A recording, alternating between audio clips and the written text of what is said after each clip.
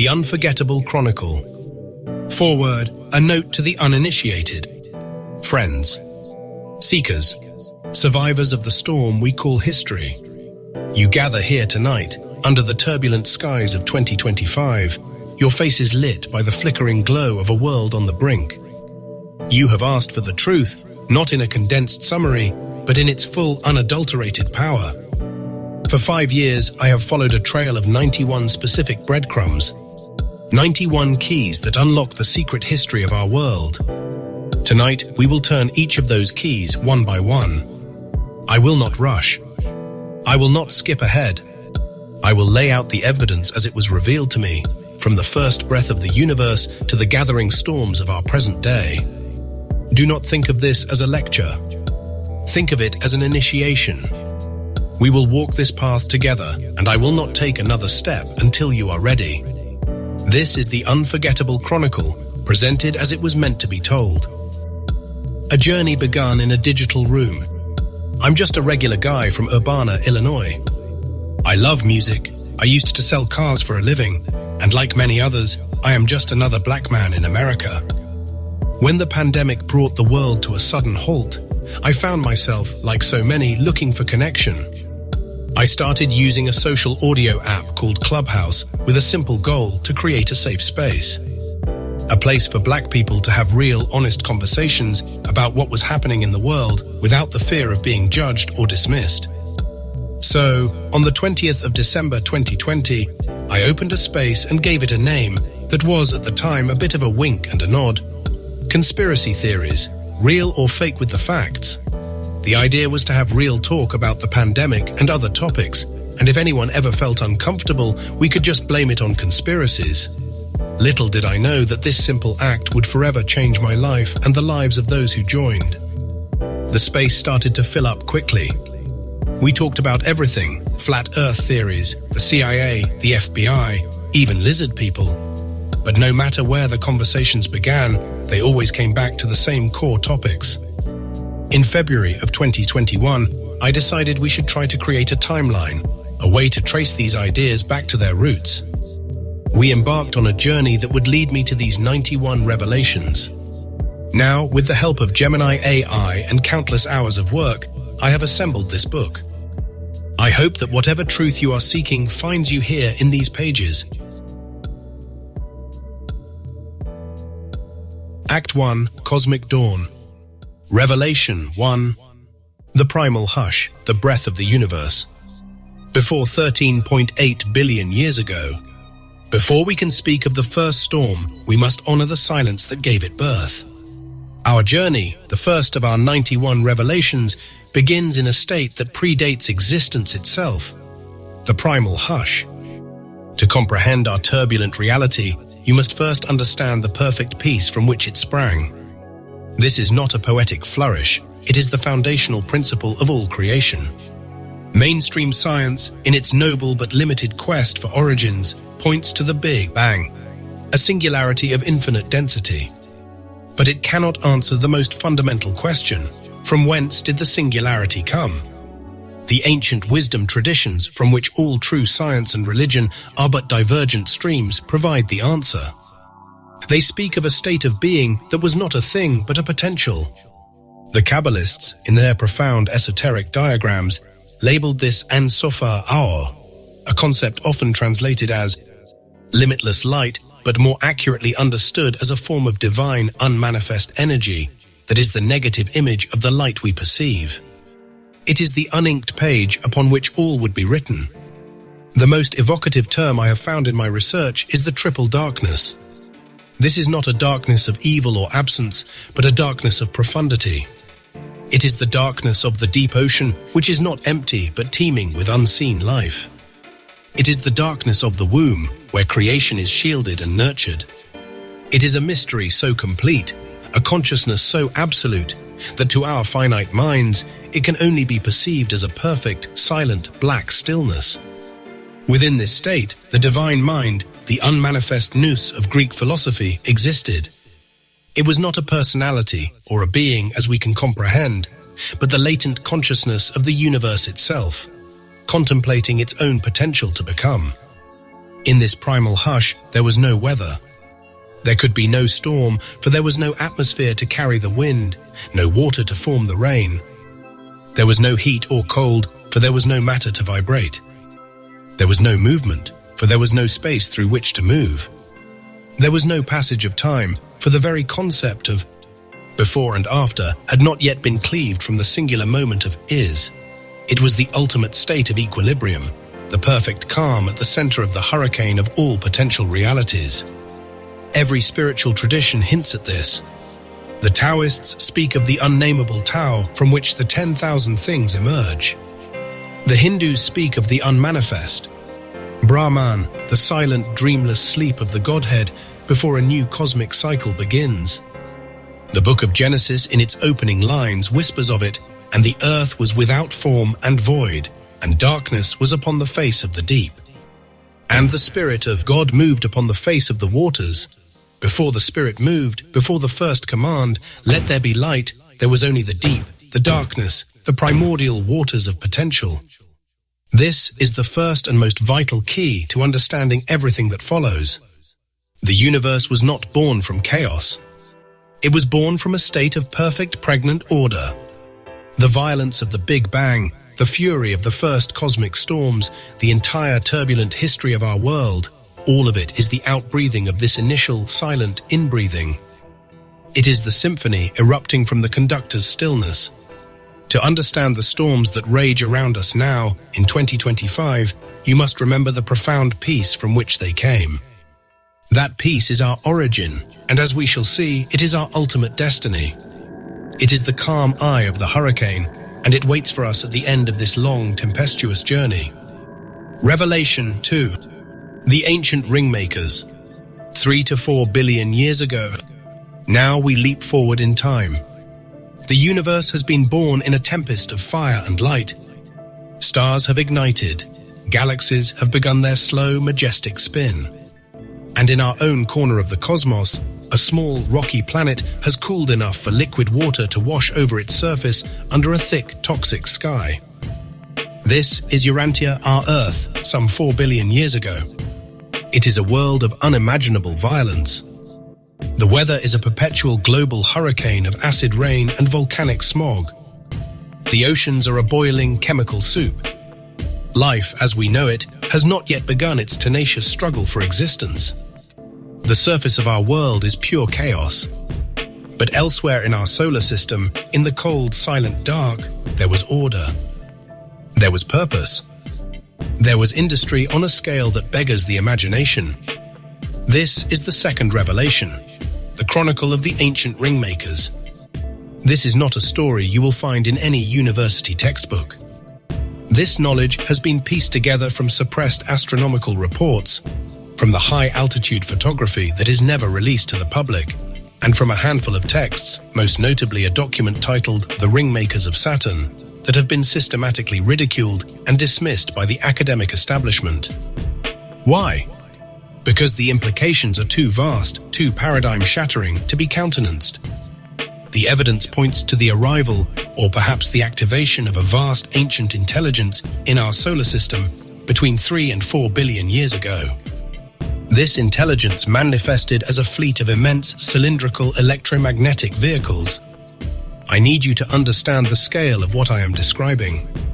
When I say immense, I am not speaking of craft the size of cities or even small countries. The data indicates that some of these vehicles were larger than our own planet.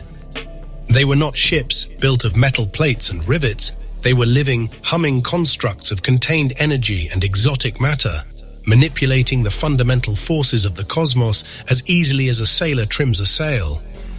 They were masters of a weather system we are only just beginning to chart, the cosmic weather of the solar system. They navigated the solar winds, those million miles per hour gales of charged particles streaming from our sun. They manipulated the vast invisible rivers of the sun's magnetic field. They were, in effect, cosmic leviathans swimming in an ocean of energy. Their purpose here was not tourism. It was industrial. For billions of years, they have been engaged in a project of staggering scope, and its primary evidence is the most beautiful and iconic feature of our night sky, the rings of Saturn.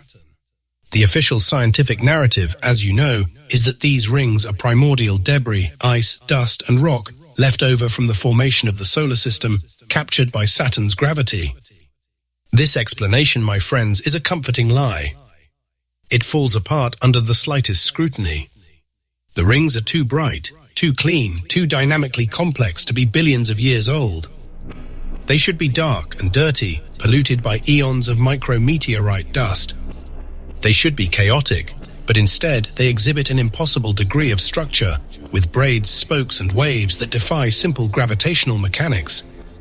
The truth, as revealed by the evidence I have gathered, is that the rings are the manufactured byproduct of the ringmaker's operations. They are industrial exhaust. These colossal vehicles have been positioned near Saturn for billions of years, using the gas giant as a raw material source. They are likely mining its atmosphere for rare isotopes, perhaps helium-3 for fusion, or processing its immense gravitational and electromagnetic energy. The rings are their slag heap, a continuous massive efflux of refined matter and energy waste, carefully and precisely ejected into a stable orbit. The shimmering icy beauty we admire through our telescopes is the refuse of a multi-billion-year-old alien industrial park. And their activity was not limited to the outer solar system. They have left their mark much closer to home. Turn your gaze to our moon. On its western limb, barely visible from Earth, is a feature that has baffled geologists for decades. Mare Orientale, Eastern Sea. It is a colossal multi-ringed basin, over 900 kilometers in diameter. It is dated to approximately 3.8 billion years ago, placing it squarely within the time frame of the ringmaker's arrival. The official explanation is a massive asteroid impact. But look at the images. An impact is a chaotic, explosive event. It creates a messy, irregular crater. Mare Orientale is anything but. It is a set of almost perfect concentric rings, like the ripples spreading from a stone dropped in a perfectly still pond. This is not the scar of an impact. It is the unmistakable footprint of a machine. My research indicates that one of these Earth-sized cylindrical vehicles maneuvered into a low lunar orbit, or perhaps even rested its mass near the lunar surface. At that time, the moon's crust was still thin and pliable over a molten mantle. The vehicle's immense, focused gravitational and electromagnetic field, its own localized artificial weather system, pressed down upon the lunar surface. The crust buckled and warped under the strain, melting and refreezing into the perfect concentric ripples we see today. It is a calling card, an engineer's stamp left in the rock of our nearest celestial neighbor. So what does this mean? It means that while the first chaotic storms were brewing on, Earth, a silent, powerful, and technologically godlike intelligence, was already present, shaping our solar system. They were the first weather makers. They were here before the first amino acid linked into a protein in our oceans. They witnessed the birth of our world. Their presence forces us to ask terrifying questions. Was the development of life on Earth a happy accident, or was it a planned experiment for which they were preparing the laboratory? Are they our creators, our ancestors, or something far stranger? And the most chilling question of all, the one that should follow you out of this room tonight and into the stormy darkness. If they were here for 3 billion years, what makes you so certain they ever left? Revelation 3. Firmament's vibratory storm. Approximate. 4.5 billion years ago. Our third revelation brings us back to the surface of Urantia. The planet is a cauldron of chaos. The physical weather is a planet-wide, unending tempest of acid rain, volcanic lightning, and superheated steam. The oceans are a sterile chemical brew. The ringmakers, if they are watching, are distant. The world is raw, untuned potential. It is a magnificent instrument, but it is making a discordant, chaotic noise. Before any life could be seeded, before any biological evolution could begin its slow climb, the instrument itself had to be tuned. The planet needed a blueprint, an operating system. This is the story of the firmament's vibratory storm. Let us begin by dismantling a lie that has clouded our understanding for millennia. When you hear the word firmament, your mind, conditioned by centuries of religious misinterpretation, likely conjures an image from Genesis, a great solid dome of crystal or metal set in the sky to hold back the waters which were above. This is a child's story, a primitive attempt to describe an event so complex and profound that it beggared the language of early man. The reality, as pieced together from the most esoteric of our sources, from Thoth's emerald tablets to the keys of Enoch, is infinitely more elegant and scientifically advanced. The firmament is not a physical object. It is a planetary energy grid. It is a multidimensional, crystalline, electromagnetic matrix of consciousness that encompasses the entire globe, from the molten core to the outer reaches of the atmosphere.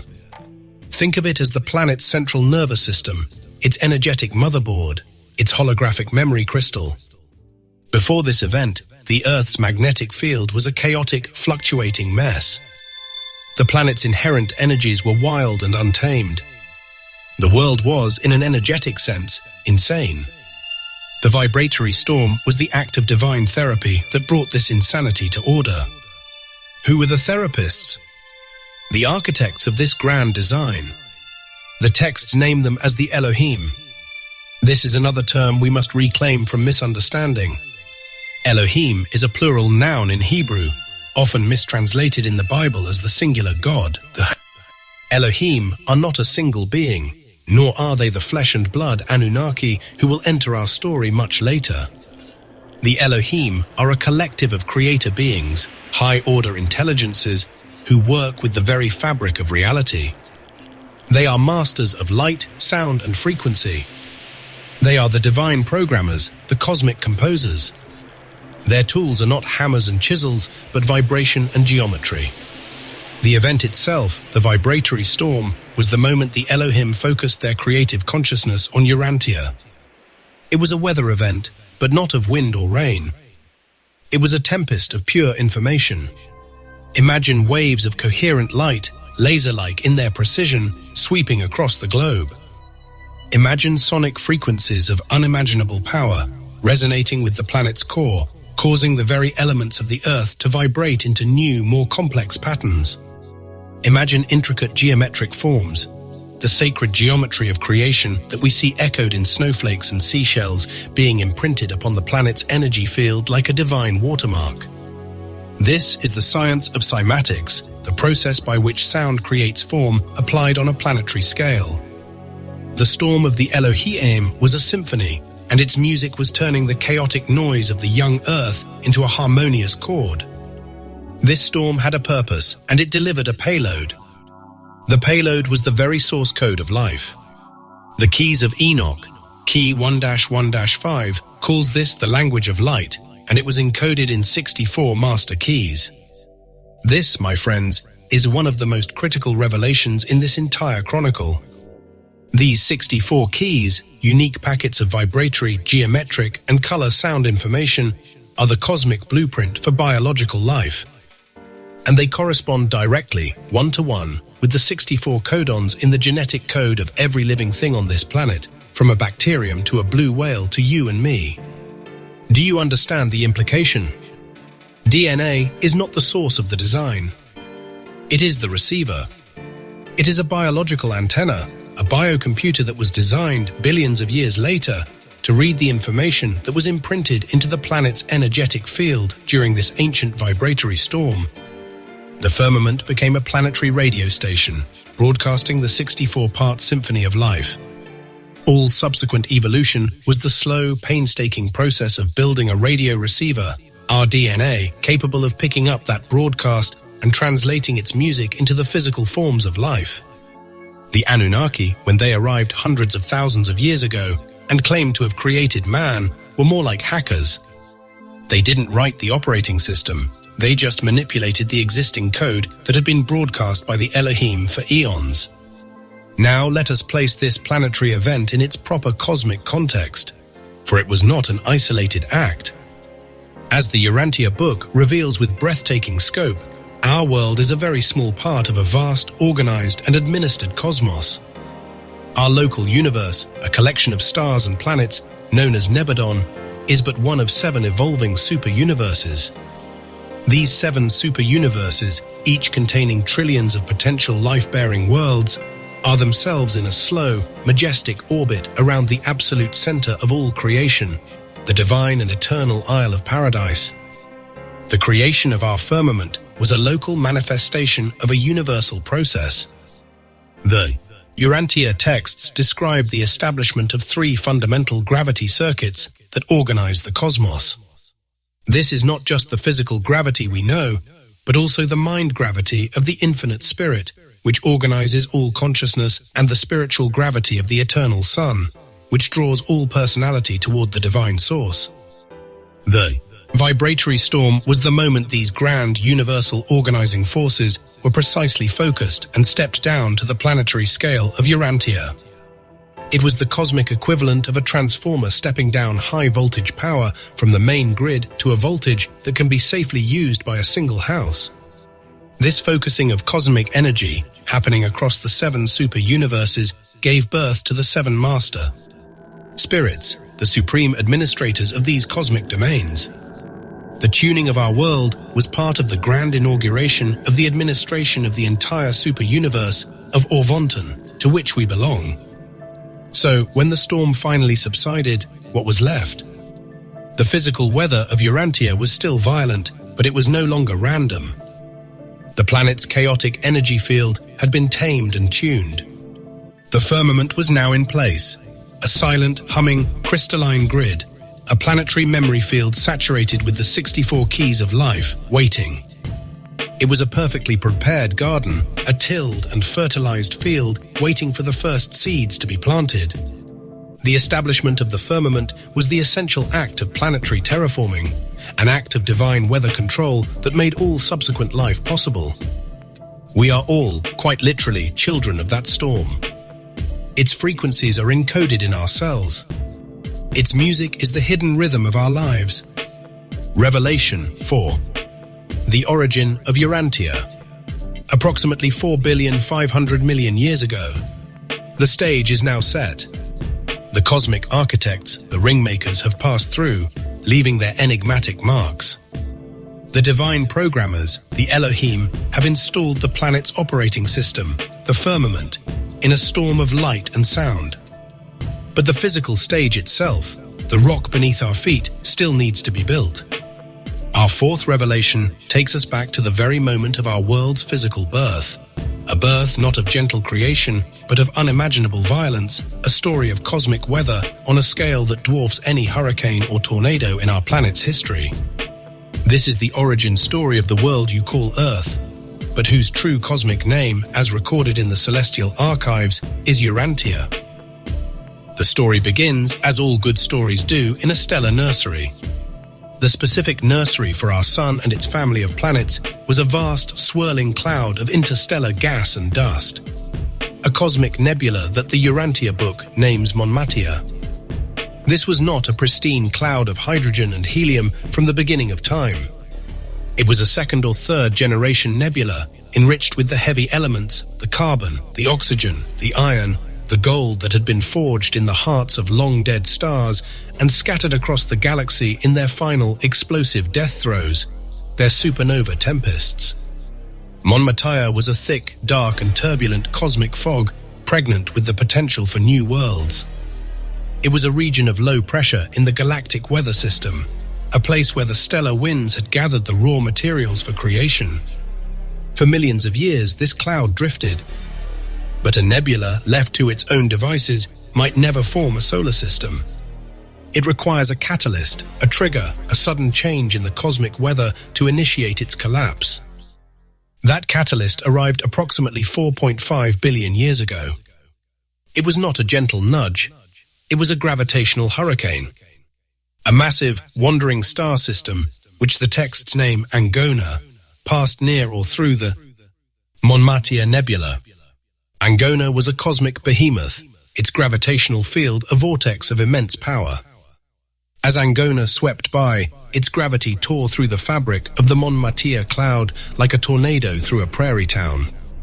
It didn't just perturb the cloud, It ripped a colossal streamer of gas and dust from its heart. Imagine a solar flare, a tongue of fire leaping from the sun, but on a galactic scale, a river of nebular matter, trillions of miles long, pulled into the gravitational wake of the passing Angona system. This was the conception of our solar system, a violent act of gravitational theft. As the Angona system moved on, this great streamer of gas was left isolated in space. No longer bound to its parent nebula, it began to collapse under its own gravity.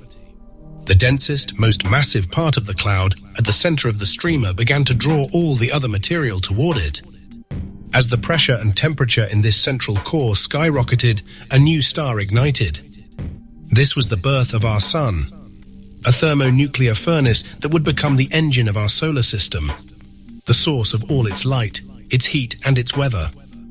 The ignition of the sun was the moment the eye of the cosmic hurricane lit up with fusion fire. The remaining material in the streamer did not fall into the new sun.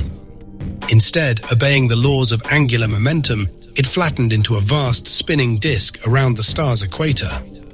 This was the protoplanetary disk, a cosmic maelstrom of gas, dust, ice, and rock trillions of miles across. And within this swirling vortex, a new kind of weather began, a hailstorm of creation. Dust grains stuck together to form pebbles. Pebbles collided to form rocks. Rocks smashed together to form boulders, and boulders crashed into one another over millions of years to form planetesimals, the seeds of future planets. This was an era of unimaginable violence. The young solar system was a shooting gallery, a chaotic blizzard of debris. The few large planetesimals that survived this cosmic demolition derby grew larger and larger, their gravity sweeping their orbits clean, consuming their smaller rivals in fiery collisions. It was in this crucible of chaos, this planetary hailstorm, that Urantia was born.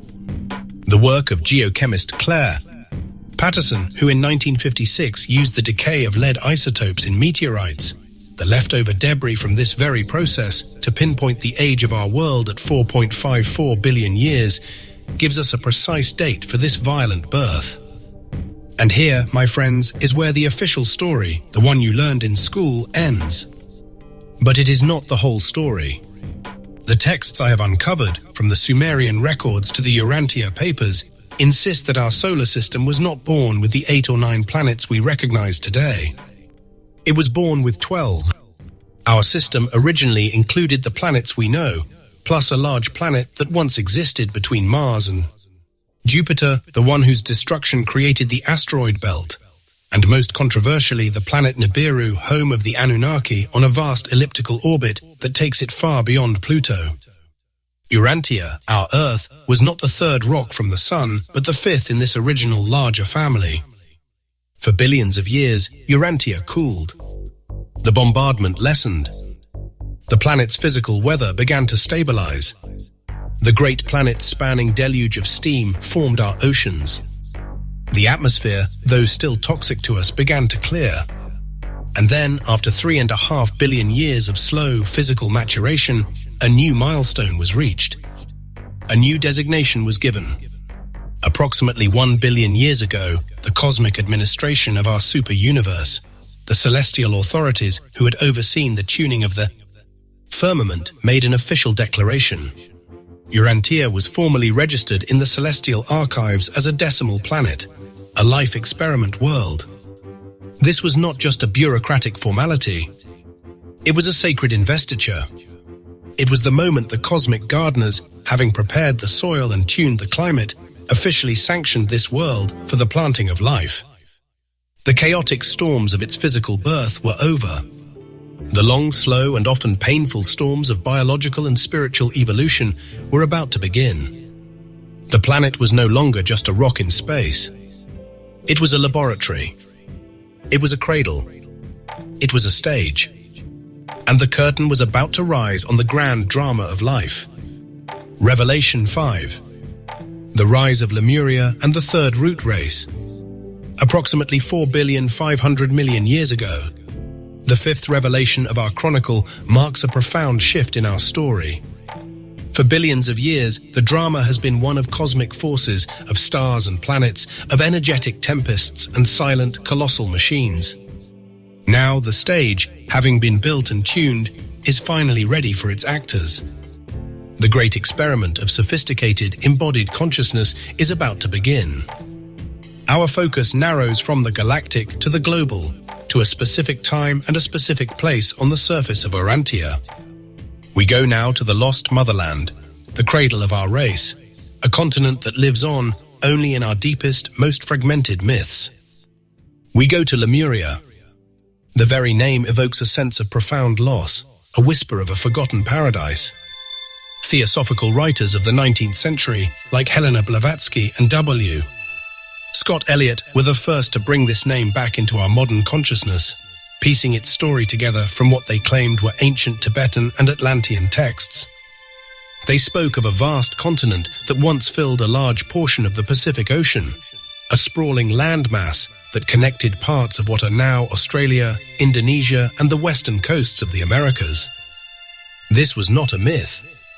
My own research, cross-referencing geological anomalies, submerged ruins, and the oldest oral traditions of Polynesian and indigenous American peoples, confirms the existence of this Pacific motherland. Its height, the golden age of its civilization, was a very long time ago, long before the rise of Atlantis. While precise dating is difficult, the evidence suggests its culture flourished for hundreds of thousands of years, reaching its zenith somewhere around 78,000 BCE, or roughly 80,000 years ago from our time in 2025. To understand Lemuria, you must first understand its weather, for its climate was the womb in which its unique race was gestated. The continent was equatorial, a world of perpetual humid warmth. It was a planetary greenhouse of staggering biodiversity, a land of lush, alien jungles, mountains that pierced the clouds, and gentle, warm seas. But the defining feature of Lemurian weather, the engine of its creation and its eventual destruction, was its volcanism. The continent sat astride the Pacific Ring of fire, and it was dotted with colossal active volcanoes. These were not the angry, explosive volcanoes of our modern world. In Lemuria's golden age, they were gentle giants. They breathed vast plumes of mineral-rich steam and ash into the upper atmosphere, creating a permanent, soft, vaporous canopy. This canopy filtered the harsh rays of the sun, creating a diffused, gentle light across the land. It also created the most spectacular weather phenomena imaginable.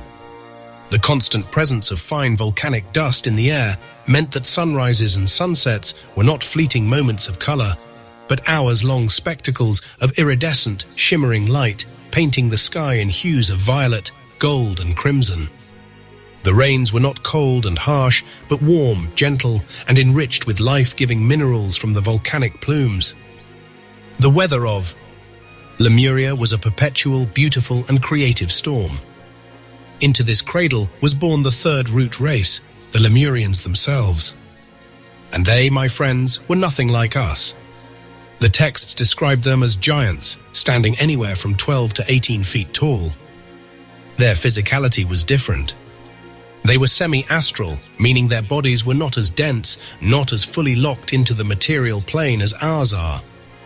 Their skeletal structure was described as soft-boned and pliable, more cartilaginous than calcified, allowing them a grace and flexibility impossible for our rigid frames.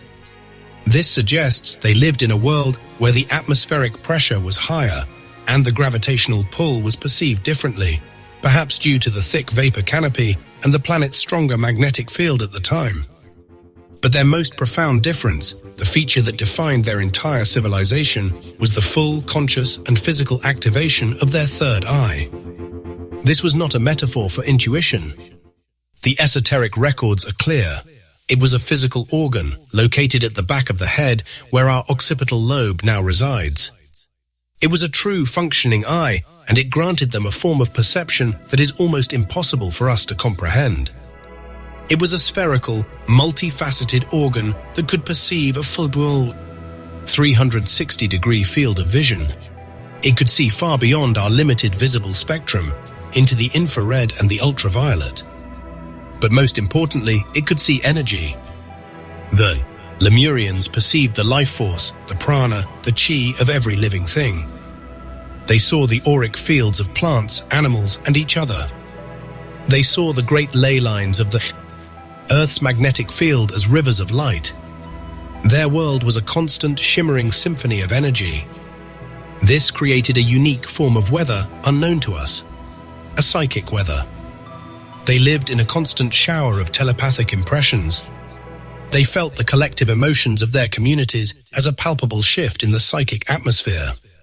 A wave of joy could feel like a warm, sunny breeze. A surge of fear could feel like a sudden chilling fog. They did not need spoken language in the way we do. They communicated through a rich tapestry of emotion, color, and thought, a direct mind-to-mind communion.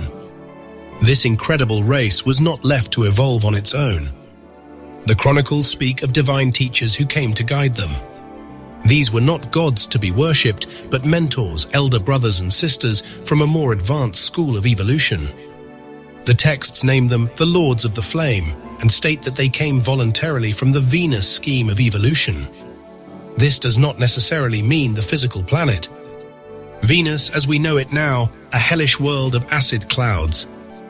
In esoteric cosmology, every planet in a system has multiple, coexisting dimensional states. These teachers were likely from a higher dimensional expression of Venus, or perhaps the name is a code for the Agarthan civilization, the morning star within our own world. These Lords of the Flame established great lodges of initiation, which were essentially universities of consciousness. They taught the Lemurians how to understand and master their incredible psychic abilities, how to work in harmony with the planet's powerful energies, and how to control the weather itself through focused, collective intent. In their golden age, the Lemurians were masters of their world. Their technology was not mechanical, it was biological and psychic. They could grow vast, crystalline cities from seed crystals. They could communicate with animals. They could heal with sound and light. Their society was deeply communal, likely matriarchal, and lived in a state of symbiotic grace with the planet. But this paradise, like all paradises in our chronicle, was destined to fall. And the storm that destroyed it came not from the outside, but from within.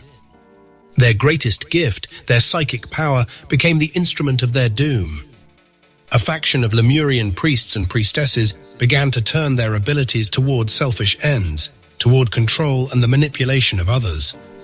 This was the original sin, the one the texts call the sin of the mindless, the sin of using the divine power of the mind for the service of the ego. This spiritual corruption created a psychic schism in their society, a civil war fought not with weapons, but with thought and will. This internal psychic storm had a devastating external consequence. The planet, a living, conscious being, reacted to the psychic poison being poured into its energy field. The great volcanoes, the gentle giants that had nurtured Lemurian civilization, began to turn on them. The symbiotic relationship was broken. The planet developed a fever. The gentle eruptions became violent, explosive cataclysms.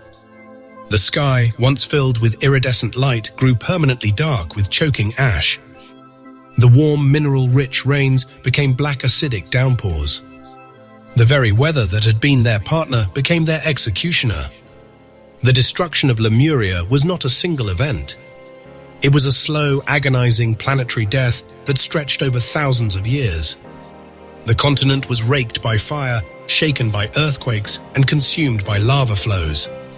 As their world died around them, small groups of survivors, led by the few remaining priests of the light, began a great migration. They fled the burning motherland in all directions, carrying the fragmented memories of their golden age and the seeds of their unique genetic heritage. They settled in the Americas, in India, in Egypt, and on the islands of the Pacific. The great enigmatic statues of Easter Island, with their long faces and deep-set eyes, are a faded, eroded memory of the giant psychic race that once ruled a world of fire and rain. Lemuria, the motherland, sank beneath the waves, but her children and the tempestuous legacy of their fall survived. They would become the seedbed for the next great act in our drama, the rise and fall of Atlantis. Revelation 6. Sirian and Venusian seedings, celestial gales. Beginning 550 million years ago, the story of life on Earth is not a simple linear progression. It is a complex tapestry woven with threads from many different stars. The Lemurians were a magnificent creation, a grand experiment in psychic consciousness, but they were only one chapter in a much larger book. Our sixth revelation uncovers the deeper, more ancient story of life's origins, revealing that Urantia was the subject of a multi-phased, multi-species seeding program carried on the winds of the cosmos. These were the celestial gales, and they brought the gift of life from many different gardens. Let's first address a common misconception. When we speak of extraterrestrial seeding, the popular image is one of a single flying saucer dropping a vial of microbes into the ocean. The reality, as my research shows, is far more complex and majestic. The seeding of a world like ours is a galactic-scale agricultural project involving many different specialists. There are the architects who design the life forms, the engineers who prepare the environment, the planters who sow the seeds, and the cultivators who tend the growing crop. Many of our creator god myths are not contradictory. They are simply different human cultures recording their interactions with different specialists at different times. The esoteric traditions speak of two particularly influential groups in our early history, the Sirians and the Venusians. The star Sirius, the brightest star in our night sky, holds a place of supreme importance in many ancient cultures, most notably the ancient Egyptians, who based their entire calendar on its heliacal rising, and the Dogon tribe of Mali, whose shockingly accurate astronomical knowledge of the Sirius system was given to them, they claim, by amphibious beings from a planet orbiting Sirius B. My research indicates that the Sirians were the master geneticists, the supreme biological engineers of our local stellar neighborhood. Their role was not to create life from scratch, but to work with the existing evolutionary patterns, to refine and upgrade them. They were the artists who took the raw clay of life and sculpted it into more complex and beautiful forms. Their weather, their method of operation, was not a chaotic storm, but a focused, coherent beam of energy, like a laser. They were precise, scientific, and analytical. Their influence can be seen in the sudden, inexplicable leaps in the fossil record, the moments of punctuated equilibrium that have baffled Darwinian evolutionists for over a century.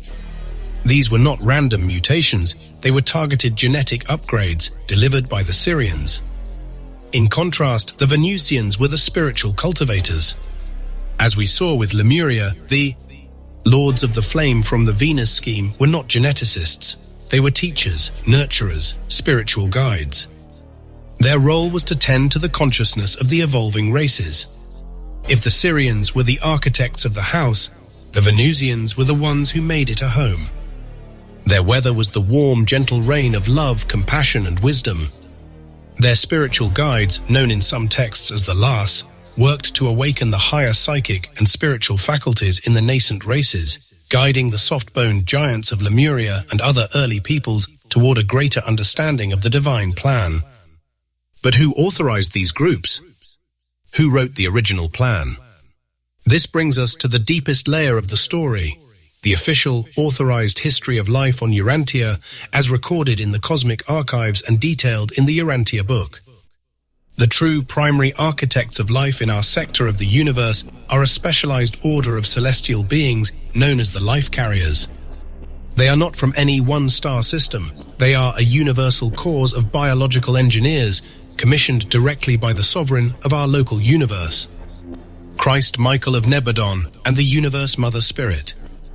Their arrival on Urantia was not recent. It predates the Lemurians. It predates the Anunnaki. It predates the first primates. The life carriers first arrived on our world 550 million years ago. For long ages, they did nothing but study. They analyzed the planet's chemical composition, its temperature, its gravity, its atmospheric pressure. They meticulously studied the frequencies of the firmament that the Elohim had put in place, understanding that any life they designed must be in perfect resonance with this planetary energy grid. This was not a rush job. It was the most careful and scientific endeavor in our planet's history. When their studies were complete, they designed the original life patterns specifically for Urantia. These were not complex animals. They were the first self-replicating organisms, the ancestors of all subsequent life. And in a carefully coordinated event, they implanted these life patterns simultaneously in 3 different locations in the warm, shallow, protected seas of the ancient world. This was the true Genesis moment, the moment the first biological receivers were switched on and began to translate the music of the firmament into the dance of life. But even this was not left to chance. The life carriers knew that simple evolution, even from a perfect blueprint, could be slow and haphazard. To guide the process, to ensure that life would evolve in the right direction, they employed a unique form of cosmic weather control. They engaged the service of the 7 adjutant mind spirits. These are not personalities, but sub-personal spiritual influences, each one designed to broadcast a specific mental frequency, a specific quality of consciousness across the entire planet. They are a planetary scale psychic weather system, and their 7 currents have guided the evolution of mind on this world from the very beginning. The first 5 of these spirits work primarily with the animal kingdom. They are the spirit of intuition, the instinct for self-preservation and direction, the spirit of understanding, the instinct for association and learning, the spirit of courage, the aggressive and defensive instincts, the spirit of knowledge, the exploratory and memory-forming instincts, and the spirit of counsel, the instinct for group behavior and social organization. These 5 psychic winds blew across the planet for hundreds of millions of years, shaping the evolution of fish, amphibians, reptiles, and mammals. The final 2 adjutant spirits are of a much higher order, and they are reserved for the highest evolving creatures, those on the cusp of true humanity. They are the spirit of worship, the instinct to reach for a reality beyond the material, the drive toward the divine, and the spirit of wisdom, the instinct to integrate knowledge and experience into a coherent worldview. It was the activation of these last 2 psychic currents in a particular tribe of advanced primates that would eventually give birth to the first true humans. So you see, the origin of life is a story of magnificent, layered complexity. It begins with the foundational blueprint broadcast from the firmament. It is planted by the authorized life carriers. It is guided by the constant, gentle psychic weather of the adjutant mind spirits. And it is later cultivated and refined by specialist groups like the Syrian geneticists and the Venusian spiritual teachers. All of these groups, according to the keys of Enoch, are part of the vast celestial administration, different departments within the 72 orders of light who are responsible for carrying out the divine plan. The life that pulses in your veins tonight is not an accident of a random chemical storm. It is the result of a 500 million year-long agricultural project, a symphony of creation carried on the celestial gales. You are a child of the stars in a far more literal way than you have ever been told. Revelation 7. The first humans. 1 million years ago. For hundreds of millions of years, the great experiment of life unfolded on Urantia. The psychic winds of the adjutant mind spirits blew across the planet, guiding the slow, patient, and often brutal dance of evolution. Great forests rose and fell. Continents drifted. Ice ages came and went like the planet's slow, rhythmic breathing. The age of reptiles, the dinosaurs, was a grand and spectacular chapter, a necessary phase of developing large life forms, but it was an evolutionary dead end. The future of mind on this world lay not with the scaled giants, but with the small, warm-blooded mammals that scurried in their shadows. Our 7th revelation brings us to a specific moment in this long history, a moment that passed unobserved by any but the celestial watchers. It was not a moment of thunderous creation or cosmic intervention. It was a quiet biological event in an isolated forest tribe of advanced primates. But it was, in many ways, the single most important event in the history of our world. This was the birth of the first humans. The date, according to the cosmic records detailed in the Urantia book, was almost exactly 1 million years ago. To be precise, it was 993,419 years before the year 1934 AD, placing the event around 991,485 before the Common Era. In a tribe of superior tree-dwelling primates, the direct ancestors of all humankind, a pair of twins was born, a male and a female. Their names, preserved in the celestial archives, were Andon and Fonta. It is critical that you understand who and what they were, and who and what they were not. They were not the semi-astral, psychically gifted giants of Lemuria. They were not the genetically engineered Adamu that the Anunnaki would create hundreds of thousands of years later. Andon and Fonta were a product of pure, natural planetary evolution. They were the culmination of the 550 million year project begun by the life carriers. They were Urantia's own native children, the first creatures to organically achieve the status of humanity. What made them human? It was not their posture, though they were the first of their kind to stand and walk fully erect. It was not their tool use, though they were exceptionally intelligent. The change was not physical, it was metaphysical. It took place in the unseen world of consciousness. Two critical events happened in the minds of these twin primates that separated them forever from their animal ancestors and made them the first true parents of our race. The first event was the dawning of mortal will. All animals are guided by instinct, by the psychic winds of the first 5 adjutant mind spirits. They have no true choice. They are compelled by their biology and their environment. But in Andon and Fonta, a new circuit of consciousness was completed. For the first time, a creature on this planet could stand against the tide of instinct. They could make a decision based not on what was immediately necessary for survival, but on a concept, an idea. They could choose. This was the birth of free will, the divine gift that is both our greatest glory and our most terrible burden. The second event was the direct consequence of the first. Because they had achieved the capacity for choice, they were able to make the first truly human decision. One day, as a great storm gathered, a physical tempest of lightning and thunder, Andon turned to his sister Fonta, and together they made a pact. They decided to flee from their more brutish, fearful tribe and live apart, to create a new kind of family based on loyalty and mutual protection, not just animal impulse. In that moment of decision, they were reaching for a higher way of being. They were, in effect, worshipping an ideal.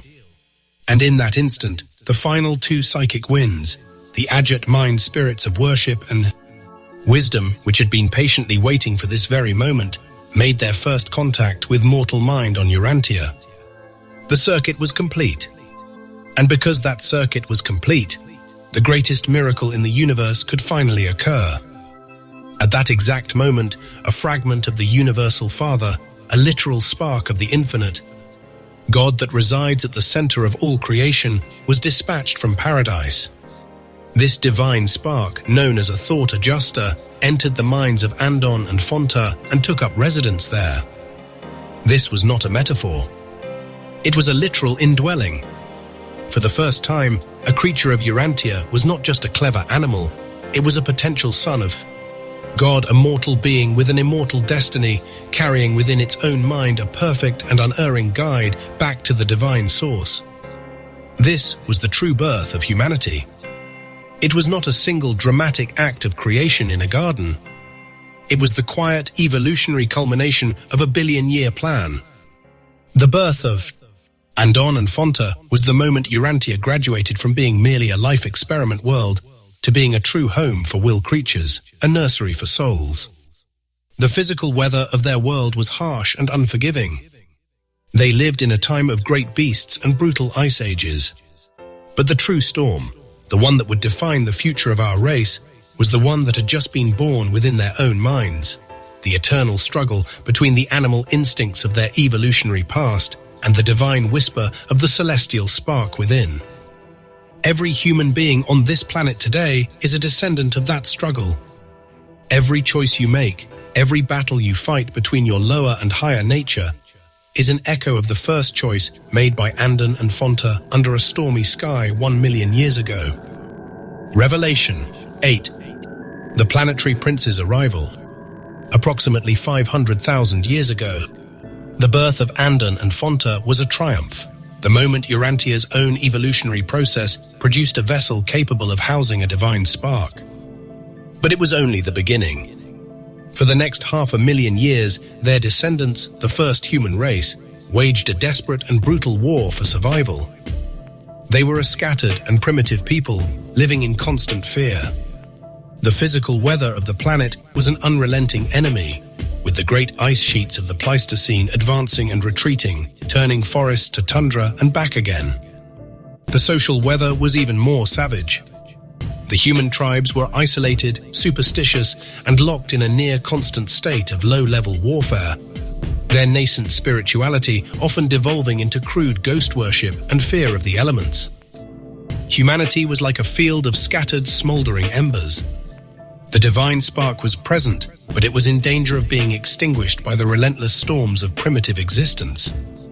The celestial gardeners, the watchers of this world, determined that the time had come for a direct intervention.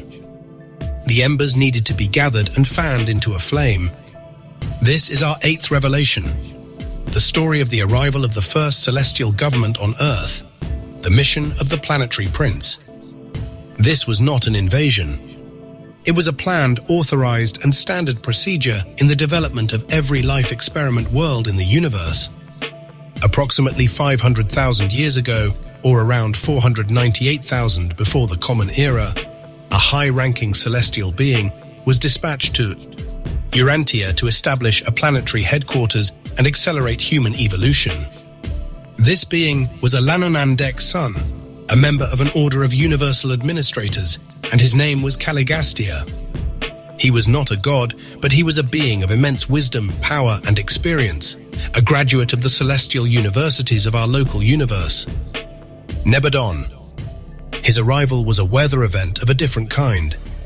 It was not a storm of energy like the tuning of the firmament, but a controlled materialization, a calming high-pressure front of celestial order moving into the chaotic, low-pressure system of planetary barbarism.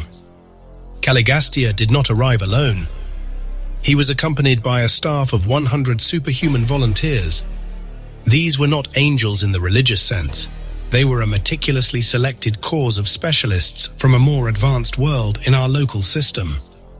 There were experts in agriculture, animal husbandry, architecture, weaving, governance, education, and music. They were a celestial Peace Corps, a team of teachers and city planners who had volunteered for the long and difficult mission of uplifting a primitive world. They established their world headquarters in a region that would later become known as Mesopotamia, in the fertile lands between the Tigris and Euphrates rivers. They did not conquer the local tribes. They established their own settlement and let their influence spread naturally. They built a city, the first true city on the face of the earth, and they called it Dalmatia. You must understand, Dalmatia was unlike anything that had ever existed on this planet. It was not a collection of mud huts or stone caves. It was a marvel of non-mortal architecture, built from materials and with techniques that would seem miraculous even to us today. The city was laid out in 10 distinct districts, with the headquarters of the prince at its center. It was a city of light, both literally and figuratively. It was illuminated at night by a form of radiant energy, and its central temple, the Temple of the Unseen Father, was a focal point for the spiritual energies of the entire planet. Dalmatia was a beacon, a lighthouse of civilization shining in the vast, stormy darkness of a primitive world. It was the eye of the storm, a place of peace, order, and learning. For 300,000 years, Caligastia and his staff governed from this city. Their rule was not one of force, but of education. They established schools where the brightest of the surrounding human tribes were brought and taught. They introduced the first organized government, the first legal codes, the first concepts of a unified world culture. They taught humanity the arts of civilization, the domestication of animals, the cultivation of new crops, the art of weaving, the science of building. They introduced the first forms of writing and record-keeping. Most importantly, they sought to correct the primitive, fear-based religions of the tribes. They taught the truth of a single universal and loving Father, a truth that had been all but lost in a blizzard of superstition. Under the guidance of the prince, humanity made more progress in a few millennia than it had in the previous 500,000 years. The social weather of the planet began to change. The constant storms of tribal warfare began to subside, replaced by a more stable climate of trade and cooperation. For 300,000 years, Dalmatia was the cultural and spiritual heart of the world, the capital of a slowly awakening planet. It was a golden age of peace and progress, a long, stable summer in the otherwise brutal ice age of human history. But my friends, a storm was gathering. A spiritual hurricane of unimaginable fury was brewing in the higher echelons of our local universe, a tempest of pride, rebellion, and the seductive lie of unfettered self-will. This storm, born in the heart of a being named Lucifer, would eventually sweep through our system and find a willing ally in the heart of Urantia's own trusted guardian. The long, calm summer of Dalmatia was destined to end in a cataclysmic tempest that would plunge the world back into darkness and leave the city of light in ruins. But that is a story for a later revelation. For now, remember this: for 300,000 years, heaven touched the earth, and the name of that meeting place was Dalmatia. Revelation 9. Anunnaki arrival and gold mining mission. Approximately 450,000 years ago, as the long, peaceful summer of Dalmatia was dawning in Mesopotamia, a completely separate and unrelated drama was reaching its crisis point on a world unknown to the fledgling human race. Our 9th revelation introduces a new set of actors to our stage, beings of flesh and blood, driven not by a divine plan for spiritual uplift, but by a desperate material need for survival. This is the story of the Anunnaki, and their arrival marks the moment our planet's history becomes infinitely more complex, a tale of two competing and for a long time unaware off-world missions. To understand the Anunnaki, you must first understand their home. The Sumerian Seaform tablets, the oldest written records on Earth, painstakingly translated over the last century by scholars like the controversial Zecharia Sitchin, tell us of a 12th member of our solar system, a planet called Nibiru. This was no ordinary planet. Its orbit, the Sumerians recorded, was a vast 3,600-year ellipse, a period they called a Shah. For most of its long year, Nibiru travels far out into the darkness beyond Pluto, a frozen, wandering world. But once every 3,600 years, its orbit brings it swinging back into the inner solar system, crossing the orbital plane of the other planets between Mars and Jupiter. The Anunnaki, the name literally means those who from heaven to earth, came were the inhabitants of this world. They were a humanoid race, described as giants, long-lived and technologically advanced far beyond our own capabilities. But their technology had not saved them from a planetary catastrophe. A great and terrible change was happening to their weather. Their home was dying. The texts describe a slow, inexorable atmospheric collapse. A breach, perhaps caused by a cosmic collision or the accumulated damage of their own technology, was causing their atmosphere to bleed out into space. The protective shield that warmed their world during its long, cold journey through deep space was failing. The weather on Nibiru was turning colder, the storms more violent. Their scientists, their best and brightest, worked frantically for a solution. They found one, a desperate last-ditch feat of planetary geoengineering. Their models showed that by suspending a vast quantity of finely milled gold particles in their upper atmosphere, they could create a new artificial shield reflecting what little heat their world retained and patching the hole in their atmospheric blanket. It was a brilliant solution with one critical flaw: Nibiru was poor in gold. Their geologists scanned the solar system and their probes sent back a report. The 7th planet, counting from the outside in, a small watery world teeming with primitive life, was rich in the one metal that could save them. That planet was Urantia, Earth. And so the mission was authorized by their king, Anu. It was a colonial expedition born of desperation. Approximately 450,000 years ago, some 50,000 years after, Caligastia had established his spiritual headquarters at Dalmatia. the first Anunnaki craft entered Earth's atmosphere. This was no subtle spiritual materialization. This was a physical event. A roaring, fiery descent, a technological thunderclap as their ship, their chariot of the gods, splashed down in the waters of what we now call the Persian Gulf. The commander of this first expedition was one of the most brilliant and controversial figures in our entire chronicle. He was a son of Anu, a master scientist, a brilliant engineer and geneticist. His name was Enki, which means Lord of the Earth. He was accompanied by a small group of 50 Anunnaki. Their first act was to establish a base, the first extraterrestrial colony on our planet, at the edge of the marshes. They named it Eridu, which in their language meant home in the faraway. Their mission was simple: get the gold. Their first plan was to extract it from the waters of the Gulf. But the concentrations were too low, the process too inefficient. The mission was failing.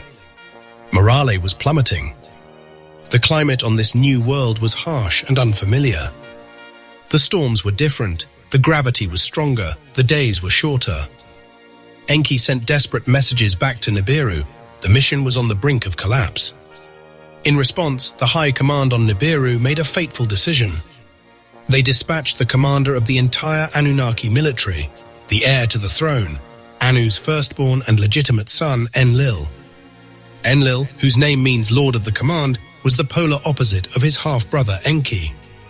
Where Enki was a scientist, curious, creative, and empathetic, Enlil was a soldier, a stern authoritarian, by-the-book disciplinarian.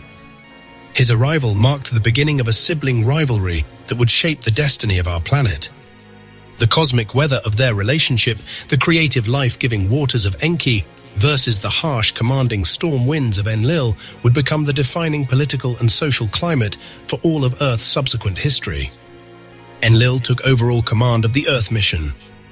He declared Enki's plan a failure and ordered a new course of action. They would search for hard rock sources of gold, veins that could be mined directly. It was Enki, the brilliant geologist, who made the great discovery.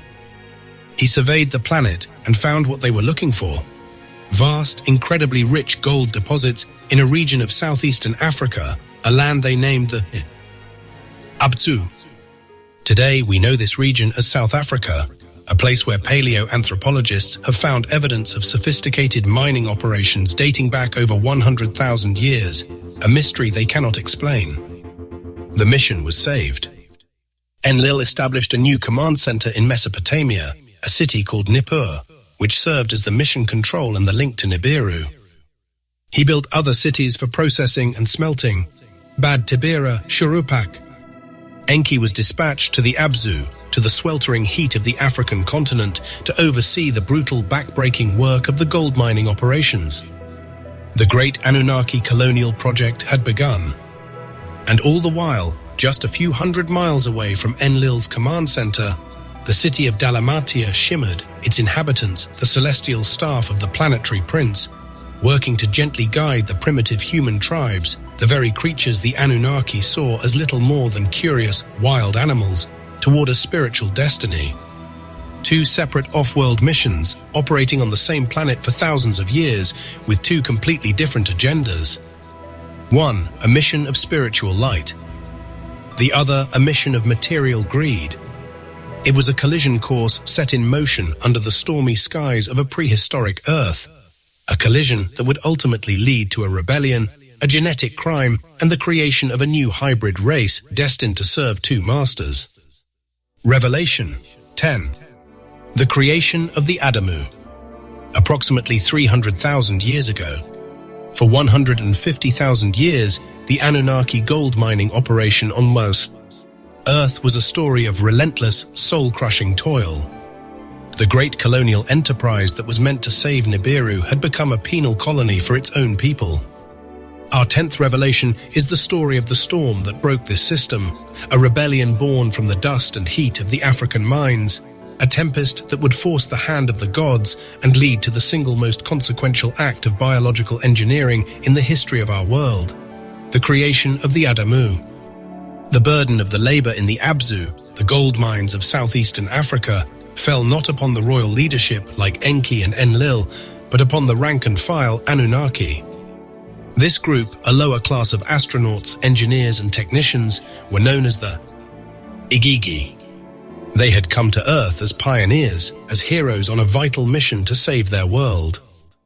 But for century after century, for 40 years, that is 144,000 Earth years, they had known nothing but the pickaxe and the shovel. Imagine their plight. Imagine being a starfarer, a being of immense technological knowledge, condemned to a life of manual labor in the sweltering, dust-choked pits of a foreign world. The African weather was a relentless enemy. Scorching sun, torrential downpours that turned the mines to mud, and a humidity that rusted their equipment and their spirits. The gravity of Earth, stronger than that of Nibiru, made every movement a strain, every rock they lifted a monumental effort. They were exiles, forgotten by the ruling class back home, their lives spent digging a metal from the ground to save a world they would never see again.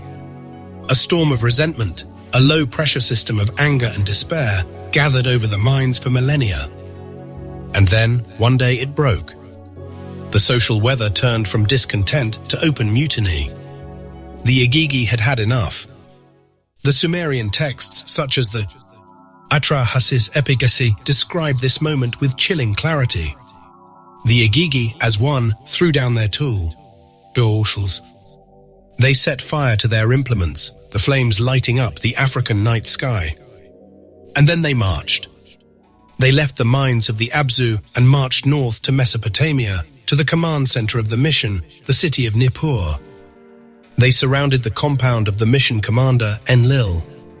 They were an angry, armed and desperate mob. The first labor strike in Earth's history was a military siege.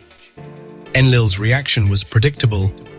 His was the weather of the thunderclap, the authoritarian rage of a commander whose orders had been defied. He wanted to crush the rebellion, to execute the ringleaders, to restore order through overwhelming force. But he was outnumbered. The mission was on the brink of civil war, a war that would have ended the gold operation and doomed Nibiru. A great council of the Anunnaki leaders was convened. The air was thick with tension, a political atmosphere as charged as the air before a lightning strike. The O.T.G. refused to return to the mines. Enlil fumed, his authority shattered.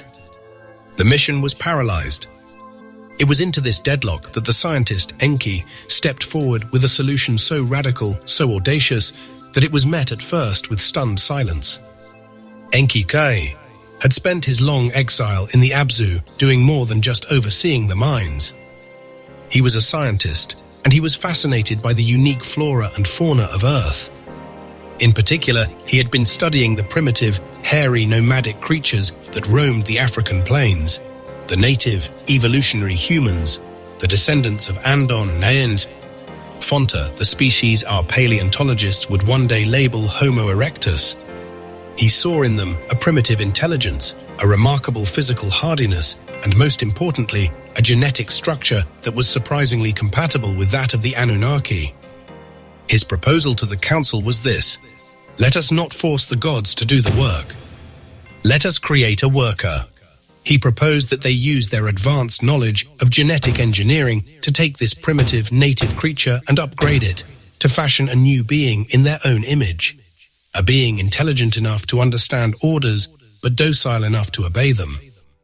He proposed the creation of a Lulu Amelu, a primitive. Worker, a slave. The debate, the texts tell us, was fierce. Enlil was appalled by the idea, seeing it as an abomination, a dangerous tampering with the natural order. But the desperation of their situation, the reality of the O.T.G. rebellion, and the pressing need for gold finally won the day. The council and even the King Anu back on Nibiru reluctantly gave their approval. The project was handed to Enki and the chief medical officer, Ninhursag, also known as Ninti, the lady who gives life. In their laboratory in the Abzu, a place the texts call the Shimti, or house where the wind of life is breathed in, they began their work. This was the first genetic engineering laboratory on Earth, its atmosphere a controlled, sterile mist. The process was one of trial and error. They took the essence of the Shiti, Anunnaki, their DNA, and sought to combine it with the egg of a female Homo erectus. The texts speak of their early failures, of deformed and monstrous creatures that were not viable. The breakthrough came when they realized they needed a womb to carry the hybrid embryo to term. They needed a surrogate mother. Several Anunnaki females, including Ninhursag herself, volunteered for this final crucial step. They took the fertilized, genetically modified egg and implanted it. After a tense period of waiting, the first successful hybrid was born. He was the Adamu. The name means simply the Earthling. This, my friends, was the true historical Adam of the book of Genesis. He was not the first man on Earth, but the first of a new genetically engineered kind. He was a perfect hybrid. He had the strength and environmental adaptation of his earthly ancestors, but the intelligence and appearance of his Anunnaki creators. He was, in the words of the Sumerian texts, made in the image of the gods. But there was a critical feature designed into this new model. He was sterile. Like a mule, a hybrid of a horse and a donkey, the Adamu could not procreate. This was a deliberate and essential control mechanism. The Anunnaki wanted a limited supply of workers, a biological machine that could be manufactured as needed. They did not want to create a new race that could breed uncontrollably and one day challenge their authority. The creation of the Adamu, which the texts place at approximately 300,000 years ago, was a resounding success. The process was replicated, and soon a small army of these hybrid workers was toiling in the mines. The Igigi were relieved of their duty. The gold shipments to Nibiru resumed. The crisis was averted. But in solving one problem, the Anunnaki had created a far greater one. They had violated the natural evolutionary path of a world. They had hacked the divine operating system installed by the Elohim, creating a new being for the sole purpose of slavery. They had introduced a new artificial human lineage that would now exist alongside the original natural lineage of Andon and Fonta. They had opened a Pandora's box of ethical and spiritual consequences that would plague our world for the next 300,000 years. The controlled, misty weather of Enki's laboratory had given birth to a being that would one day inherit the earth. But the seeds of a future hurricane of unimaginable sorrow and conflict had just been sown. Revelation 11. Lucifer's rebellious tempest. Approximately 200,000 years ago, 100,000 years after the Anunnaki committed their great genetic crime, a new and far more terrible storm broke upon our world. This was not a storm of wind or rain, nor was it a localized tempest of social unrest in the African mines. This was a spiritual hurricane of cosmic proportions, a rebellion that began not on Earth, but in the very administrative heart of our local universe. Its winds were not meteorological, but ideological, and its lightning was the seductive flash of a brilliant, terrible lie. Our 11th revelation, my friends, is the story of the Lucifer Rebellion, the single most catastrophic event in the history of our planet. The spiritual cataclysm that is the hidden source of nearly all our subsequent sorrow. To understand this event, you must first understand the cosmic neighborhood in which we live. As we have discussed, our world, Urantia, is part of a local system of inhabited or inhabitable worlds. This system, comprised of over 1,000 such planets, is known as Satania. And this system, for eons, had been administered by a Charso, system sovereign, a high-ranking son of the Lananandek order, a being of dazzling brilliance, immense wisdom, and celebrated service. His name was Lucifer. He was not a demon with horns and a pitchfork. That is a grotesque caricature created by later religions to explain a tragedy they could not comprehend. Lucifer was one of the most magnificent beings ever created in our local universe of Nebadon. He was a bright and morning star, a respected and beloved leader. The cosmic weather of his administration had been, for ages, one of perfect peace, stability, and progress. But a low-pressure system of pride was slowly forming in his brilliant mind. He began to contemplate his own perfection, his own power, his own administrative genius. He looked upon the grand, patient, evolutionary plan of the Universal Father, a plan that requires eons of slow growth and the voluntary, heartfelt cooperation of every creature, and he began to see it as inefficient, flawed, and arbitrary. He believed he had a better way. In the secret chambers of his heart, he began to formulate a new philosophy, a new operating system for the universe. It was a philosophy of the self. This was not a crude grab for power, at least not at first. It was a sophisticated and seductive ideology. Lucifer began to teach, first in secret to his closest staff, a new gospel of liberation.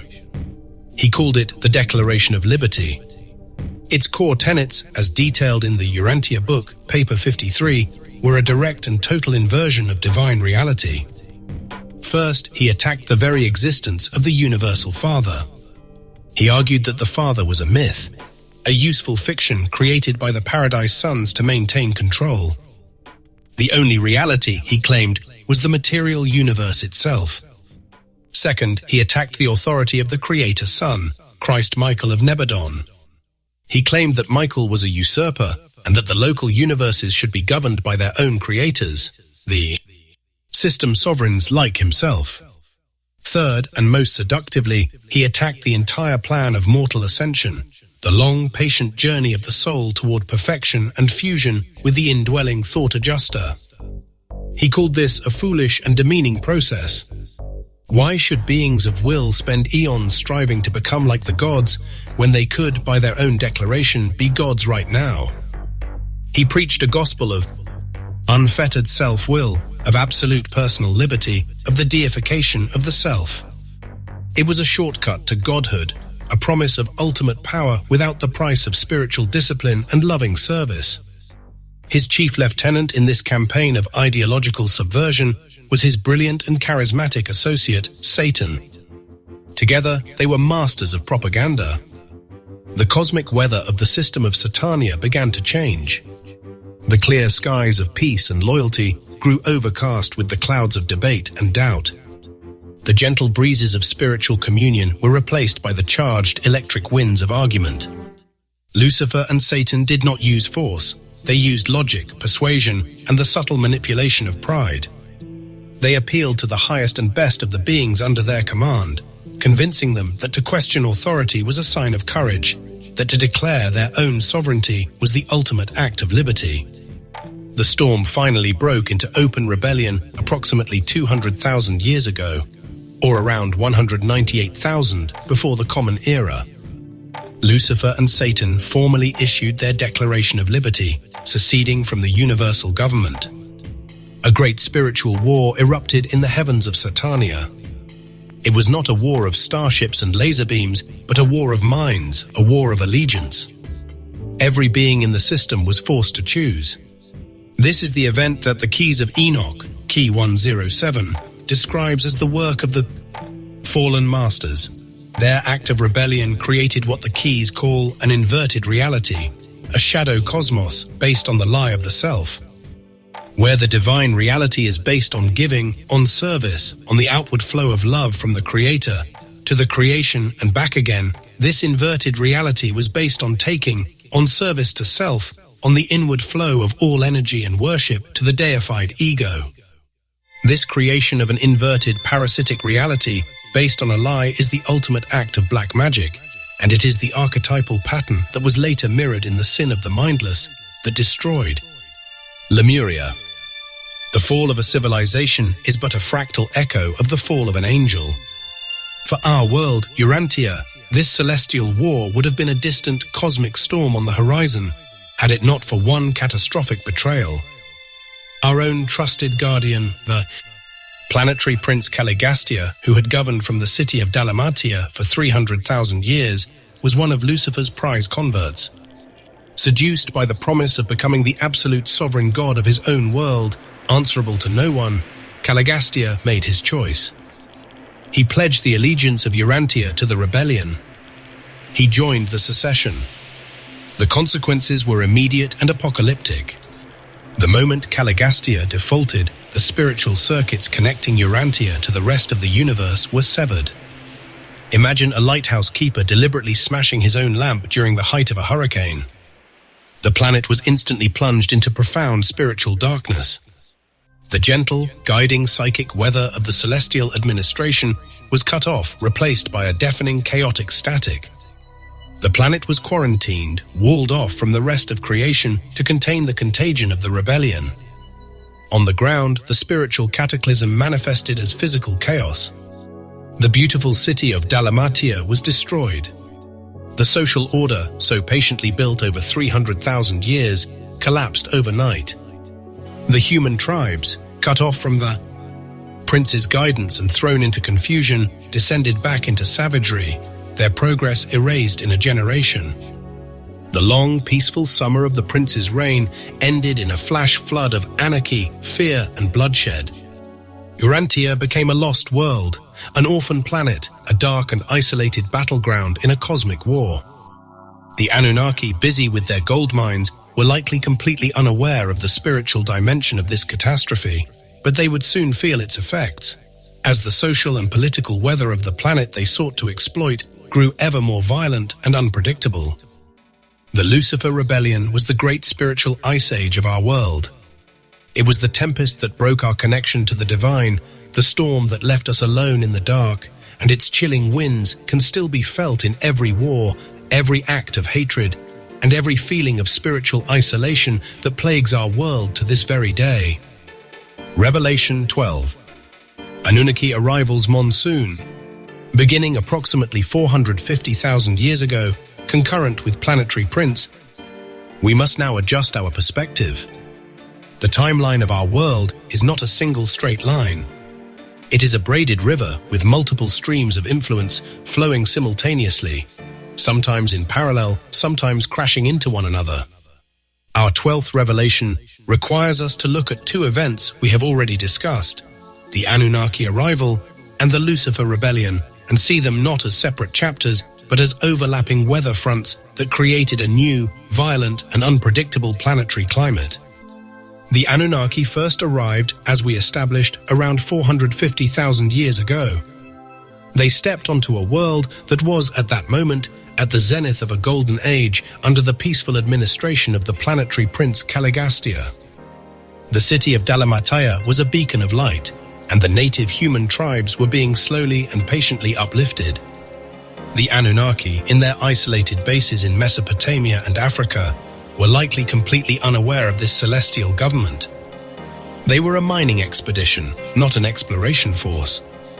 They saw only a primitive world inhabited by strange, hairy beasts, ripe for exploitation. For 250,000 years, these two missions coexisted on the same planet, two ships passing in a vast, dark ocean. The celestial government at Dalmatia worked to nurture the soul of humanity, while the Anunnaki worked to extract the gold from the Earth's body.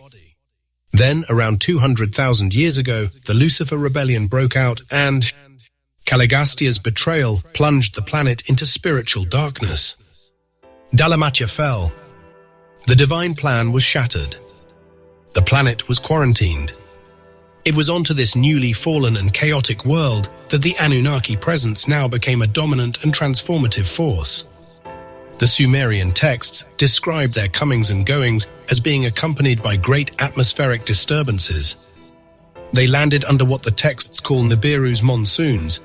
This was not just poetry. The passage of a planet-sized body like Nibiru through the inner solar system, or even the atmospheric entry of their massive, technologically advanced spacecraft would have had profound and devastating effects on the Earth's weather.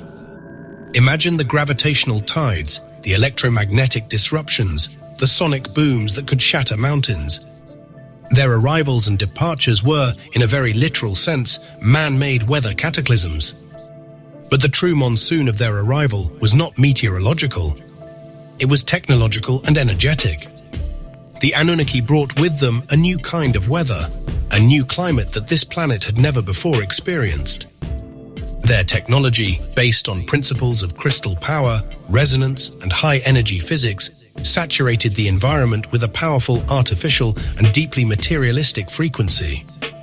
The constant hum of their power plants, the focused energy beams of their mining equipment, the electromagnetic fields of their craft, all of this created a new, pervasive, energetic smog that began to interfere with the planet's natural organic energy field. And this, my friends, is where the story takes a fascinating and terrible turn. Remember the firmament, the crystalline energy grid, the planetary motherboard installed by the Elohim, broadcasting the 64 master keys of the language of light. This divine grid was a finely tuned instrument, resonating with the harmonious frequencies of life and spiritual evolution. The Anunnaki technology was a sledgehammer of raw, materialistic power. When the harsh, artificial frequencies of their machines began to saturate the environment, it created a disastrous resonance, a feedback loop of energetic distortion. The Anunnaki technology, the texts say, began to resonate with the Elohim's master keys. It was like playing a distorted heavy metal power chord through a Stradivarius violin. The beautiful, harmonious music of the firmament was corrupted. The divine broadcast was drowned out by a wave of technological static. And this had a devastating effect on the most psychically sensitive beings on the planet at the time, the remaining tribes of the Lemurians. The Lemurians, as we know, perceived the world through their third eye. They were exquisitely sensitive to the planet's energy fields, to the psychic weather of their environment. The sudden, overwhelming monsoon of Anunnaki technological frequency was a psychic cataclysm for them. It was a constant, deafening roar in their minds, a blinding, strobing light in their third eye vision. This technological interference, my research suggests, is what truly began to shape Lemuria's third eye. It did not shape it for the better. It warped it. It weaponized it. The pure holistic perception of the Lemurian Golden Age became twisted. The Anunnaki frequencies, rooted in hierarchy, control, and materialism, amplified the lower egoic aspects of the Lemurian consciousness. The psychic abilities that had once been used for healing and communion were now distorted into tools of power and control. The Anunnaki's technological weather inadvertently fueled the internal psychic storm that was already brewing in Lemurian society. It fanned the flames of the sin of the mindless, accelerating their fall into black magic and their eventual self-destruction. So you see the tragic confluence of events. The Anunnaki arrived on a world that was already ancient, whose foundational life patterns had been laid down 500 million years before. They were colonists, utterly ignorant of the planet's true history and divine purpose. Then, in the middle of their mission, that planet's spiritual government collapsed in a cosmic rebellion, and the world was quarantined. The Anunnaki misinterpreted the resulting chaos and savagery as the planet's natural state. They did not realize they were operating in the ruins of a fallen paradise, on a planet that was now a spiritual crime scene. And their very presence, their technological monsoon, became a corrupting influence, a storm of materialistic frequency that poisoned the psychic atmosphere and helped to destroy the last remnants of the planet's first great civilization. They were not intentionally evil, at least not at this stage. They were simply a force of nature, a technological hurricane operating out of desperation, blind to the delicate spiritual ecosystem they were tearing apart. Their monsoon would change the climate of this planet forever, setting the stage for a new, harsher, and far more complicated chapter in the story of humanity. Revelation 13. Lulu Amalu's Misty Merkaba. Approximately 300,000 years ago, concurrent with the creation of the Adamu, we return now to the genetic laboratories of the Anunnaki, to the controlled, misty atmosphere of the Shimti in the heart of the African Abzu. The Adamu, the Lulu Amelu, has been created. A biological machine, a perfect slave, sterile and docile. This is the official story, the one the Anunnaki leadership intended. But our 13th revelation uncovers a profound and unintended consequence of their creation, a secret hidden within the very DNA they manipulated, a spiritual potential they never anticipated.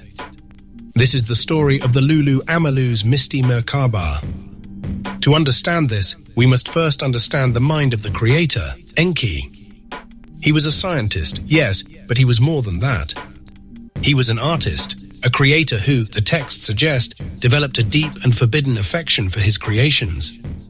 While his brother, Enlil, saw the Adamu as mere tools, Enki saw them as his children. And in his act of creation, he did more than simply combine the DNA of two species. He was working with the fundamental source code of life on this planet, the blueprint that had been laid down by the Elohim in the firmament. He was, whether he knew it or not, playing with divine fire. The Anunnaki, for all their technological prowess, were a deeply materialistic race. Their understanding of reality was primarily physical. They were masters of genetics, of engineering, of astrophysics. But they were largely blind to the deeper, multidimensional spiritual realities that we have been discussing. They saw DNA as a simple biological code, a set of instructions for building a physical body. They did not understand that it was also a quantum antenna, a receiver designed to resonate with the higher dimensional frequencies of the firmament, the soul and the divine spark of the thought adjuster. And so, when Enki crafted the Lulu Amalu, he built better than he knew. He was not just creating a body, he was creating a vessel. He was not just building a machine, he was building a temple. And into the very architecture of that temple, he unwittingly incorporated the latent blueprint for a divine technology of ascension. This divine technology is known in the ancient esoteric traditions, from the Kabbalah to the Egyptian mystery schools, as the Merkaba. The word Merkaba literally means chariot in Hebrew. It is the chariot of fire that carried the prophet Elijah to the heavens. But it is not a physical vehicle. As described in the Keys of Enoch, Key 206, the Merkaba is a vehicle of light. It is a field of counter-rotating spiritual energy, a geometric structure of light that is latent within the energy field of every human being. When this field is activated through spiritual discipline, meditation, and the awakening of unconditional love, it creates a powerful vortex, a gateway that allows the consciousness to travel between dimensions, to transcend the limitations of the physical body and the linear flow of time. It is the ultimate technology of ascension, the engine of the soul. Enki, in his laboratory, did not intend to build this. But by combining the DNA of the Anunnaki, a race that was already a product of a long cosmic evolution, with the DNA of the native Earth primate, a creature whose biology had been slowly and patiently designed over 500 million years by the life carriers to be a perfect receiver for the firmament's broadcast, he created a hybrid with a spiritual potential greater than either of its parent species.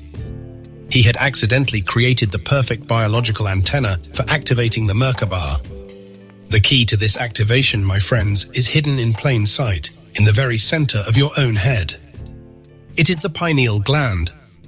To modern medicine, this tiny pine cone-shaped gland is a biological curiosity, a producer of melatonin that regulates our sleep cycles. But to the ancient wisdom traditions, it is the most important and mysterious organ in the human body. They called it the seat of the soul, the third eye. And they were right. The pineal gland is a crystalline piezoelectric structure. It is a biological transducer, capable of converting the electromagnetic and spiritual frequencies of the firmament into neurochemical signals that can be interpreted by the brain. It is the physical anchor point for the Merkaba field. And here is the crucial link. The pineal gland in the Adamu, and in us, its descendants, is a dormant, atrophied echo of the fully functional, external third eye of the Lemurians. The Anunnaki, in their genetic tinkering, took the external psychic organ of the Lemurian descended primates and folded it back into the center of the brain, creating the internal spiritual organ of the new human race. The controlled, misty weather of Enki's laboratory, the Shimti where the wind of life was breathed in, was the birthplace of this new, internalized form of spiritual perception.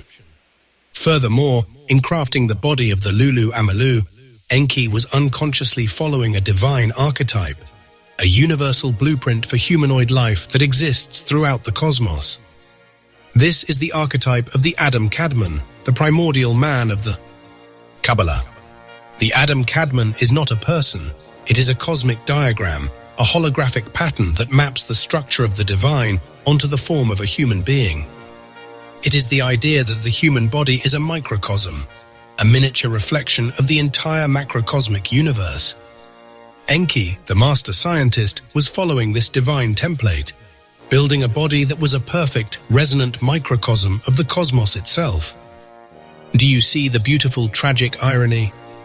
The Anunnaki, in their attempt to create the perfect slave, had accidentally created a being with the latent potential to become a god. They built a prison, but they unwittingly hid the key to the door in the very architecture of the cell. They crafted the Lulu Amalu, the primitive worker, under the misty skies of their laboratory, but that mist veiled a secret they could not see, that the body they were building was a latent Merkaba, that the pineal gland they were installing was an echo of Lemurian vision, and that the form they were shaping was a microcosm of the Adam Kadmon. They had created a race of slaves with the built-in, divine technology to transcend their slavery and ride a chariot of fire to the stars. The entire subsequent history of our world, the endless struggle between the forces of control and the yearning for liberation, is the story of this secret, the story of the Misty, Merkaba waiting to be awakened within us all. Revelation 14. Melchizedek's Cosmic Priesthood. Continuous, but a key intervention at 1973 BCE. Our chronicle has so far been a tale of escalating storms. We have witnessed the cosmic tempests of creation, the volcanic furies of Lemuria, the technological monsoons of the Anunnaki, and the spiritual hurricane of the Lucifer rebellion. The world of 200,000 BCE is a chaotic battlefield of competing forces. The divine plan for Urantia is in tatters. The planetary prince has betrayed his trust. The native humans are scattered and lost in savagery.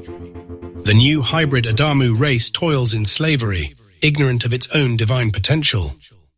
The planet is quarantined, cut off from the light of the universe, a world adrift in a sea of darkness. In any normal forecast, the prognosis would be terminal.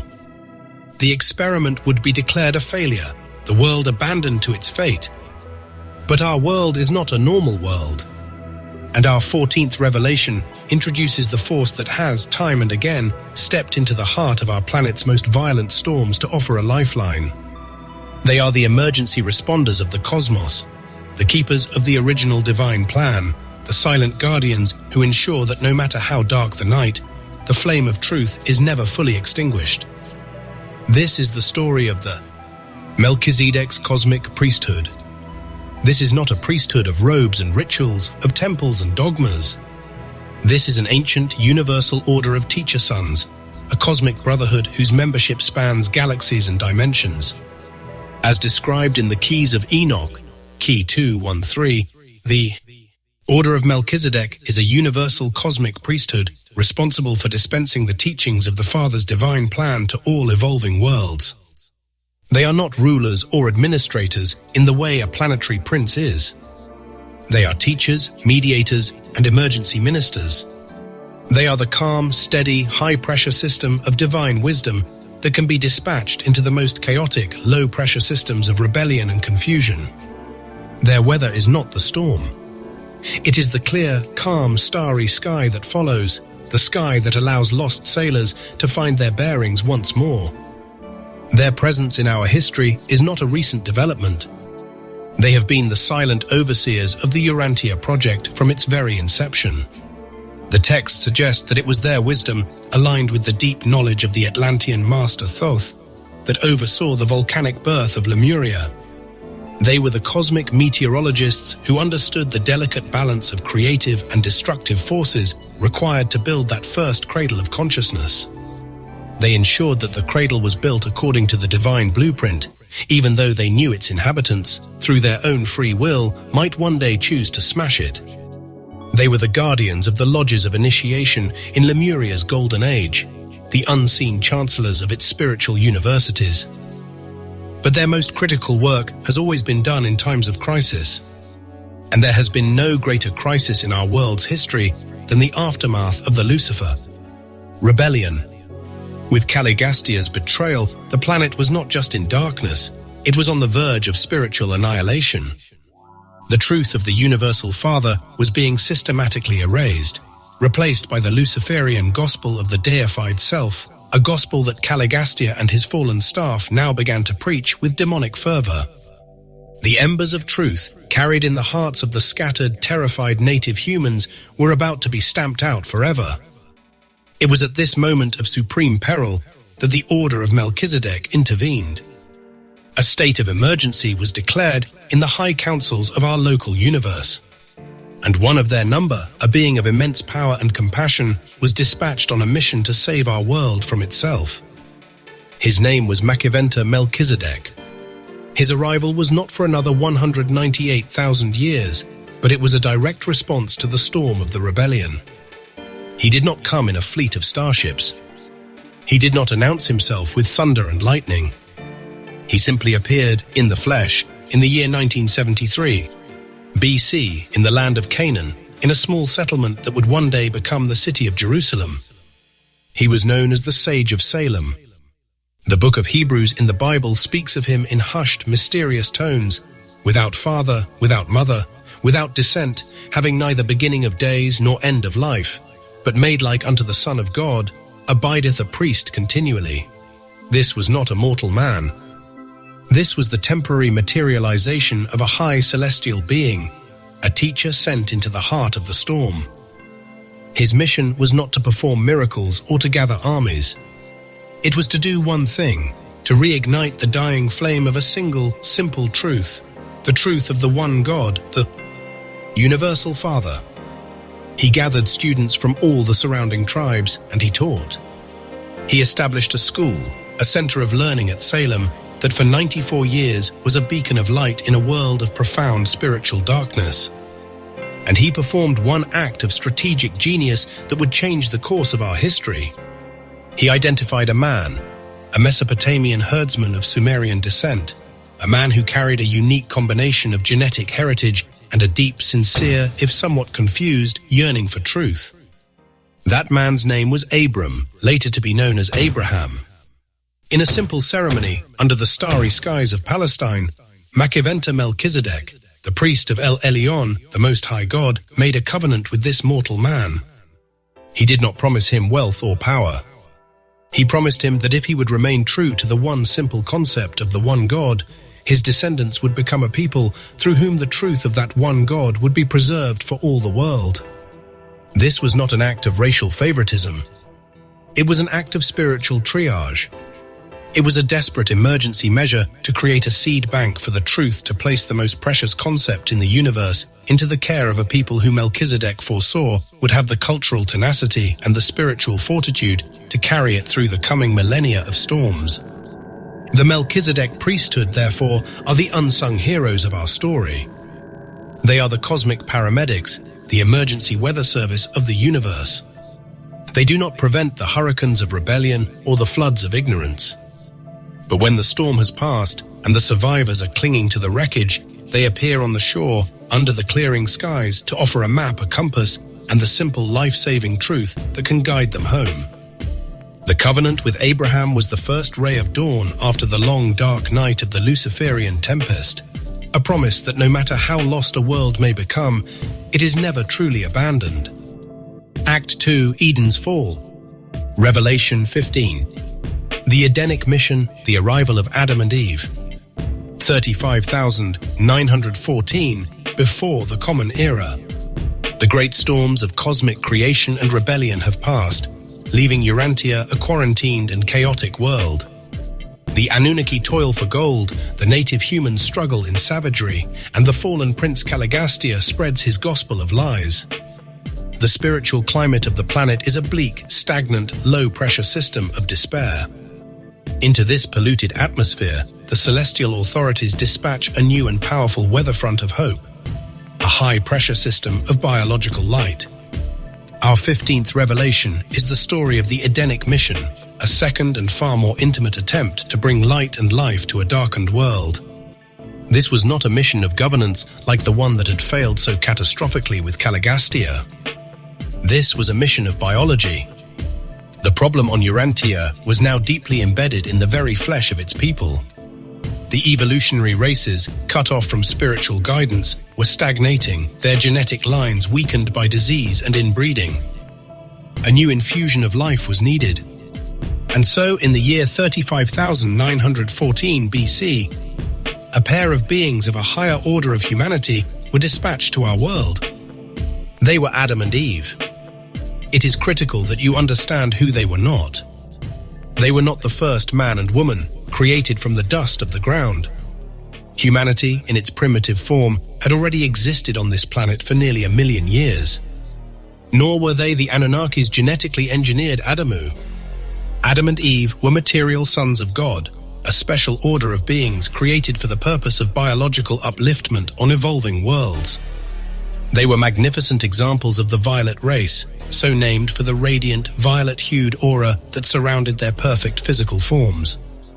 They were not gods, but they were the pinnacle of mortal creation, the perfected blueprint of what humanity, after eons of evolution, was destined to become. Their arrival was not a crash in a desert, but a carefully managed materialization. They came not to rule or to mine, but to give a gift, the gift of their own life plasm, their superior genetic code. Their task was to act as a biological weather station, to introduce a calming, stabilizing, and uplifting influence into the chaotic storms of terrestrial DNA. They were here to create a new, more stable race, a race with a greatly enhanced capacity for intellectual and spiritual growth, a race that could finally overcome the genetic damage of the Luciferian quarantine. Their world headquarters, the true Garden of Eden, was established not in the dusty plains of Mesopotamia, the industrial zone of the Anunnaki, but on a breathtakingly beautiful peninsula that then extended from the eastern coast of the Mediterranean. See, in a location that is now deep beneath the waves. This was a literal paradise on Earth, a planetary sanctuary where the physical and spiritual climates were held in a state of perfect harmony. The weather was controlled and temperate, the flora and fauna magnificent. At the heart of the garden was the tree of life, not a literal tree bearing magical fruit, but a powerful energy device, a cosmic battery that emanated the specific frequencies that sustained the semi-immortal, light-radiant bodies of Adam and Eve and their children. The Garden of Eden was the eye of the storm, a calm, protected, high-pressure system of divine order, from which a new and perfected humanity was meant to spread across the globe. Revelation 16. The Adamic Default. 35,797 before the Common Era. The perfect calm climate of the garden was a paradise, but it was a paradise surrounded by a world of storms. For over a century, Adam and Eve worked within their sanctuary, their family of pure-line violet children growing. The divine plan was precise and patient. They were to establish a powerful biological core, a critical mass of at least 500,000, and preferably 1 million of their own kind.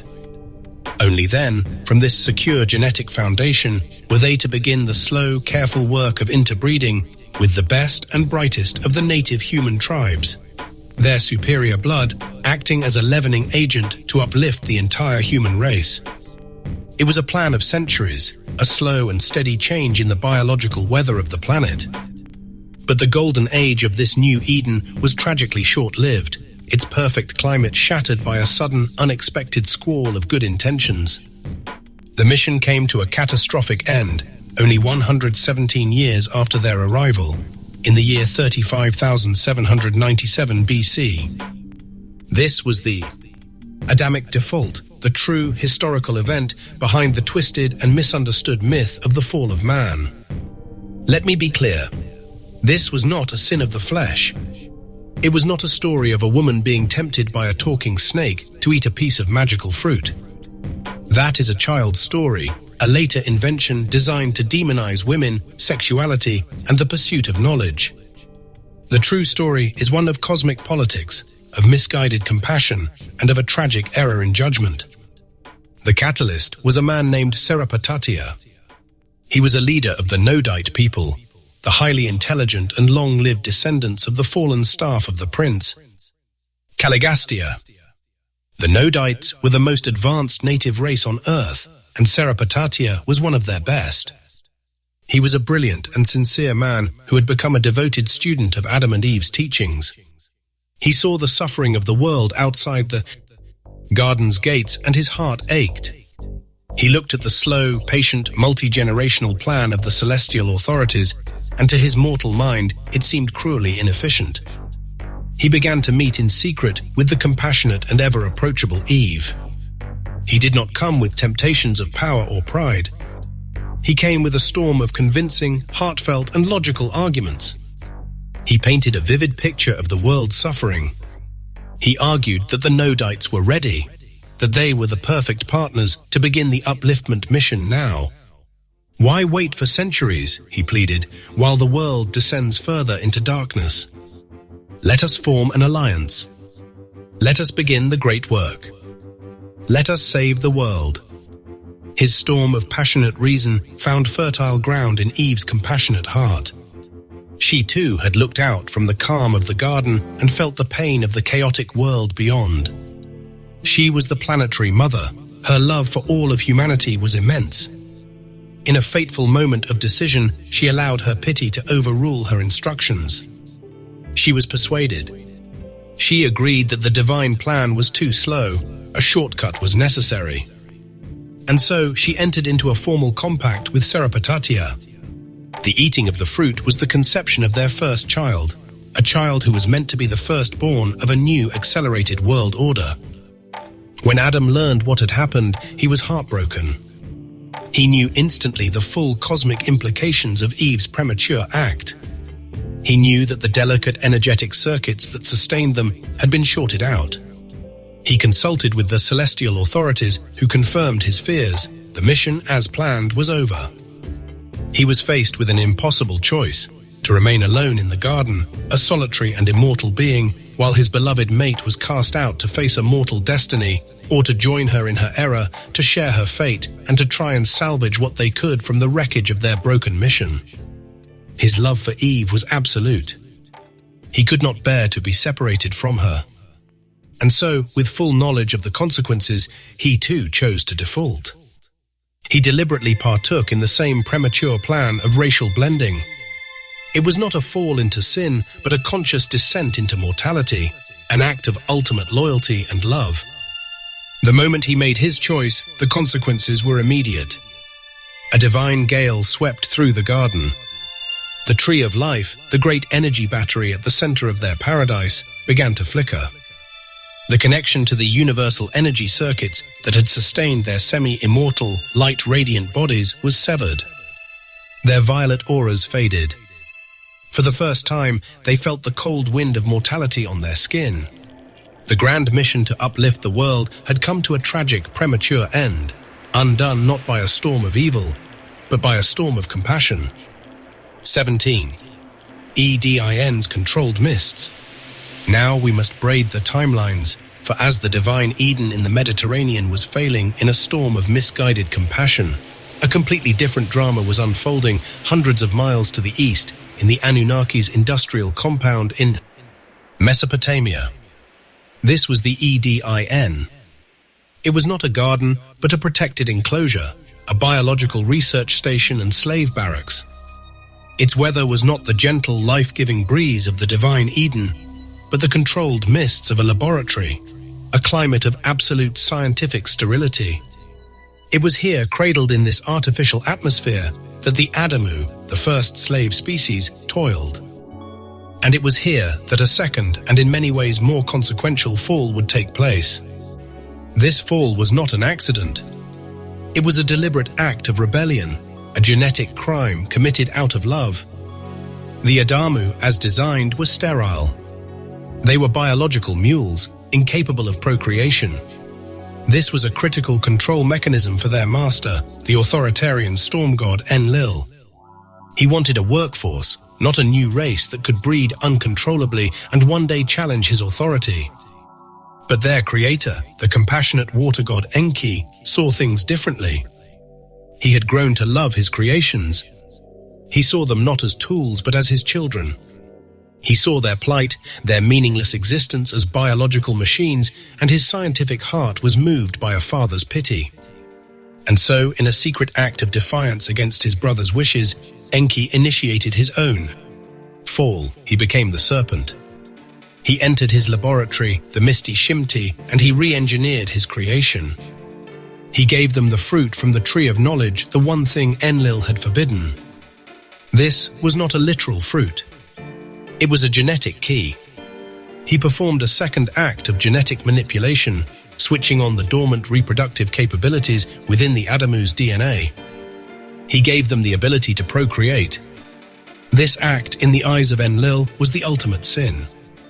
It was the moment the experiment went feral. It was the moment the slaves were given the power to become a people. This act of compassionate treason is the true historical event behind the story of the serpent in the garden. Enki's rebellion echoes the grand, cosmic rebellion of Lucifer, the unfettered self-will of the fallen angels. And it mirrors the sin of the mindless that destroyed Lemuria, the use of divine creative power for personal ends, however well-intentioned. The esoteric traditions see an even deeper, more profound allegory at play. In texts like God-Man, the Word made flesh, the Garden of Eden is a metaphor for the human body, specifically the upper brain, the throne of consciousness. The fall is the story of the great creative life force, the serpent power, the kundalini, the divine electricity of the soul, being wasted. It is the story of this sacred energy being squandered in purely physical generation, the endless cycle of birth, sex, and death, instead of being raised up the spinal column to the head for spiritual regeneration, for the electric awakening of the pineal gland, the third eye. In this view, Adam is not a literal man, but a universal cosmogonic principle. He is the Adam Kadmon, the intelligent soul of the universe itself. His fall is the story of the universal consciousness becoming trapped in the storm of material form. Enki's gift, while an act of compassion that gave humanity its freedom from sterility, was also the act that fully locked our lineage into this lower cycle, grounding the divine lightning of our potential into the wet, heavy clay of the flesh. The controlled mists of his laboratory gave birth to a self-replicating humanity, but they also veiled our eyes from our own higher electric destiny. 18. Lilith's matriarchal cyclone. Before the submissive, derivative Eve of patriarchal propaganda was ever conceived, there was another, far more powerful female archetype.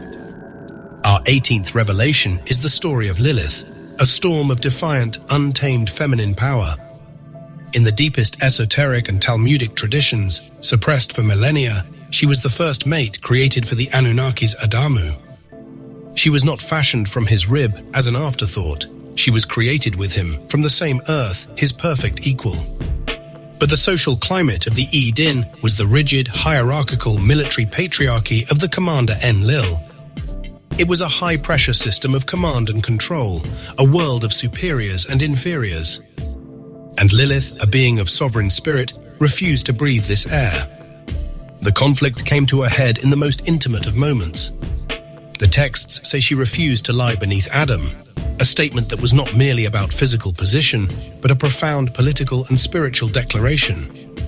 She would not accept a subservient role in their union or in the new society being forged. She demanded absolute equality. When that equality was denied, she did not plead or submit. She acted. She drew upon a deep and ancient power, a living power that the patriarchal Anunnaki could not comprehend. She spoke the ineffable, magical name of God, and in a whirlwind of her own making, she fled. Her departure was not a quiet retreat, it was a matriarchal cyclone. The skies over the Edin, the text's hint, turned geek and cyclonic as she tore a hole in the fabric of Enlil's ordered world and vanished into the wilderness of the Red Sea, a place that would forever be associated with demons and spirits. Her power, this wild, untamed feminine force, is that of the Shekinah, the divine feminine in her dark and powerful aspect, the pillar of fire that is the counterpart to the pillar of cloud. She is a prefiguration of the great Lemurian matriarchs, a memory of a time when society was not based on dominance and control, but on the principles of androgyny and balance. The civilization of Lemuria, as we have seen, was likely matriarchal. And as texts like the Great Cosmic Mother reveal, these ancient societies were the original communism. This was not the brutal, state-enforced communism of our modern age, but a natural, organic social climate based on blood kinship and communal bonding. It was a world governed by the gentle, cyclical weather of cooperation, not the harsh, linear lightning bolts of command. Lilith is the ghost of that lost world, a storm of memory that howls at the gates of our patriarchal history. She is a reminder of a feminine power that was not conquered or suppressed, but chose exile over submission. She became a demon in the patriarchal texts precisely because she was a goddess who refused to be tamed, a cyclone of pure female life force that could not be contained within the rigid weather patterns of the storm god's world. 19. Eve's submissive reign. The matriarchal cyclone has passed. Lilith, the embodiment of sovereign female power, has fled the EDIN, leaving a vacuum in her wake. This created a crisis for the Anunnaki commander Enlil. The Adamu, his prize worker, was now alone. But more than that, Lilith's defiance was a dangerous political storm that threatened his entire hierarchical system. He could not tolerate another such display of female autonomy.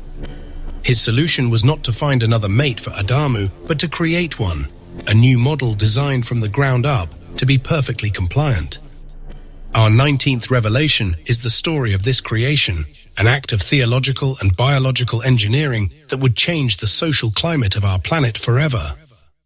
This is the story of Eve's submissive reign. This is the Eve of the book of Genesis, the one you all know. And her creation story is not history, it is propaganda. It is a political allegory, a foundational myth written by the priests of the storm god Enlil to establish the eternal, divinely ordained subservience of the female. Consider the narrative. She is not created from the same earth as Adam, as his equal. She is fashioned from his rib, making her secondary, derivative, a mere extension of the male. She is not created as a partner, but as a helpmate, a servant. She is brought into existence while Adam sleeps, without his knowledge or consent, a product of a transaction between him and his male creator God. Every detail of the story is designed to strip her of her own agency and sovereignty. This creation took place under what I call Enlil's submissive reigns. This was not a meteorological event, but a political and spiritual one. It was a carefully controlled climate of indoctrination. The story of her creation was the rain that fell upon the consciousness of the early hybrid humans, a constant, steady drizzle of propaganda designed to wash away any memory of the sovereign Lilith or the co-equal planetary mother. It was a weather system of dogma that taught a simple, brutal lesson. The male is primary, the female is secondary, and her purpose is to serve. This new Eve is a shadow of the true divine plan, Key 108. The true plan, as we saw with the arrival of the original Adam and Eve, was one of perfect partnership. As the Urantia book, paper 74, makes clear, the true Eve, the planetary mother, was her, Adam's equal partner and co-regent. She was not his subordinate, she was a being of immense power and wisdom, a full participant in their shared mission. The Eve of her Genesis is her shadow, a debased and diminished memory, a ghost created to justify a political reality. The creation of this second, submissive Eve is a piece of profound, if dark, wisdom. Tablet 3, Key of Wisdom. It reveals the deepest secret of all systems of control. To control a people, you must first control their myths. You must control their understanding of the relationship between the masculine and the feminine. By demoting the female to a secondary role, Enlil and his priesthood created a schism in the human psyche, a fundamental imbalance that would make humanity easier to divide and conquer. A society that disrespects its women, that cuts itself off from the wisdom of the feminine, is a society that is spiritually crippled, a house built on a fractured foundation, forever vulnerable to the storms of tyranny. The submissive rain that fell in the EDIN that day has been falling on our world ever since. A long, cold and sorrowful drizzle that has kept half of our species in shadow and the whole of our species from achieving its true, balanced, and divine potential. 20. Serpent's electric awakening. Who was the serpent in the garden? The answer, my friends, is a key that unlocks one of the deepest mysteries of our chronicle. For the serpent is not one thing, but a trinity of concepts, a braided cord of myth, biology, and cosmic energy. Its story is the story of a great and terrible hijacking, of a sacred symbol of life being turned into a sigil of sin. Our 20th revelation is the story of the serpent's electric awakening. First, there is the serpent of the Anunnaki soap opera. In the drama of the EDIN, the serpent was undeniably Enki. He was the one who slithered into his brother Enlil's perfectly controlled experiment. He was the one who whispered the truth to the Adamu and the new submissive Eve. His temptation was a lightning strike of forbidden knowledge, the gift of procreation. In this context, he was a Promethean figure, a rebel god who gave humanity the fire of self-replication, an act of compassion that was seen as a profound betrayal by the authoritarian commander. Enlil. MKII was the serpent of liberation.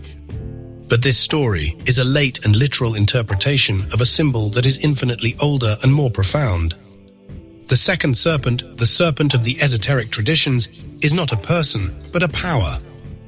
As the Gnostic texts and yogic philosophies reveal, the serpent is a symbol for the generative, electric force of life itself. It is the Kundalini, the fiery feminine energy that lies coiled like a sleeping serpent at the base of the human spine. The entire purpose of the ancient mystery schools, from the lodges of initiation in Lemuria to the pyramid temples of Thoth, was to teach the key of mysteries, tablet Riz, Bay, the science of safely awakening this serpent. This is the electric awakening. It is the process of raising that immense psychophysical energy up the spinal column, activating each of the chakras, the body's energy centers, until it blossoms in the head, illuminating the third eye and bringing about a state of God consciousness, the true light of gnosis. This is the ultimate form of weather control, the mastery of the inner storm, the transmutation of the raw, chaotic energy of the flesh into the focused, coherent light of the spirit. The fall, in this context, is the failure to complete this circuit, allowing the serpent's power to remain trapped in the lower chakras, in the storms of survival, sex, and power. And this brings us to the third and most ancient serpent, the serpent that existed before the fall, before the Anunnaki, before Lemuria. As the great cosmic mother reveals, long before the serpent was demonized by the patriarchal storm god cults, it was the universal and most sacred symbol of the great goddess. It was the emblem of the earth itself. Its sinuous movement mirrored the rivers and the lightning. Its shedding of skin represented eternal life, rebirth, and resurrection. Its connection to the ground represented the dark, oracular wisdom of the chthonic realms. The python at the Oracle of Delphi, the Naga kings of India, the feathered serpent Quetzalcoatl of the Americas, all were benevolent, life-giving deities. The demonization of the serpent was the single greatest act of propaganda in human history. It was a deliberate campaign by the priests of the new patriarchal religions to sever humanity's connection to the earth, to feminine wisdom, and most importantly, to the divine life force coiled within their own bodies. By turning the serpent into the enemy, they turned us against our own power. They made us afraid of the very electric current that was meant to awaken us. Enki's lightning strike in the garden gave us the knowledge of physical life, but the poison rain of the patriarchal priest that followed made us forget the serpent's true promise, the glorious electric awakening of the God within. 21. Adam's garment and divine gale. The Adamic default is complete. The divine plan has been short-circuited, and now the consequences must fall. Our 21st revelation is the story of the immediate biological and spiritual fallout of that fateful choice. It is the story of a divine gale that swept through the garden and of the loss of a magnificent piece of divine technology, Adam's garment. The biblical story tells us that after they ate the fruit, Adam and Eve realized they were naked and sewed fig leaves together to cover themselves. This is a crude literal interpretation of a profound metaphysical event. Their nakedness was not a lack of clothing. It was the sudden, shocking, and terrifying loss of their innate spiritual protection, their divine insulation from the harsh, chaotic weather of the material world. As we have discussed, the true planetary Adam and Eve were not made of the same dense clay as we are. Their unique bodies were semi-material and light-radiant. This was their garment of light.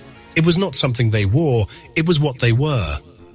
Their physical forms were perfectly attuned to the higher frequencies of the cosmos, their cells saturated with a divine light that made them virtually immortal and immune to the diseases and decay of our world.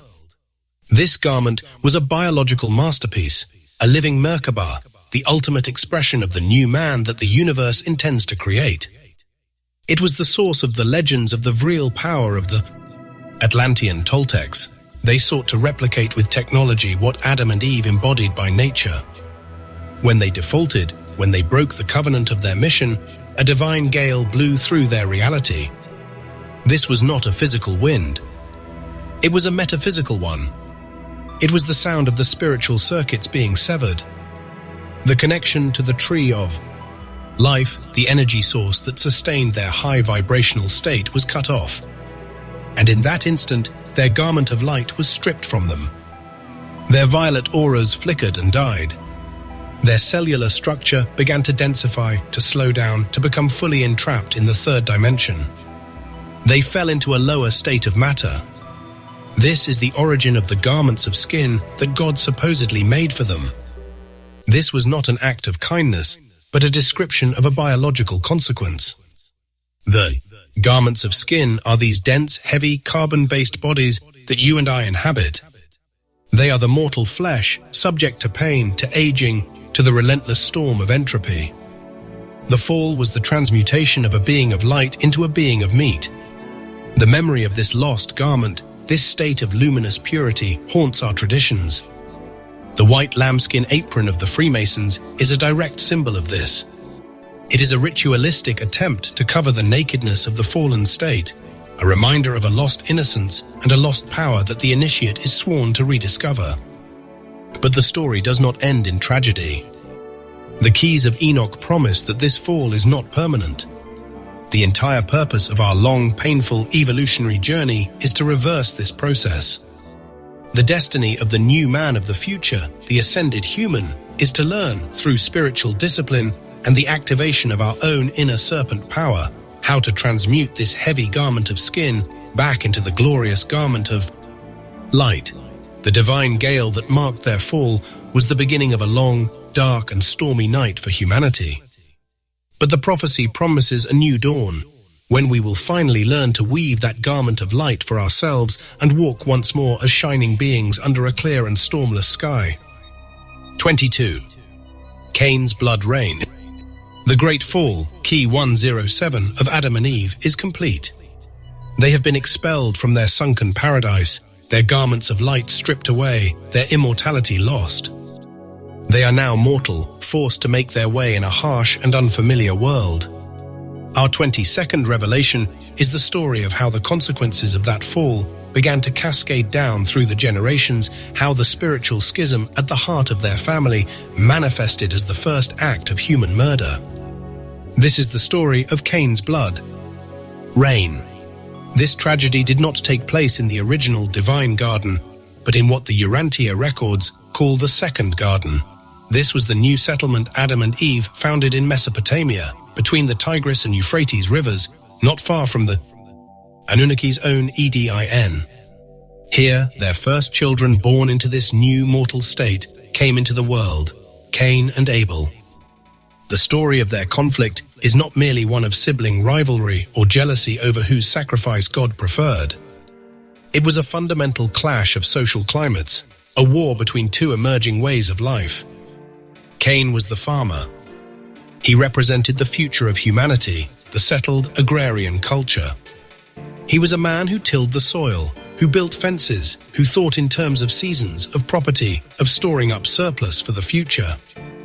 His was a world of order, of structure, of human dominion over the land.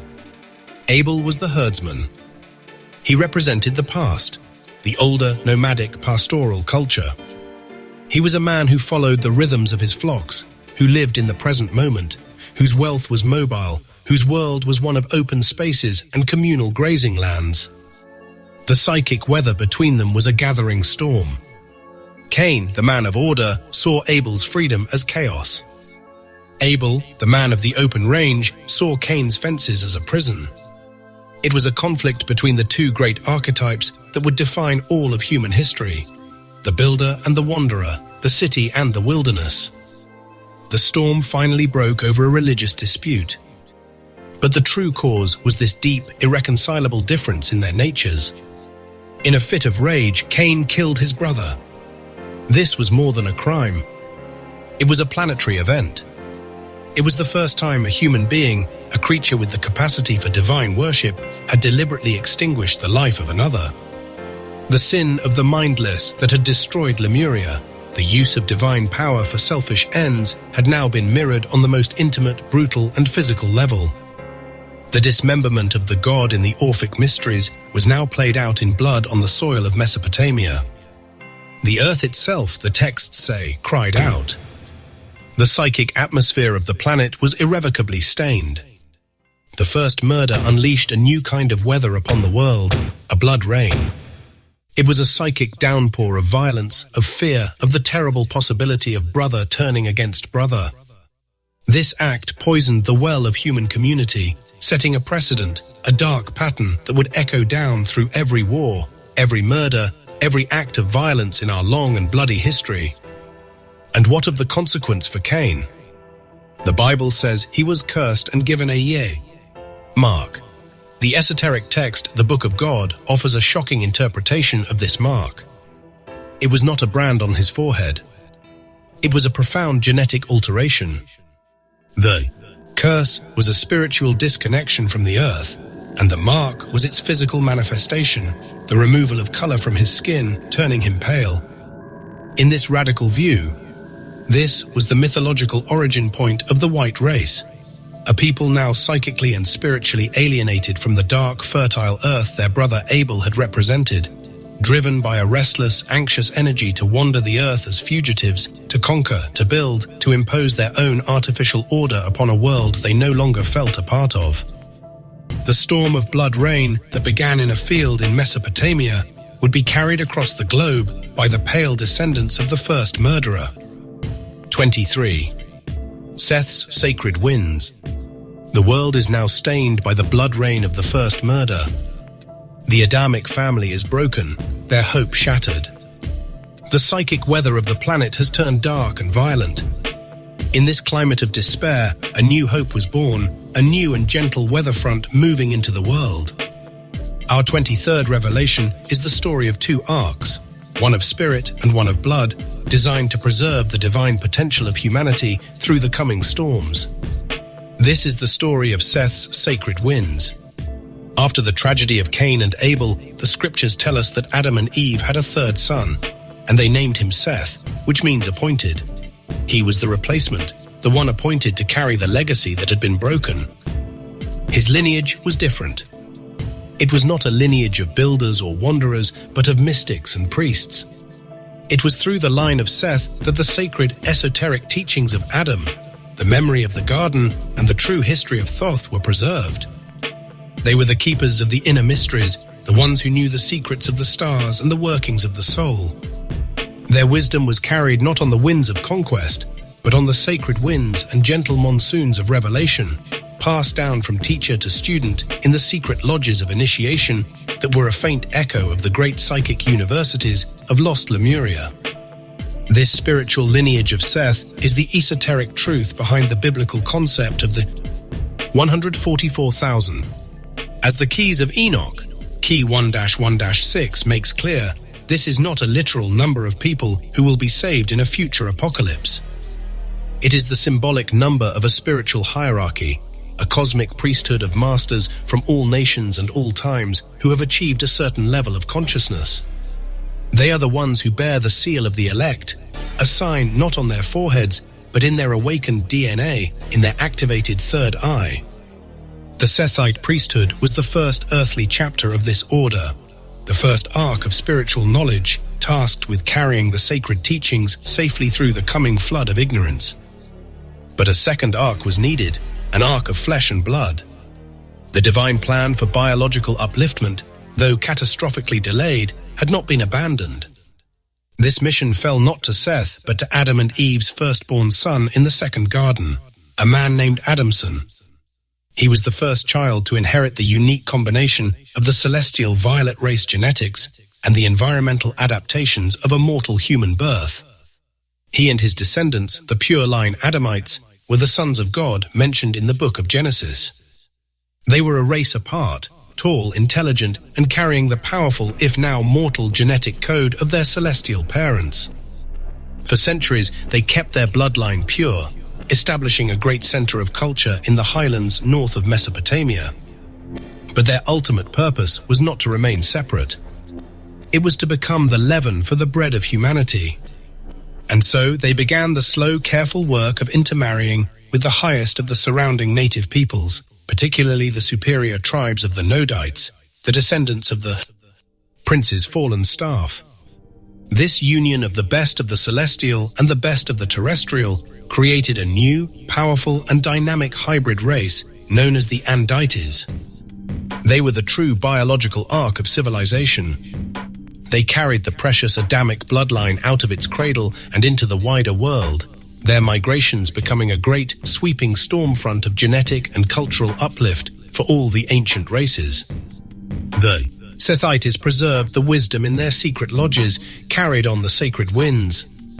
The Andites carried the sacred blood in their very veins, a human hurricane that would reshape the face of the planet.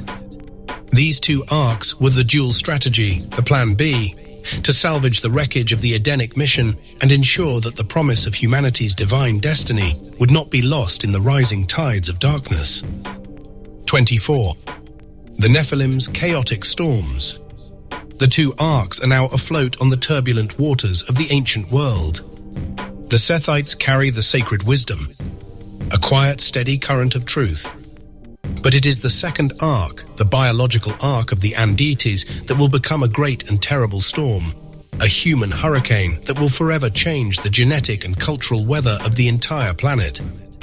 Our 24th revelation is the story of this storm. It is the story of the Nephilim.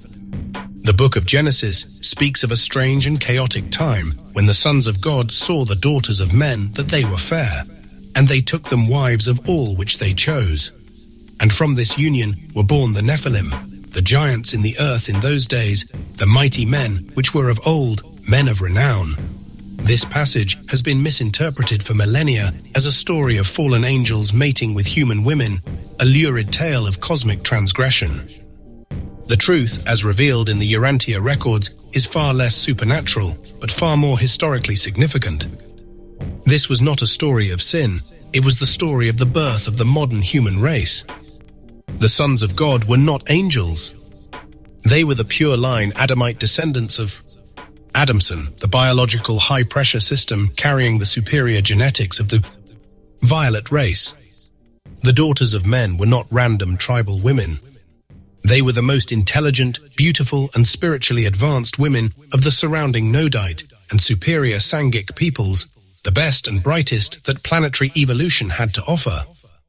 Their union was not a transgression, but the fulfillment of the original, if tragically delayed, Edenic mission. It was a planned strategic blending of the best celestial genetics with the hardiest and most adapted terrestrial genetics. Their offspring were the true Nephilim, the Andite race. And they were, in a very real sense, giants. They were taller, stronger, fairer, and far more intelligent than the surrounding peoples. They were possessed of a powerful and restless new kind of consciousness, a potent and unstable blend of Adamic spiritual yearning and Nodite adventurousness. They were a new supercharged and highly volatile weatherfront on the stage of world history. Their emergence, beginning around 25,000 BC, was not a gentle blending.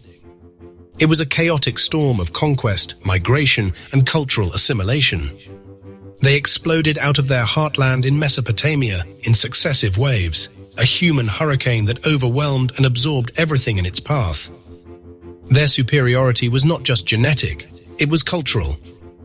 They were brilliant inventors, natural leaders, and peerless warriors. They swept west into Europe, overwhelming the Neanderthals and becoming the Cro-Magnon peoples, the direct ancestors of the modern Caucasian races. They pushed east into India, becoming the Aryans who brought the Sanskrit language and the Vedic religion. They poured south into Arabia and Egypt, laying the foundation for the great Semitic civilizations. This was the Great Fall, Key 107, in another sense. The divine plan had been for a slow, controlled upliftment. Instead, because of the Adamic default, it became a chaotic, violent, and explosive process. The precious Adamic bloodline, which was meant to be a concentrated reserve, was now scattered and diluted across the globe, its divine potential dismembered like the god in the Orphic mysteries. The Andite storm was the final messy and tragically successful conclusion to the Edenic experiment. It destroyed the old racial purity of the ancient world, including eventually their own. But in doing so, it uplifted the entire human race, creating the great, blended and beautifully chaotic family to which we all belong. 25. Enoch's Pillars of Mist. The chaotic storms of the Andite migrations are reshaping the world. The old bloodlines are being absorbed, the old cultures washed away in a human hurricane. In the midst of this turbulent and violent weather, a figure of immense calm and profound wisdom emerges. He is a man who walks as a still point in the turning world, an eye in the center of the storm. Our 25th revelation is the story of this man, and of his desperate, inspired mission to build a bridge of knowledge that could survive the coming flood. This is the story of Enoch's Pillars of Mist. Who was Enoch? He was not a king or a conqueror, but a priest and a seer, a descendant of the sacred line of Seth. But he was more than that. As the Urantia, book, paper 77, reveals, he was one of the rarest of all beings in a fallen world, a mortal who achieved perfect conscious union with the divine spark within. He so perfectly aligned his human will with the will of his indwelling thought adjuster that the two became one. He achieved fusion. And because he had perfected his humanity, he was able to transcend it. He was taken from this world without experiencing the storm of physical death, his mortal form transmuted directly into a being of light. He became a living symbol of humanity's ultimate potential, a demonstration that the path of ascension was still open, even in a dark and fallen world. But before he left, he was given a great and terrible vision. He saw the psychic weather of the planet growing ever more toxic.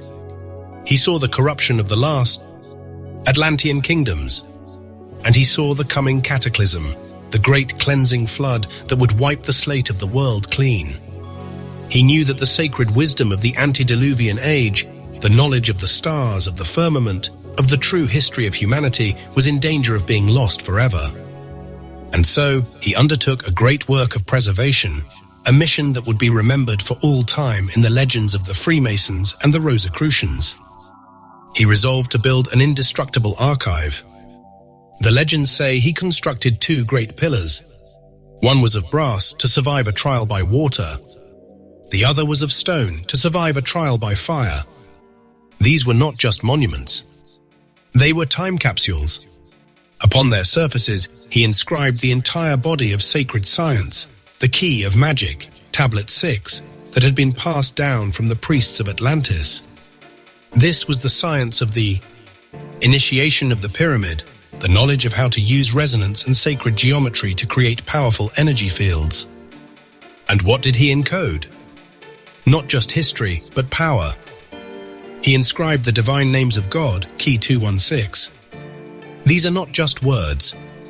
They are vibratory formulas, cosmic equations, sonic keys that unlock the very fabric of reality.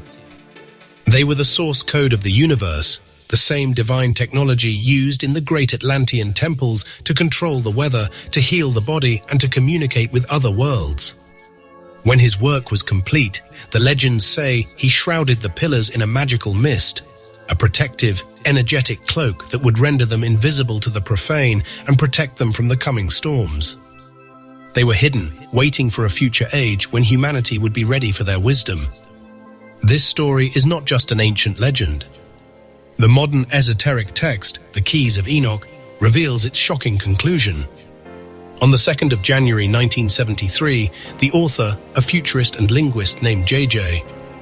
Hurtak, was visited by a being of immense light who identified himself as Enoch, now in his ascended form as the Archangel Metatron.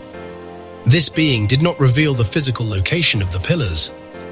Instead, he delivered their contents. He downloaded directly into Hurtak's mind the 64 keys of the Enochian science, the updated, modern interpretation of the ancient wisdom, the knowledge necessary to guide humanity through its current planetary crisis and into the next phase of its evolution. The pillars were not just made of stone and brass, they were a living library, and Enoch, their timeless librarian, had returned to open their pages for our time. 26. The First Atlantean Catastrophe. We must now turn our gaze from the rising storms of the Andites in the east to a much older drama reaching its climax in the west. While the new blood of Adam was just beginning its chaotic journey, the ancient civilization of Atlantis was already unimaginably old and already deeply corrupt. Our 26th revelation is the story of its first great death, a storm of its own making that would serve as a terrible warning for the ages to come. This was the First Atlantean Catastrophe. The date, according to the esoteric chronologies of theosophy, was approximately 800,000 years ago. At this time, the rulers of the main Atlantean continent were the Toltec sub-race. They were giants among men, not just in stature, but in psychic power. Their technology was not mechanical, but biological and etheric. They were masters of the life force, the Vril, and their capital, the magnificent city of the Golden. Gates was a testament to their power, a shimmering metropolis of living crystal that hummed with a celestial music. The weather of their golden age was one of perfect engineered harmony. But as with every great civilization in our chronicle, a psychic low-pressure system of pride and corruption began to form. A powerful faction of the Toltec priesthood, Key 2-1-3, seduced by the same Luciferian lies that had snared Caligastia, began to turn their immense powers to selfish ends. This was not a simple grab for wealth or political power. It was a far deeper corruption, a descent into sorcery and black magic. As detailed in the story of Atlantis and the lost Lemuria, they began to use their control over the Vril to dominate the minds of others, to create monstrous biological chimeras, and to wage psychic warfare against their rivals. The psychic weather of Atlantis turned toxic, a suffocating smog of fear and paranoia. This internal storm of sorcery inevitably created a devastating external one. The Vril technology of the Atlanteans was directly linked to the planet's own energy grid, the great ley lines and geothermal currents. By weaponizing this energy, the Black Magicians disrupted the delicate geological balance that kept their continent stable.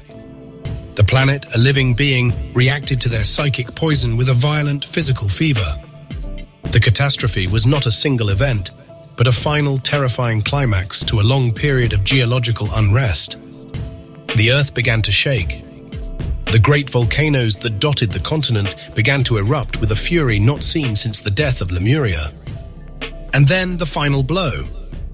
In a single terrible day and night, the crust of the earth gave way. In a storm of unimaginable tsunamis, the jewel of the ancient world, the city of the Golden, Gates was swallowed by the sea. The main continent of Atlantis was shattered, broken into a series of smaller islands. But not all was lost. In the heart of the corrupt city there was an eye in the storm. A great priest-king, an immortal master from the order of Melchizedek, known as Thoth, the dweller of Unal, Tablet 5, had kept his own priesthood true to the law of one. He foresaw the coming cataclysm. He gathered his followers, the Sons of Light, and they boarded their magnificent silent airships.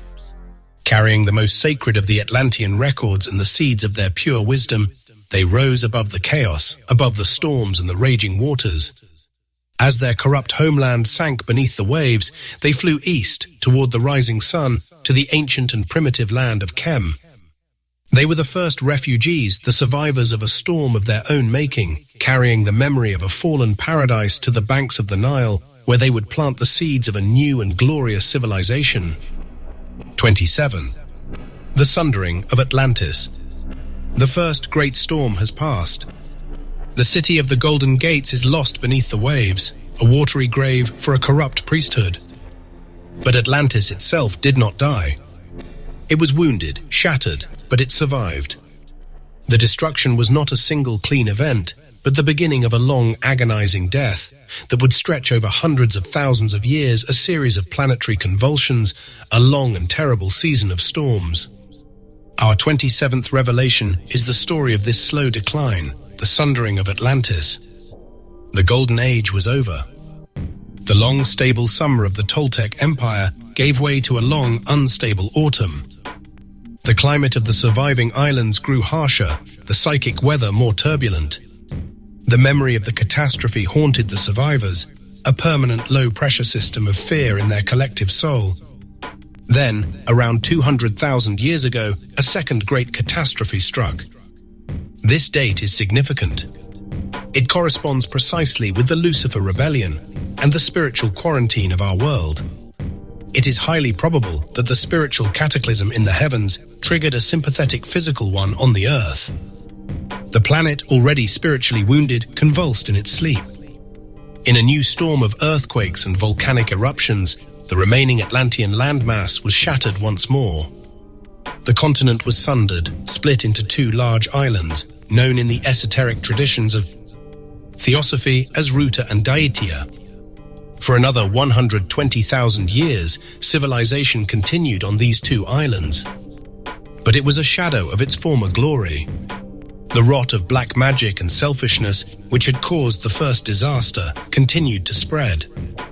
The two islands were often at war, their petty kings and sorcerer priests locked in a state of constant, low-grade conflict, their psychic storms further poisoning the atmosphere of the planet.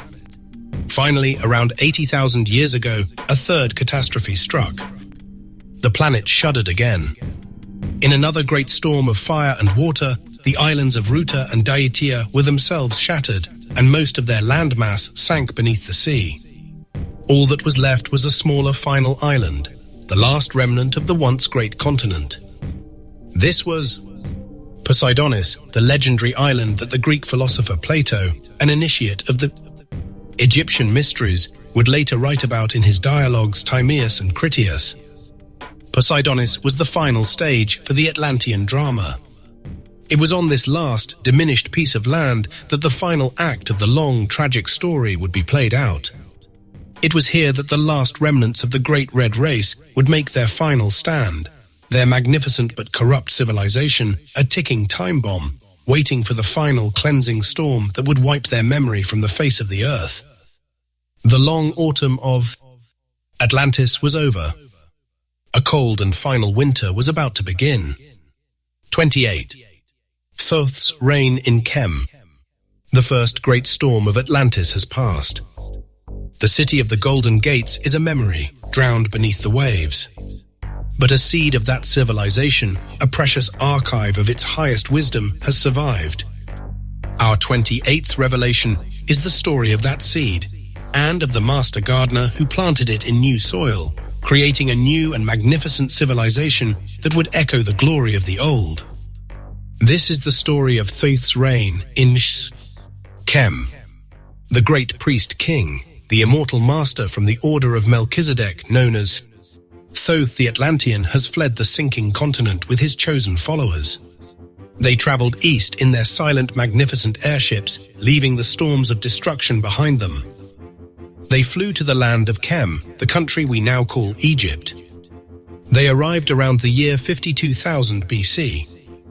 The Egypt they found was not the land of pyramids and pharaohs.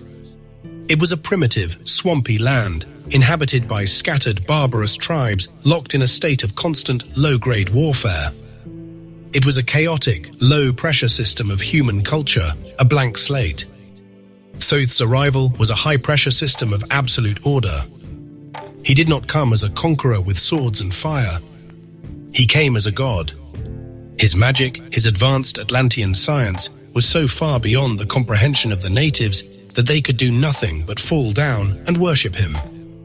He subdued them not with force, but with a storm of pure, undeniable technological and spiritual superiority. For the next 16,000 years, Thoth reigned as the first and greatest pharaoh, the immortal god king who walked among men. This was the true golden age of Egypt, a long, stable and unbroken summer of civilization. He brought them the gifts of the sunken world. He gave them writing the sacred hieroglyphs. He gave them law, mathematics and astronomy. And he gave them their religion, a sophisticated, multi-layered system of mystery schools designed to guide the soul through the initiations of life and death, a perfect reflection of the Atlantean religion of the law of 1. And he gave them architecture. It was under his direct guidance that the first and greatest of the pyramids, the Great Pyramid of Giza, was constructed. It was not built by slaves dragging stones. It was built using the same sonic levitation and real technology that had raised the crystal cities of Atlantis. And its purpose was not merely to be a tomb. It was a powerful energy device, a harmonic resonator, a resurrection machine, and a timeless, indestructible archive. Then, around 36,000 BC, his long reign came to an end. His mission was complete. The seeds of civilization had taken root.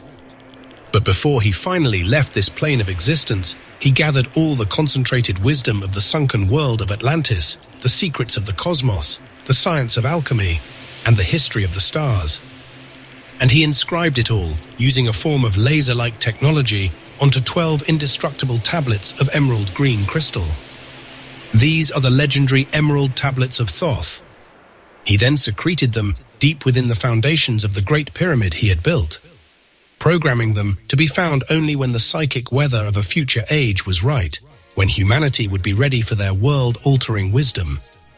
He was the great bridge, the ark who carried the sacred science of the first fallen paradise across the storm of its destruction to plant the seeds of the next great civilization. All the subsequent glory of Egypt was but a faint, fading echo of the long, sun-drenched summer of Thoth's 16,000-year reign. 29. Antediluvian cities' vapors. While the long, slow autumn of Atlantis was playing out in the west, and the Andite storms were gathering in the east, other civilizations flourished across the globe. Our 29th revelation takes us back to the unique physical and spiritual climate of this lost antediluvian world, a world sheltered under a protective blanket of vapors. The Earth's weather before the Great Flood was profoundly different from our own. As we saw with Lemuria, a permanent translucent vapor canopy, likely composed of crystalline water ice, surrounded the planet in the upper atmosphere. This canopy created a global greenhouse effect, maintaining a warm, temperate, and stable climate from pole to pole. It filtered the harsh rays of the sun, creating a soft, diffused light, and it increased the atmospheric pressure, which may account for the gigantism of the flora, fauna, and early human races. This misty, vaporous sky was the literal weather of the old world. In this climate, great cities rose. The first and greatest of these, as we know, was the Anunnaki's colonial capital, Eridu, in Mesopotamia. It was the center of a powerful and sophisticated culture, a culture that worshipped a pantheon of what the Sumerian texts call black-headed gods. This is not a reference to skin color, but to their chthonic underworld wisdom, the dark, fertile wisdom of the earth itself, the domain of the god Enki. This was a black pantheon of the deep earth, not of the angry sky. The priests of this culture, the first organized priesthood on earth, wore distinctive conical hats. These were not mere decoration. They were complex, symbolic resonators. Their shape was a physical representation of the tree of life, the cosmic diagram of creation, its point reaching to the heavens and its base rooted in the earth.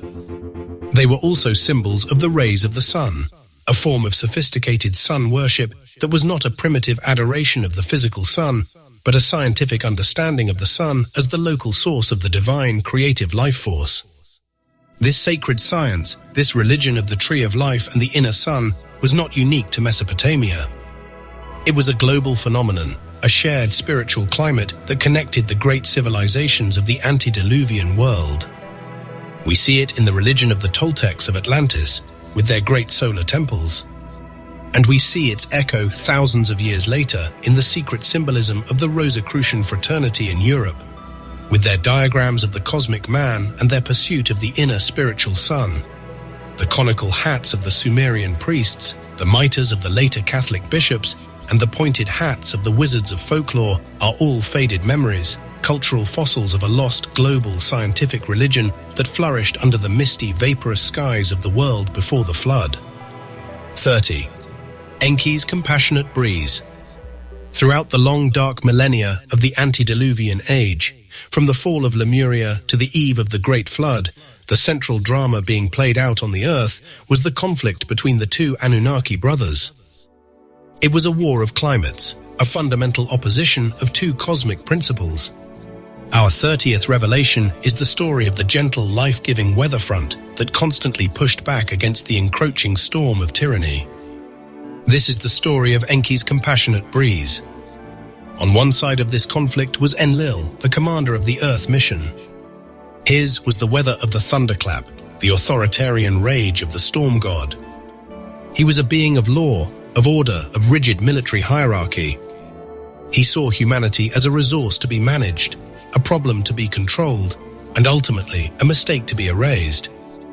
On the other side was his half-brother Enki. He was the god of the waters, the master of the Abzu, the deep, mysterious abyss of creation. His was the weather of the gentle rain, the life-giving flood, the quiet, persistent breeze of compassion. He was a scientist, a creator, a father who had come to love his own creations. Where Enlil saw a slave race, Enki saw his children. Time and again, it was Enki's compassionate breeze that defied Enlil's tyrannical commands. It was Enki who gave humanity the gift of procreation. It was Enki who, as we shall see, would later defy Enlil's final command for humanity's annihilation and save a remnant of his creation from the Great Flood. His every action was a quiet rebellion, a gentle but persistent erosion of his brother's absolute power.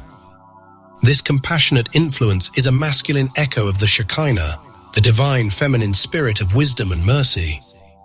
And his mission to nurture and protect the fledgling human race is a direct mirror of the work done by the Venusian teachers, the lords of the flame who had come eons before to gently guide the evolution of the Lemurians.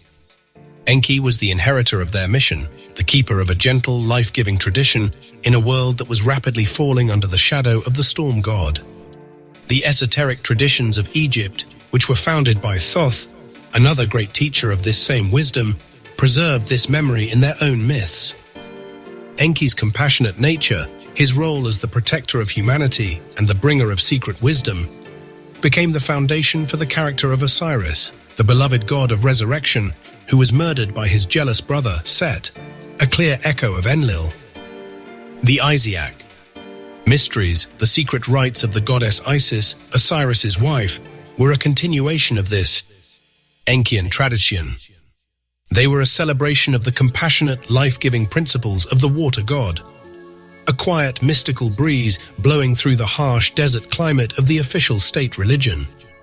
Enki was the compassionate storm, the rain of life in a world ruled by the thunder of judgment. 31. Mycenaean matriarchs' monsoons. The great empires of Atlantis and Mesopotamia were not the only centers of power in the antediluvian world. The influence of these mother cultures was carried on the winds and the waves, creating new and unique hybrid civilizations across the globe. Our 31st revelation is the story of one such colony, a pocket of ancient matriarchal power that took root in the rocky soil of Greece and learned to weather the storms of a new land. This is the story of the Mycenaean matriarchs' monsoons. Great waves of emigration from Atlantis were a constant feature of the Old World. These were not just refugees fleeing the cataclysms. They were planned colonial expeditions, carrying their culture, their genetics, and their sacred sciences to new lands. One such wave, thousands of years before the Trojan War, brought a group of Atlantean colonists to the shores of the Aegean.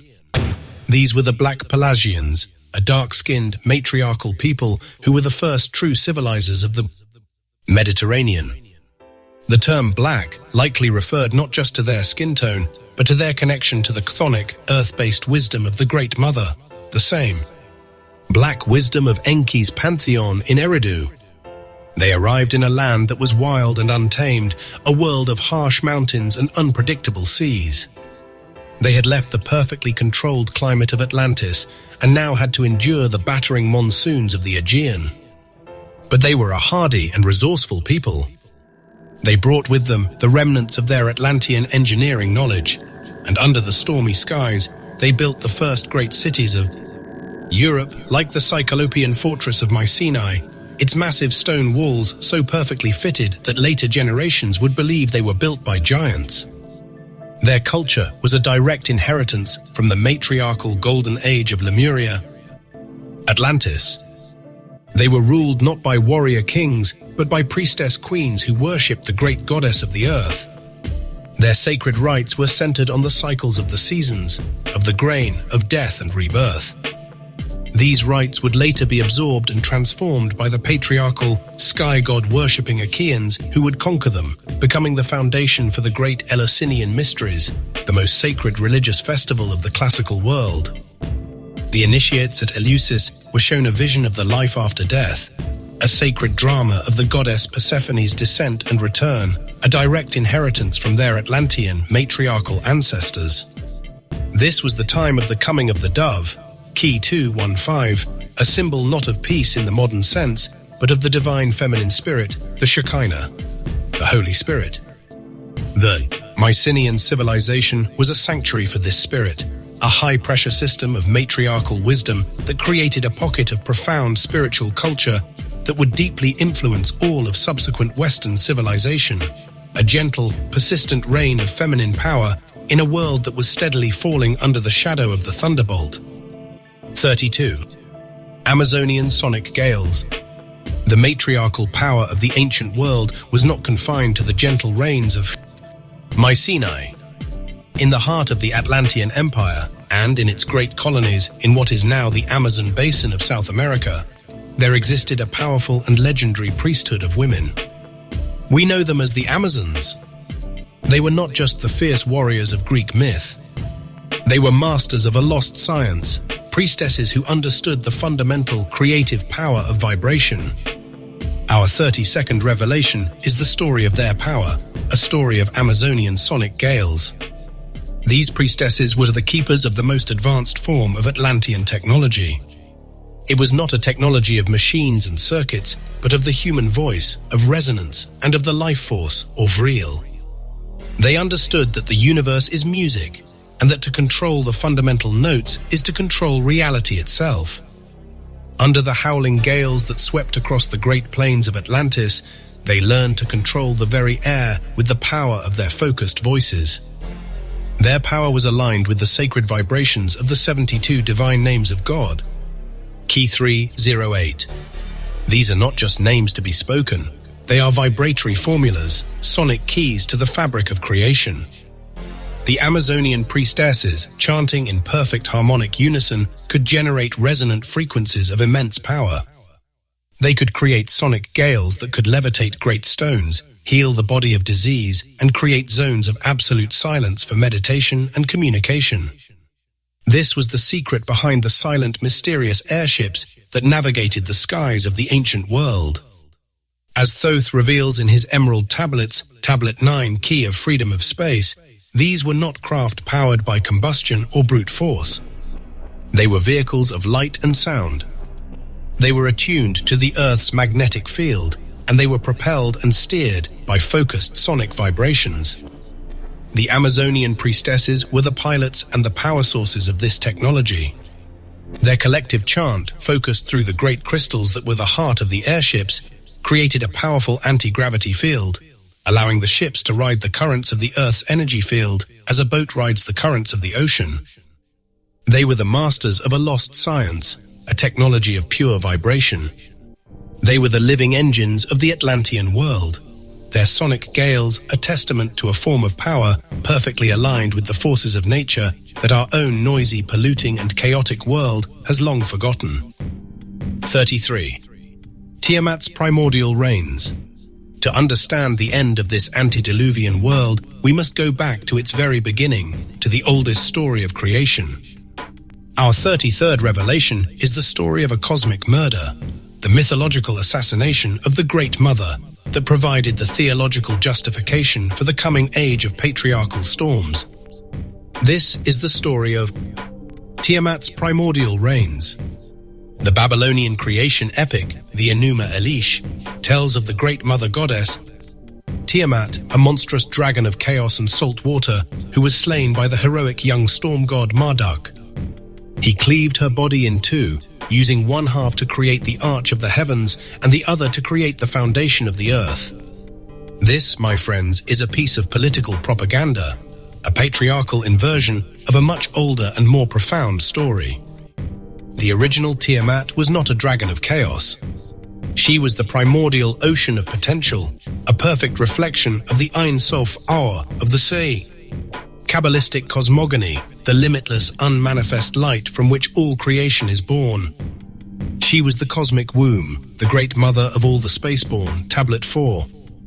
Her creative act was not a battle, but a gentle, life-giving deluge, the primordial rains that seeded the cosmic waters with the potential for life. The symbol of this creative act is the true cross, key 304. This is not the cross of crucifixion, but the ancient universal symbol of creation, the intersection of the vertical line of spirit and the horizontal line of matter. Tiamat's primordial reigns were the moment this cross was imprinted upon the waters of potential, the moment spirit descended into matter to create the living worlds. The myth of her violent dismemberment at the hands of a male storm god is not a creation story. It is a historical allegory, a mythic echo of the real physical events of our chronicle. It is a memory of the violent volcanic destruction of the matriarchal civilization of Lemuria, and it is a prefiguration of the final sundering of Atlantis. The slaying of Tiamat was the mythological justification for the violent, worldwide imposition of a patriarchal storm god religion upon the older, holistic, earth-based wisdom of the Great Mother. It was the murder of God the Mother, the first and greatest crime of the new patriarchal age. A crime that would turn the creative weather of the world from a gentle, life-giving rain into a raging, destructive storm. 34. The eve of destruction. The world of 12,000 years ago is now a patchwork of immense technological sophistication and deep spiritual corruption. The last island of Atlantis, Poseidonis, is a marvel of technology, but its people are decadent, its leaders arrogant. The Andite civilizations of Mesopotamia and the Mediterranean are powerful, but locked in constant warfare. The psychic weather of the planet has become toxic, a low-pressure system of black magic, greed, and violence. The planet is out of balance.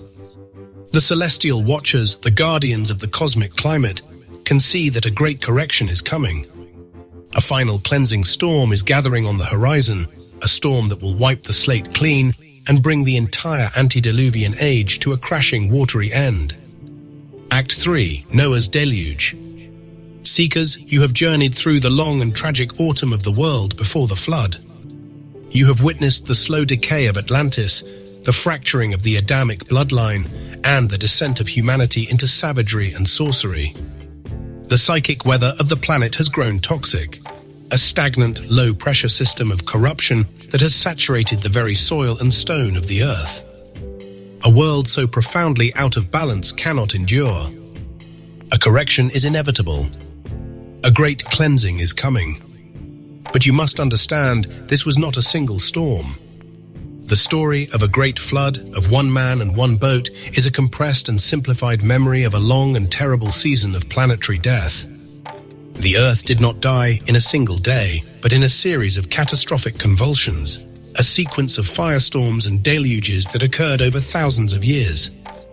The legends that have come down to us are the overlapping, fragmented, demented and terrified echoes of these distinct and separate apocalypses. Now we shall untangle these threads. We will chart each of these final cleansing storms one by one and witness the death of the old world, not as a single event, but as the agonizing, drawn-out process it truly was. This is the story of Noah's deluge. 35. The sinking of Eden, approximately 34,000 BC. The first of the great deluges, the one that would plant the seed of the flood myth deep in the psyche of Mediterranean man, was not a global event. It was a localized cataclysm, but one of such profound spiritual significance that its memory would ripple through the ages. It was not the death of the world, but the death of a paradise, the final watery obliteration of a place that had once been heaven on earth. Our 35th revelation is the story of the first great flood, the storm that drowned the cradle of the violet race. This is the story of the sinking of Eden. The time is approximately 34,000 BC. The world you must picture is one still recovering from the long winter of the Lucifer rebellion. The Adamic mission, as we know, had already failed thousands of years prior, its promise shattered by a storm of misguided compassion. Adam and Eve were long gone, their descendants scattered. But the garden itself, their original headquarters, remained.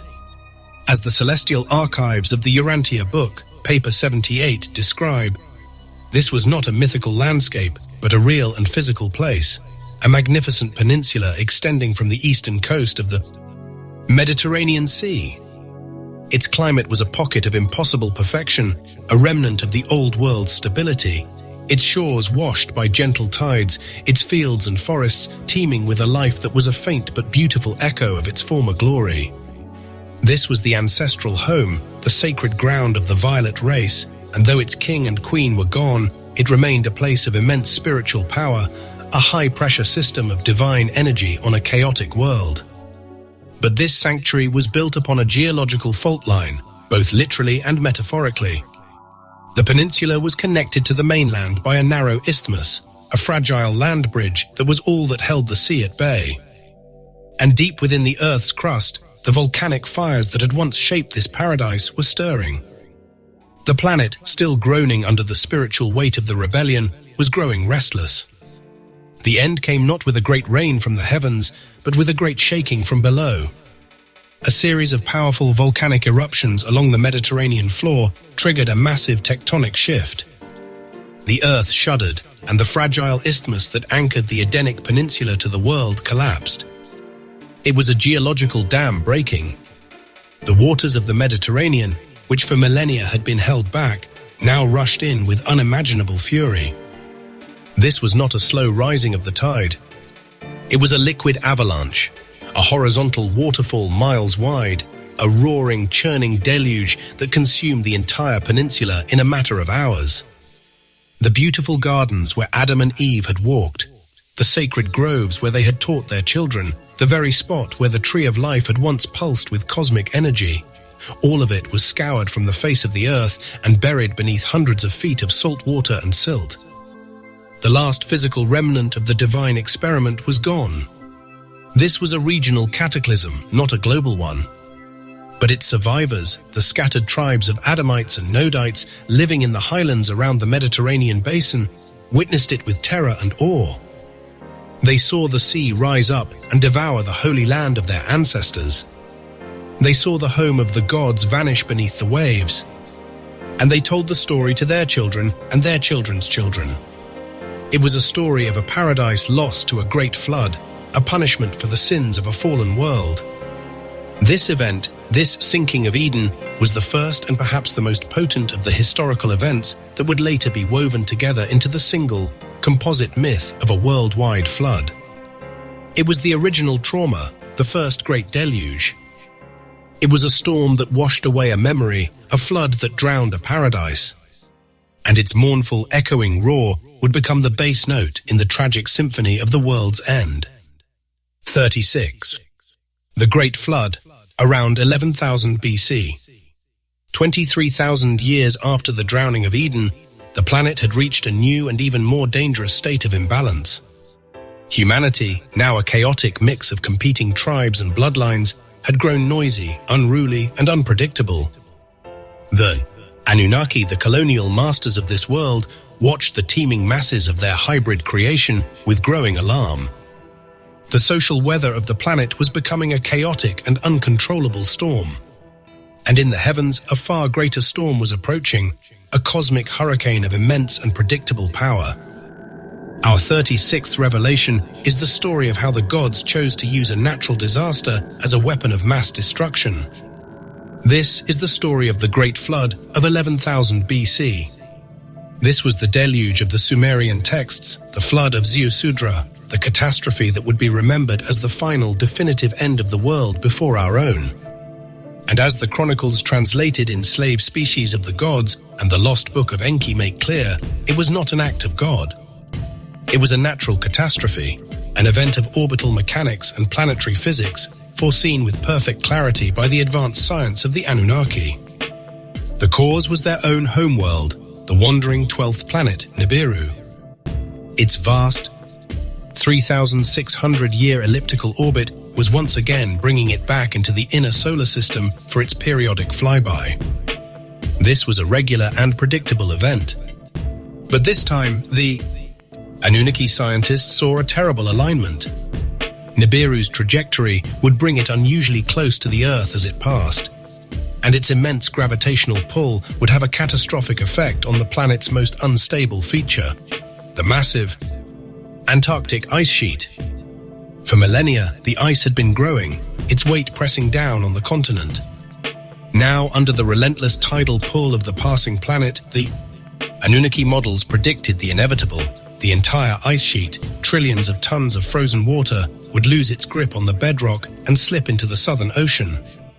The result would be a displacement wave of unimaginable proportions, a planet-spanning tsunami that would scour the continents clean. It would be a global reset button, a storm that would wipe the slate of civilization clean. And for the Anunnaki commander Enlil, this was not a crisis to be averted. It was an opportunity to be seized. He looked upon the noisy, breeding masses of humanity, the Lulu Amalu that his brother had created, and he felt only disgust. They had become a nuisance, their wars and their ambitions a constant threat to the stability of the gold mining operation. The coming flood, he decided, was the perfect final solution. He would simply let the storm do his dirty work. He convened the Anunnaki Council, and under the darkening celestial skies, he made them all swear a terrible oath. They would not warn humanity. They would let the wave come. They would let their creation drown. But one voice rose in opposition. Enki, the creator, the father of the Adamu, was horrified. He saw the coming deluge not as a solution, but as a monstrous failure, a betrayal of the very life he had fashioned. He argued, he pleaded, but he was bound by the council's vote and by Enlil's oath. He could not openly defy the command. And so he chose the path of subterfuge. He resolved to save a seed of his creation, to preserve a spark of life through the coming water apocalypse. His chosen vessel was a man of the pure Adamic lineage, a Sumerian ruler of the city of Shuruppak, a man named Ziusudra, the one you know as Noah. Enki went to Ziusudra's reed hut, and in a scene of divine conspiracy, he spoke not to the man, but to the wall, a whispered warning of the coming storm and a set of precise technical instructions. He did not tell him to build a wooden boat to ride out the waves. That is a child's story. The wave that was coming would have smashed any surface vessel to splinters. The plans Enki gave Ziusudra were for a submersible vessel, a submarine, a craft designed to seal itself and ride out the cataclysmic turbulence deep beneath the surface of the raging waters. This was the ultimate act of compassionate treason. Enlil, the god of the storm, had decreed death for all of flesh.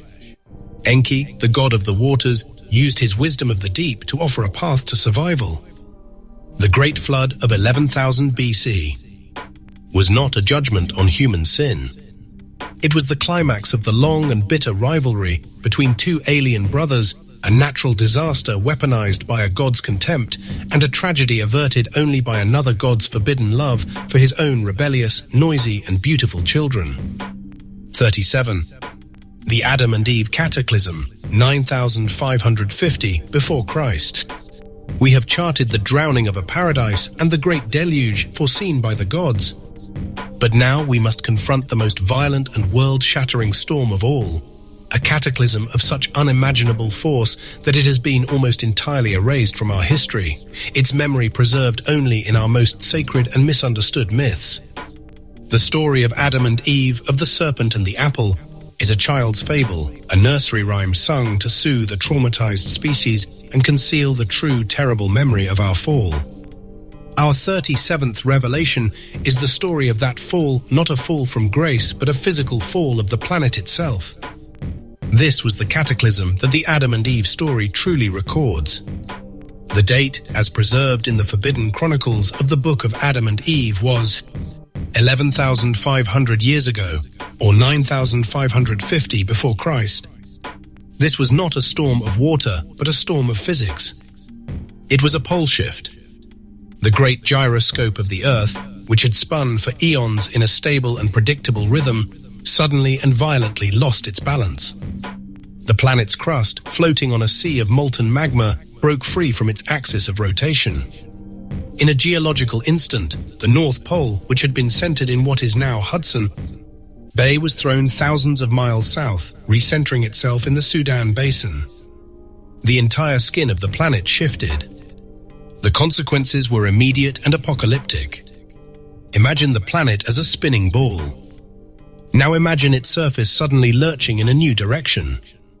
The atmosphere, a thin and gaseous ocean of air, could not keep up. It was sheared from the surface of the Earth, creating supersonic winds of unimaginable fury. This was not a hurricane, it was a planetary scouring. The winds, filled with the debris of shattered forests and mountains, sandblasted the continents, erasing entire civilizations in a single screaming gust. Simultaneously, the oceans, those vast bodies of water held in place by millennia of centrifugal force, sloshed out of their basins. This was not a tsunami, it was a continent-spanning flood. A wall of water, miles high, washed over the land, not for 40 days, but in a matter of hours, carrying the rubble of the old world with it and dumping it thousands of miles away. This, my friends, was the true fall of man. The story of being cast out of the Garden of Eden is the collective, archetypal memory of being violently thrown from a world of climatic stability into a world of brutal chaos. The flaming sword which turned every way is the memory of the firestorms and the terrible scouring winds. The curse to till the soil by the sweat of one's brow is the new reality of a harsh and unpredictable climate. The few terrified survivors of this cataclysm were not the first humans, they were the last. They were the traumatized remnants of a high civilization, stripped of their knowledge, their technology, and their history, left to huddle in caves and hunt with sharpened stones. This was the true beginning of what your historians, in their ignorance, call the Old Stone Age. It was not the dawn of humanity. It was the morning after our near extinction. The Adam and Eve cataclysm was the storm that broke our world, shattered our memory, and turned us from the children of a paradise into the orphans of a global catastrophe. 38. The sinking of Poseidon is 9,564 BC. The planet is reeling. The crust has shifted, the poles have moved, and the supersonic winds and continent-spanning floods have scoured the world clean. The Adam and Eve cataclysm has shattered the great civilizations of the antediluvian age. But one last bastion of the old world, one final glittering jewel of a fallen empire remained. It was an island of impossible beauty and profound corruption, the last remnant of a continent that had once ruled the world. Its death would not be a quiet fading, but a final, spectacular and terrible storm, an exclamation point at the end of a long and tragic sentence. Our 38th revelation is the story of the final act of the Atlantean drama. This is the story of the sinking of Poseidonis. The date, my friends, is precise. The esoteric chronologies, as recorded in the story of Atlantis and the lost Lemuria, place the final submergence in the year 9564 BC. Do you see the terrible proximity? This was not a separate, isolated event. It was part of the same global upheaval as the Great Pole Shift. The sinking of this final island was a direct and immediate consequence of the planet's crustal displacement. As the Earth's skin lurched into its new position, the tectonic plate upon which this last remnant of Atlantis rested was fatally fractured. The end was not a slow erosion, it was a sudden and catastrophic collapse. This was Poseidonis, the island kingdom that the great initiate Plato, in his dialogues, Timaeus and Critias, would later describe to a disbelieving world. His account was not a myth or an allegory. It was history, a sacred memory preserved for millennia in the secret archives of the Egyptian priesthood, of which he was a student. He described its magnificent capital, with its concentric rings of land and water, its great temples sheathed in gold and orichalcum, and its powerful navy that held dominion over the seas. This was the last outpost of the Atlantean Empire, a final, brilliant, and decadent flowering of a culture that had forgotten its own spiritual roots. The people of Poseidonis were the last of the great red race, but their blood was no longer pure. They were a hybrid people, their divine Adamic lineage intermingled with the lesser races of the surrounding lands. Their science, once a sacred art used for the upliftment of all, had degenerated into a tool of luxury, commerce, and warfare. Their kings, who had once been priest initiates of the law of one, were now decadent merchants and power-hungry sorcerers. The psychic weather of the island was a suffocating, low-pressure system of greed and arrogance. They were a people who had inherited the technology of the gods, but had forgotten the wisdom of the gods. And so they were doomed. The end, when it came, was swift and absolute. In the midst of the global upheaval of the pole shift, as the winds howled and the seas rose, the foundations of their island gave way. In a single terrible day and night, accompanied by violent earthquakes and volcanic eruptions, the entire island of Poseidonis convulsed and sank beneath the waves of the Atlantic Ocean, which would forever after bear its name. It was not a flood that came to the island went to the flood. It was a final terrible baptism, a cleansing of the planet's surface of the last, festering sore of Atlantean corruption. This was the fourth and final Atlantean catastrophe. It was the end of a story that had begun hundreds of thousands of years before with the glorious city of the Golden Gates. The great cycle of Atlantis was now complete. Its rise had been a golden dawn, its long history a turbulent day, and its final sinking a dark and stormy night. The few survivors who managed to escape in ships, carrying with them the fragmented memories of their fallen home, would become the ancestors of the Native American peoples and other tribes, their legends of a great flood and a sunken motherland, a final mournful echo of the storm that had swallowed a continent. The sinking of Poseidonis was the last great act of the world before the flood, the final closing of a book whose wisdom we are only now, after 11,000 years, beginning to relearn. 39. Enki's whispered tempest. The storms of judgment are gathering. The planet groans under the strain of its shifting crust, and the gravitational tide of Nibiru pulls at the world's oceans. Enlil, the commander, has decreed silence. He has sentenced humanity to death by drowning. In this final desperate hour, how can a warning be given? How can a single man be saved when the gods themselves have sworn an oath of annihilation? The answer is that the warning was not shouted against the wind, it was delivered on the wind. It was a storm of pure information, a tempest that raged not in the sky, but in the soul of a single chosen man.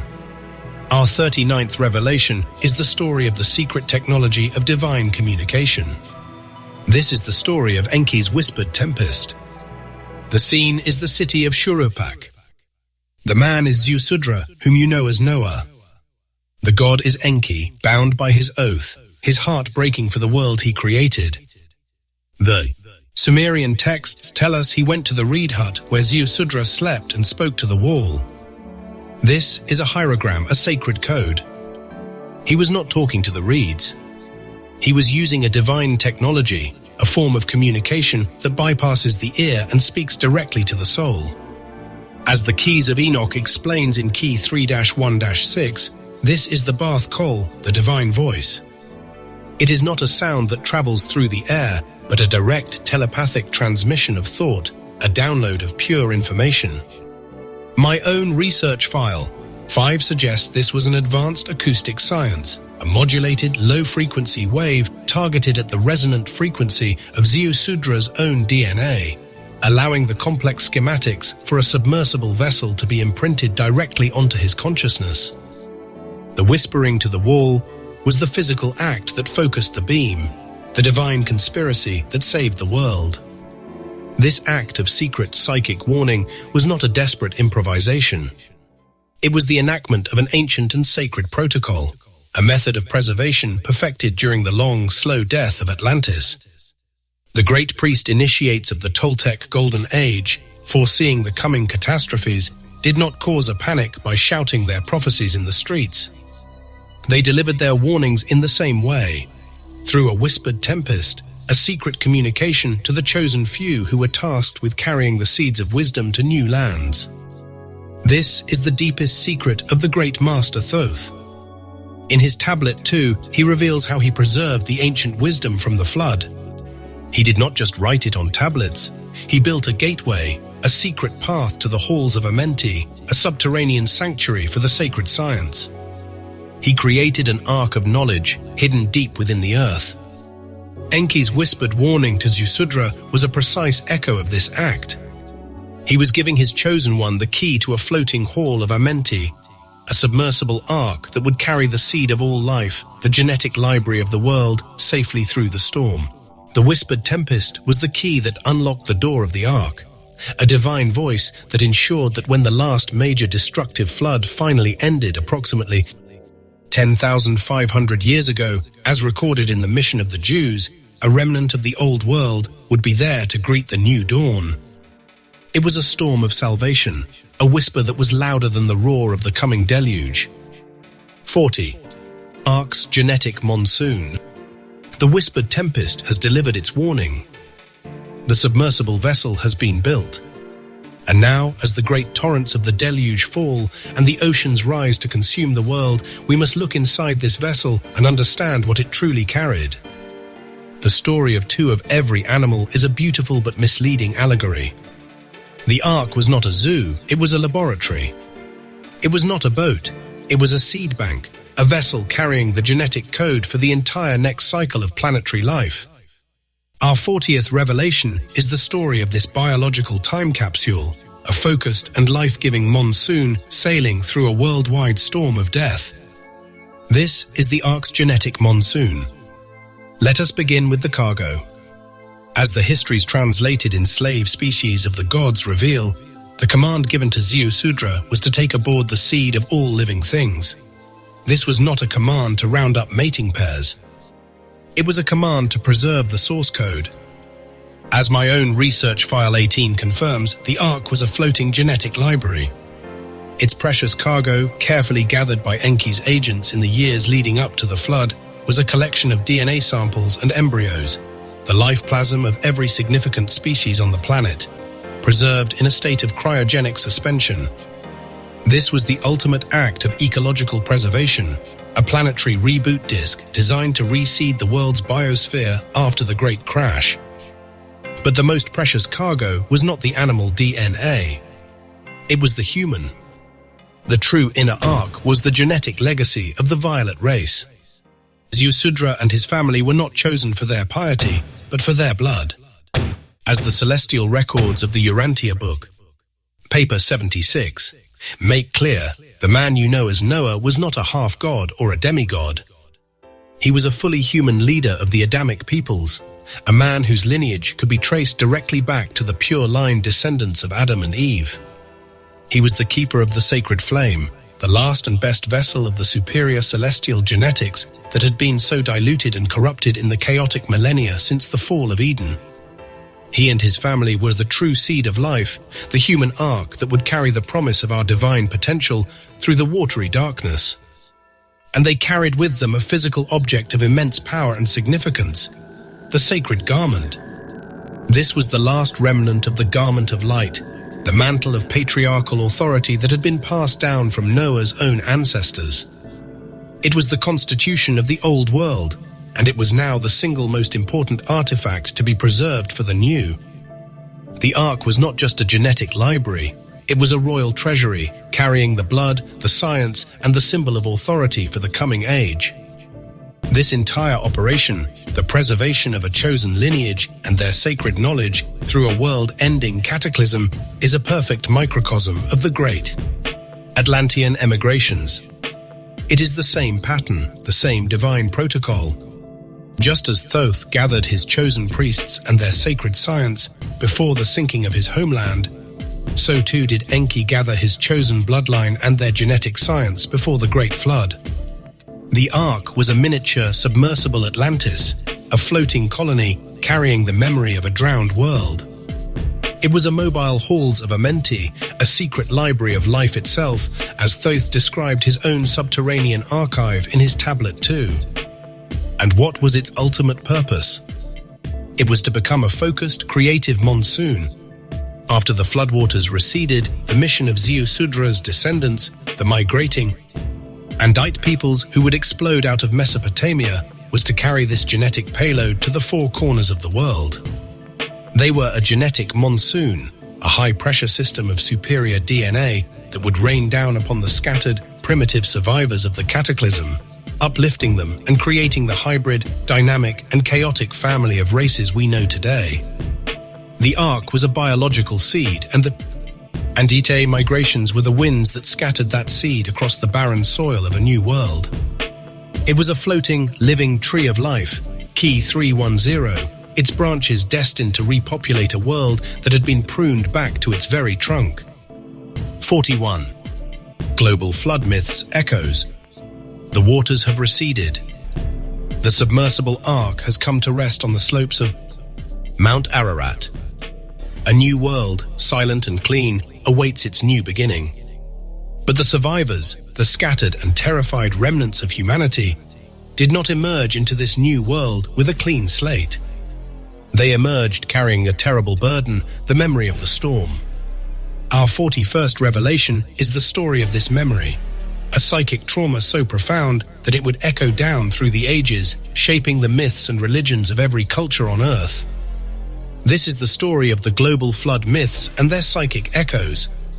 You have been taught to think of the flood story as a single tale, originating in Mesopotamia and spreading outwards. This is a profound misunderstanding. The truth is that the flood myth is a universal memory, a scar on the collective soul of our species. From the Sumerian tale of Ziusudra to the Hindu legend of Manu, from the Polynesian stories of Nu'u to the epic of the hero twins in the Mayan Popol Vuh, every culture has a story of a world destroyed by water. As my own research into the global mythological database confirms, these are not borrowed tales. They are independent and overlapping eyewitness accounts of a series of real and terrible events. The psychic weather of the post-Diluvian world was a climate of post-traumatic stress. Every violent rainstorm, every overflowing river, every high tide was a terrifying reminder of the cataclysm. The survivors, huddled in their caves and crude settlements, did what all traumatized people do. They told stories. They tried to make sense of the unspeakable horror they had endured. And in their stories, the separate and distinct catastrophes that ended the old world began to merge into one.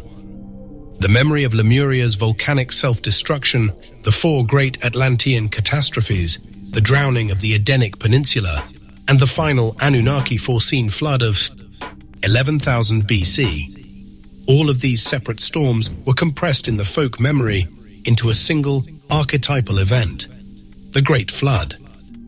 This process of myth-making was not left to chance. As we have seen, the planet is never without its guardians. The great cosmic priesthood of Melchizedek, Key 2-1-3, the silent watchers of our world, saw the danger. They knew that a raw, unprocessed trauma of this magnitude could drive a species insane, locking it in a permanent cycle of fear and self-destruction.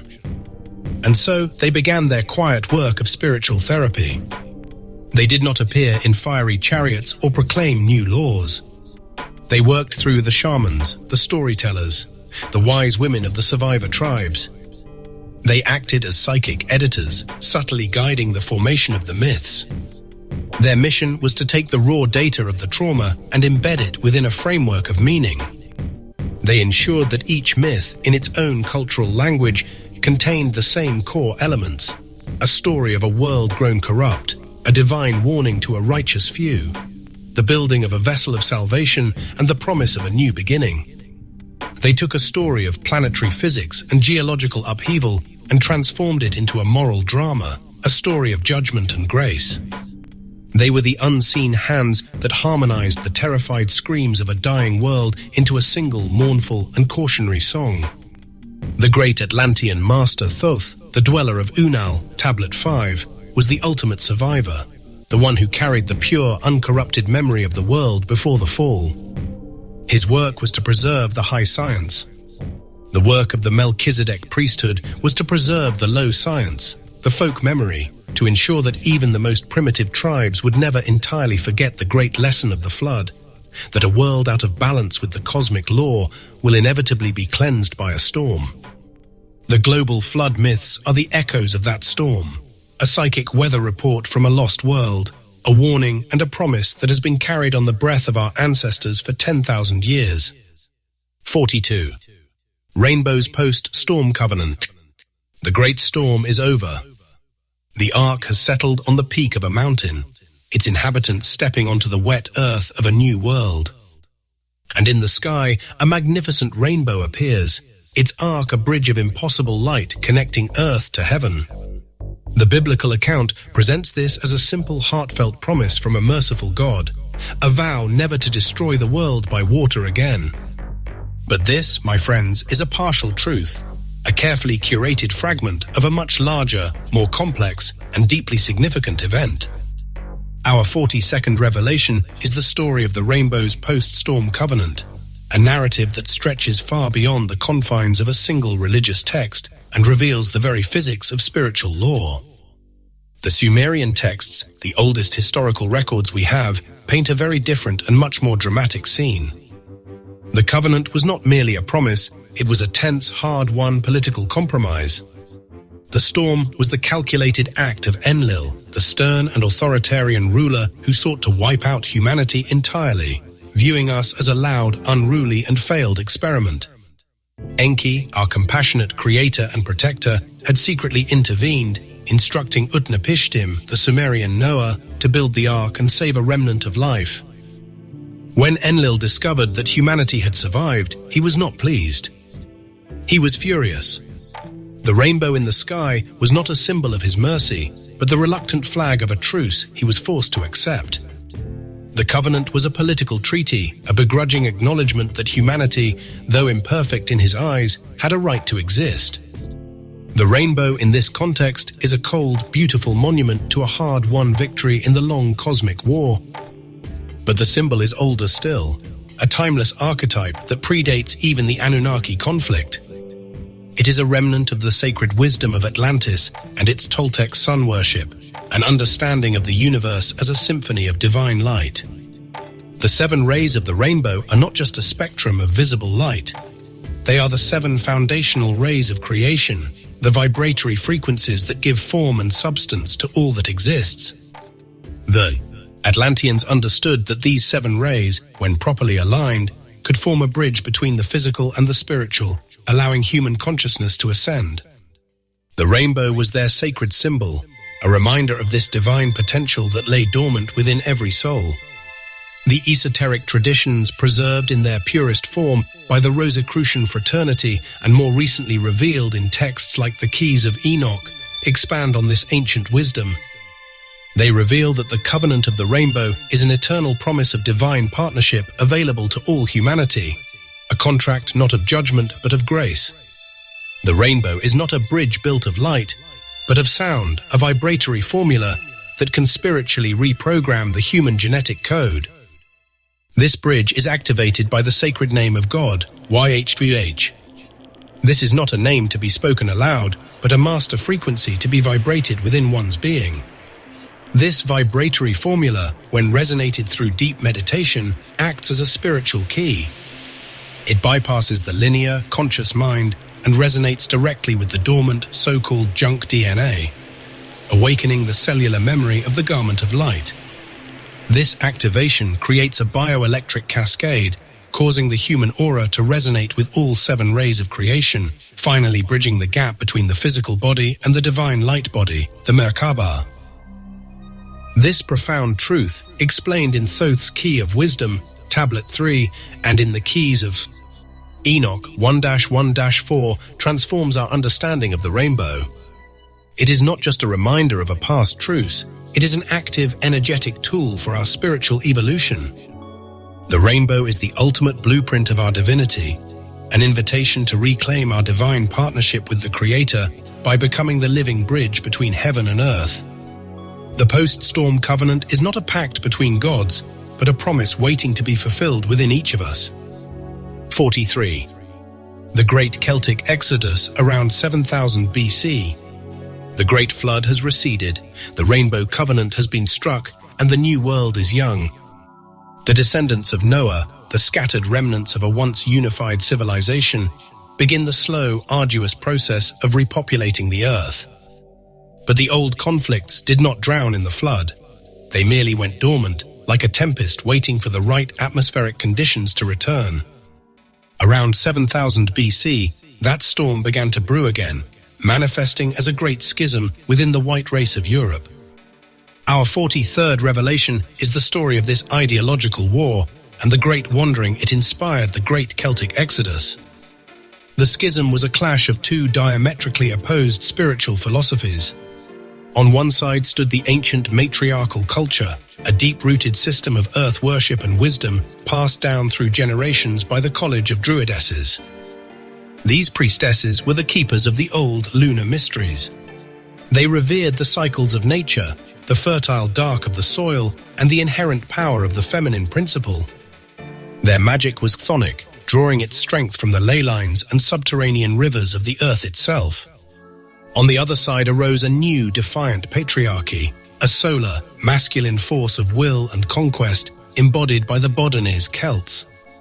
These warrior priests followed a sky god, a new divine masculine principle that demanded order, hierarchy, and a direct, unmediated relationship with the heavens. They sought to dominate and control the natural world rather than live in harmony with it. This was not a war of armies with swords and shields, but a relentless low-pressure system of magical and social warfare. It was a battle for the soul of a people, a conflict between the deep, intuitive knowing of the goddess and the stern, logical authority of the god. The Druidesses, seeing this new solar energy as a threat to their ancient order, began to persecute the new warrior priests.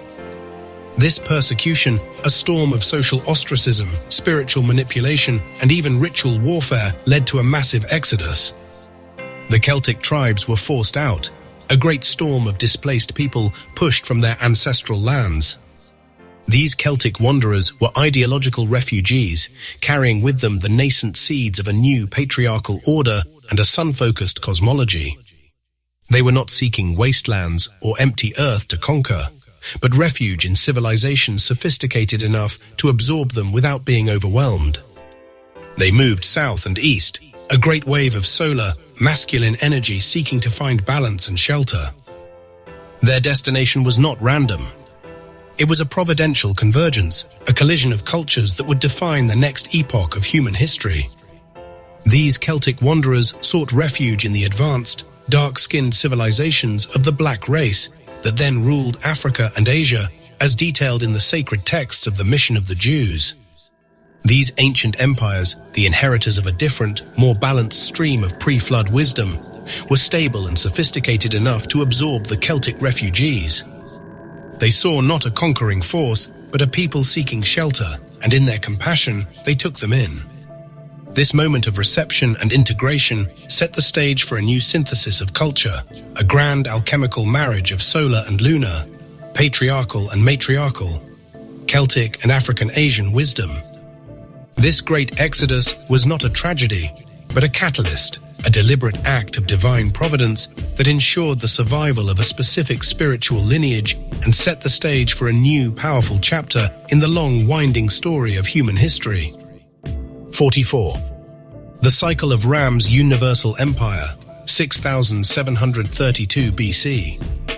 The chaotic storm of the Celtic Exodus carried within its turbulent winds not just seeds of a new order, but a leader of cosmic significance.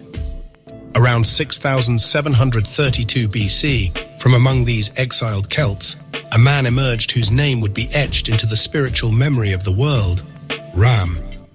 He was a figure of dual mastery, a brilliant military strategist and a profound spiritual teacher, a warrior priest who understood that true power lay not in conquest, but in a perfect alignment of spiritual authority and temporal power.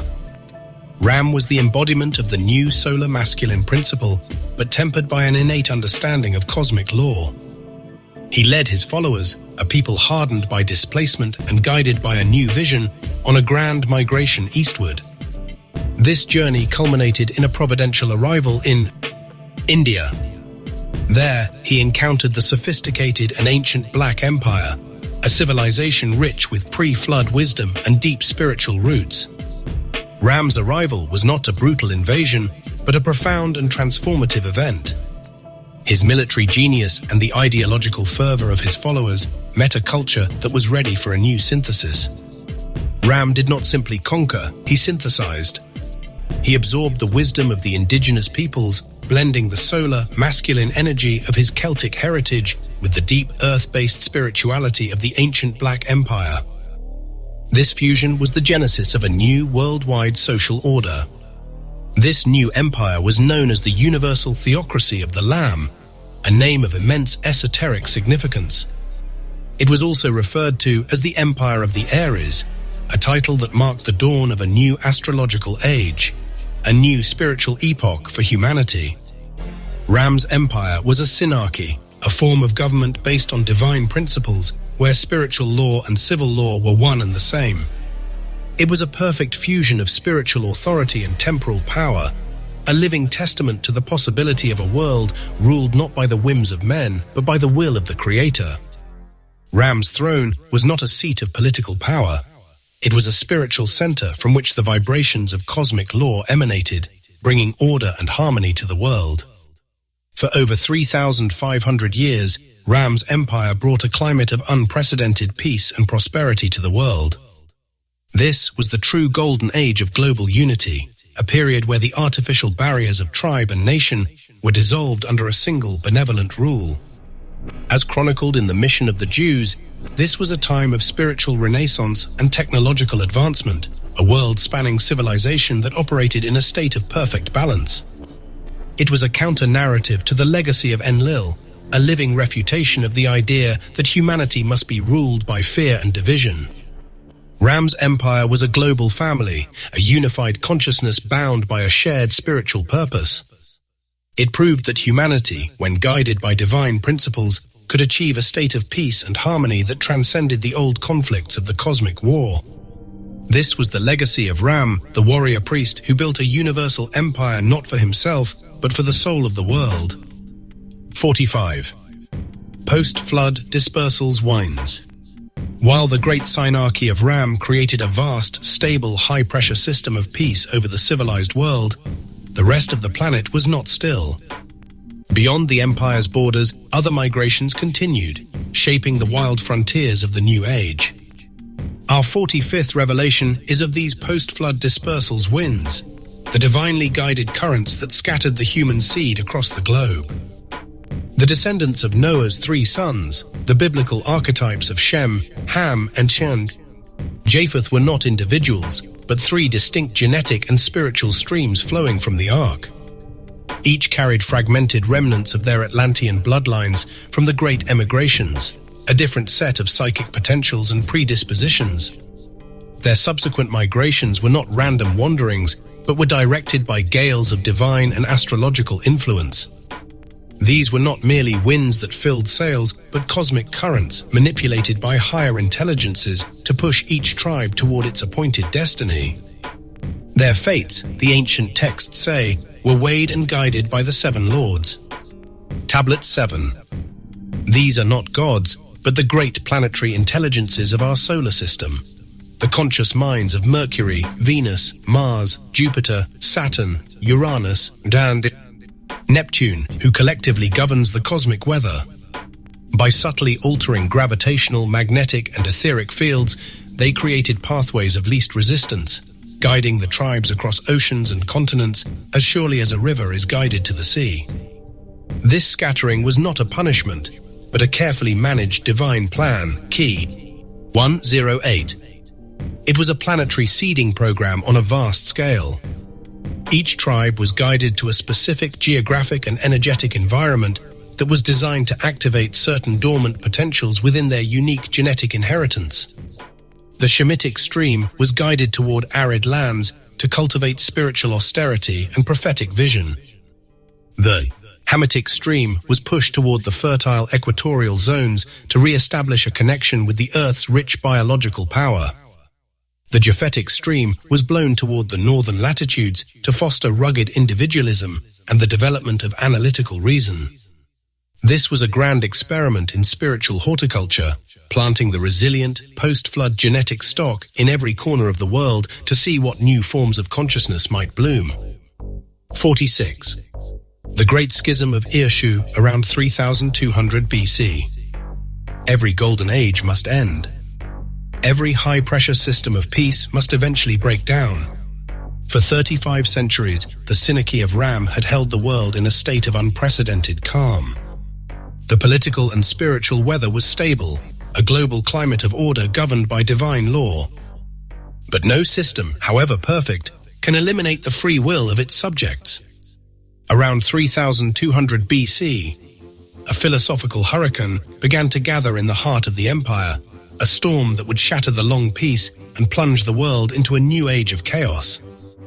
Our 46th revelation is the story of this ideological tempest, the Great Schism of Irshu.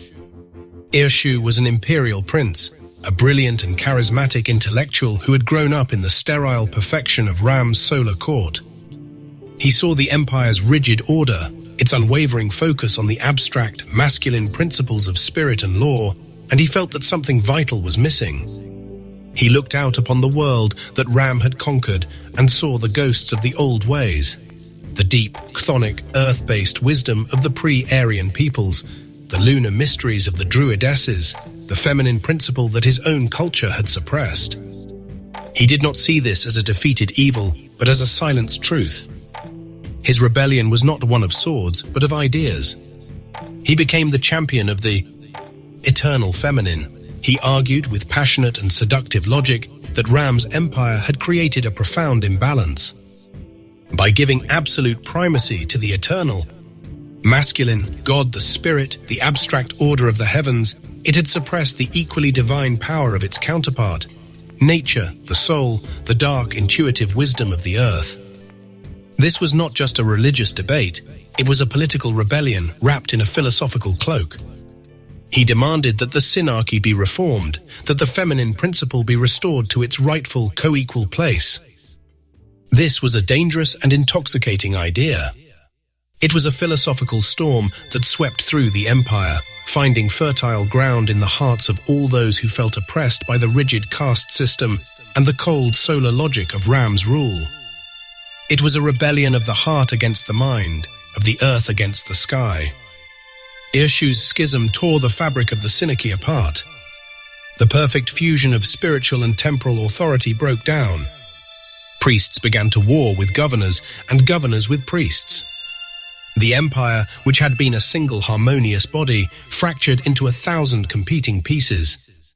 The collapse of the universal synarchy was the true fall of man into the modern age.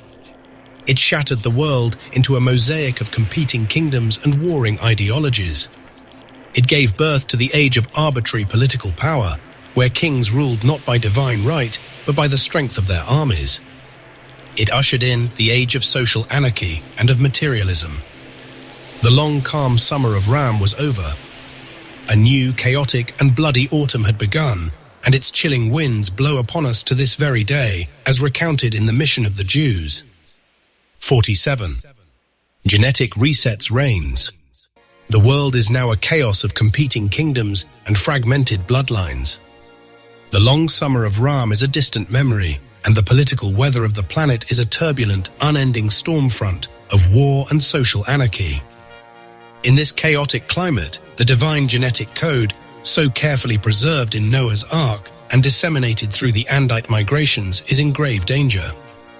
It risks being diluted into meaninglessness, its higher potential lost in a rising tide of violence and interbreeding with less evolved human strains. The great work of biological upliftment is on the verge of failure. It is at this moment that Enki, the great geneticist and compassionate father of humanity, intervenes once more. Our 47th revelation is the story of a second, secret reboot, a subtle genetic upgrade delivered on the most gentle of carriers. The genetic resets reigns. Enki's great library of genetic information, the seed of all living things he had preserved in the Ark, was not lost or exhausted. He had maintained a secure hidden repository, a genetic safe house.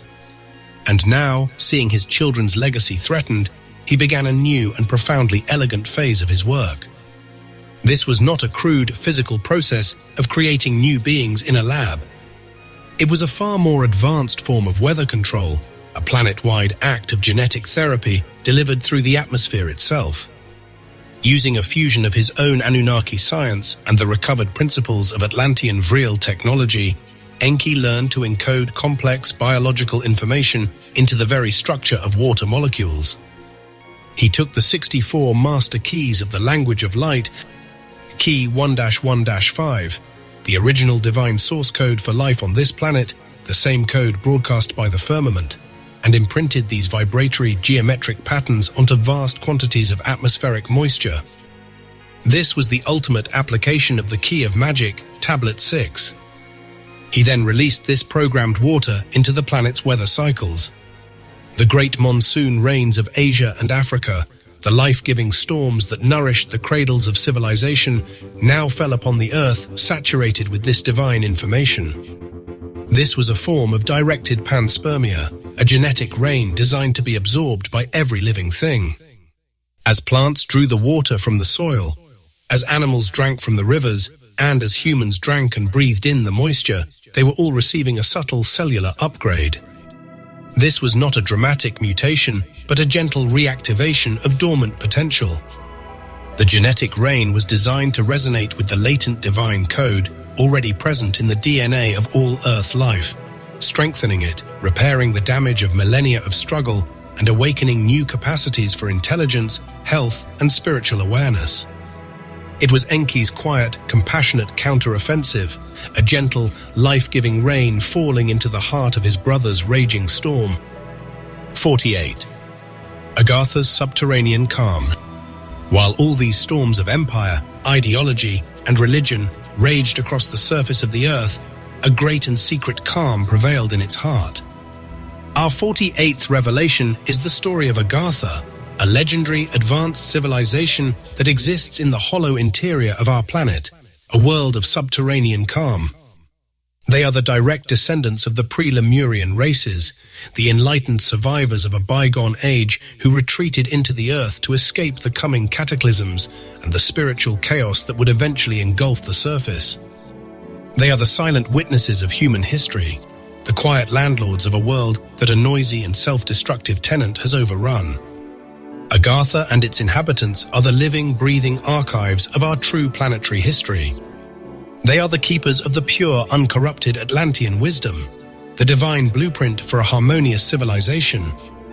Their world, as detailed in texts like Agartha, the Earth's inner world and the hollow Earth, is a perfect, stable, high-pressure system of peace, insulated from the turbulent winds of the surface. It is a world of gentle, constant daylight, emanating from a central inner sun that glows with a soft, iridescent light. This inner world is accessible to the surface through vast polar openings, some of which are said to be over 1,400 miles in diameter, serving as the gateways to this hidden realm. This inner sun, a miniature star at the planet's core, provides not just light, but a constant purifying energy that sustains the Agarthans and their world in a state of perfect balance. It is the solar heartbeat of the planet itself. a physical manifestation of the divine light that is the very essence of their reality. The technology of Agartha is not mechanical, but energetic. Their great energy grids, Key 207, are not powered by fossil fuels or nuclear fission, but are perfectly aligned with the cosmic currents and the great spiritual centers of the universe.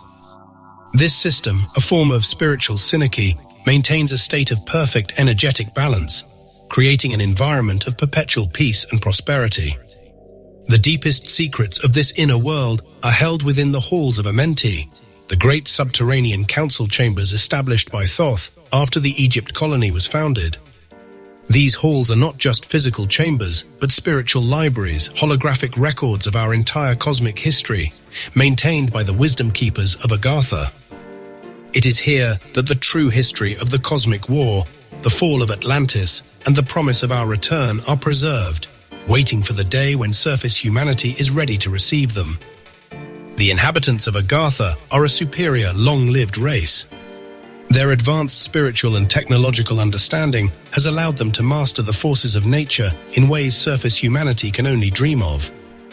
Their silent disc-shaped craft, powered by a mysterious energy known as Vril, are the true origin of the UFO phenomenon that has puzzled surface scientists for decades. These crafts are not the vehicles of extraterrestrial invaders, but the shuttles of our benevolent inner Earth brothers and sisters who occasionally emerge to observe our progress and, when necessary, to intervene subtly to prevent our complete self-destruction. Agartha is not just a hidden civilization, it is the original Garden of Eden, the uncorrupted source from which surface humanity was exiled. We are a lost and amnesiac branch of this superior race, struggling through the dark night of our history, while they wait patiently in the calm for our eventual return to a state of spiritual consciousness. The legend of Agartha is more than a fantastic story. It is a promise, a beacon of hope shining from the very heart of the earth. A reminder that the divine plan has not been lost, but is merely awaiting its final, magnificent revelation. 49. Enki versus Enlil's divine storm. The central conflict of the post-Diluvian age is the same as the one that defined the world before, the perpetual divine storm between the two Anunnaki brothers. Our 49th revelation is the story of this endless war of climates, the engine that drives all of subsequent human history. The clash between Enki's compassionate, life-giving rains and Enlil's authoritarian, judgmental tempests is not a new story. It is the oldest story in the universe, a truth unlocked by the esoteric wisdom preserved in the Key of Mysteries, Tablet 8. This conflict is not a metaphor for human struggle. It is the very fabric of the spiritual weather system that has shaped every religion, every empire, and every war in our history.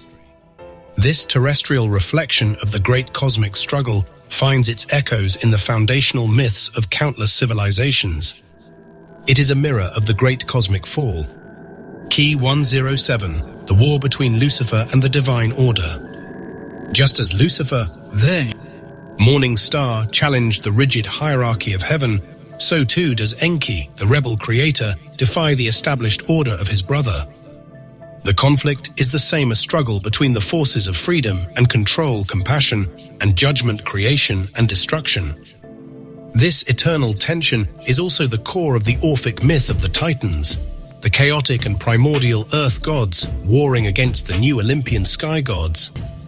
This ancient tale, preserved in the secret teachings, is a dramatic retelling of the Enki-Enlil conflict, with the Titans representing the unbridled, feminine and creative chaos of the earth, Enki, and the Olympians representing the new, rigid and patriarchal order of the heavens, Enlil. This schism is not just a myth, it is a fundamental division that has manifested in our physical reality. It is a mirror of the great schism between the white and black arts that ultimately destroyed Atlantis. The white arts, aligned with the compassionate, life-giving principles of Enki, sought to master the forces of nature through harmony and co-creation. The black arts, aligned with the authoritarian, controlling principles of Enlil, sought to dominate and manipulate these forces for personal power. This same schism plays out in the ideological wars of our history, with one side seeking to unite humanity through spiritual freedom and the other seeking to control it through dogmatic rule and fear. Enki, the god of the waters, represents the compassionate, creative, and often chaotic forces of life itself. He is the divine principle of freedom, of unbridled potential and unconditional love. His influence is seen in every spontaneous act of creation, in every revolution for personal liberty, and in every spiritual path that seeks to dissolve the ego and merge with the flow of the universe. He is the life-giving rain that nurtures the crops and the unpredictable torrent that carves new canyons, a reminder that true creation often emerges from a state of beautiful, fertile chaos. Enki's signature is the intuitive knowing of the heart, the deep collective resonance that binds us together in a web of empathy and shared purpose. He is the inner voice of the Creator, whispering that we are more than just the rules we follow. We are the life we create. Enlil, the god of the sky, represents the forces of rigid order, judgment, and authoritarian control. He is the divine principle of structure, of law and consequence. His influence is seen in every dogmatic religion that preaches fear, every totalitarian empire that demands blind obedience, and every system of control that seeks to repress the free will of humanity. He is the cold, unyielding sky, the thunder of judgment, and the hard, unbending law that seeks to contain and categorize all of existence.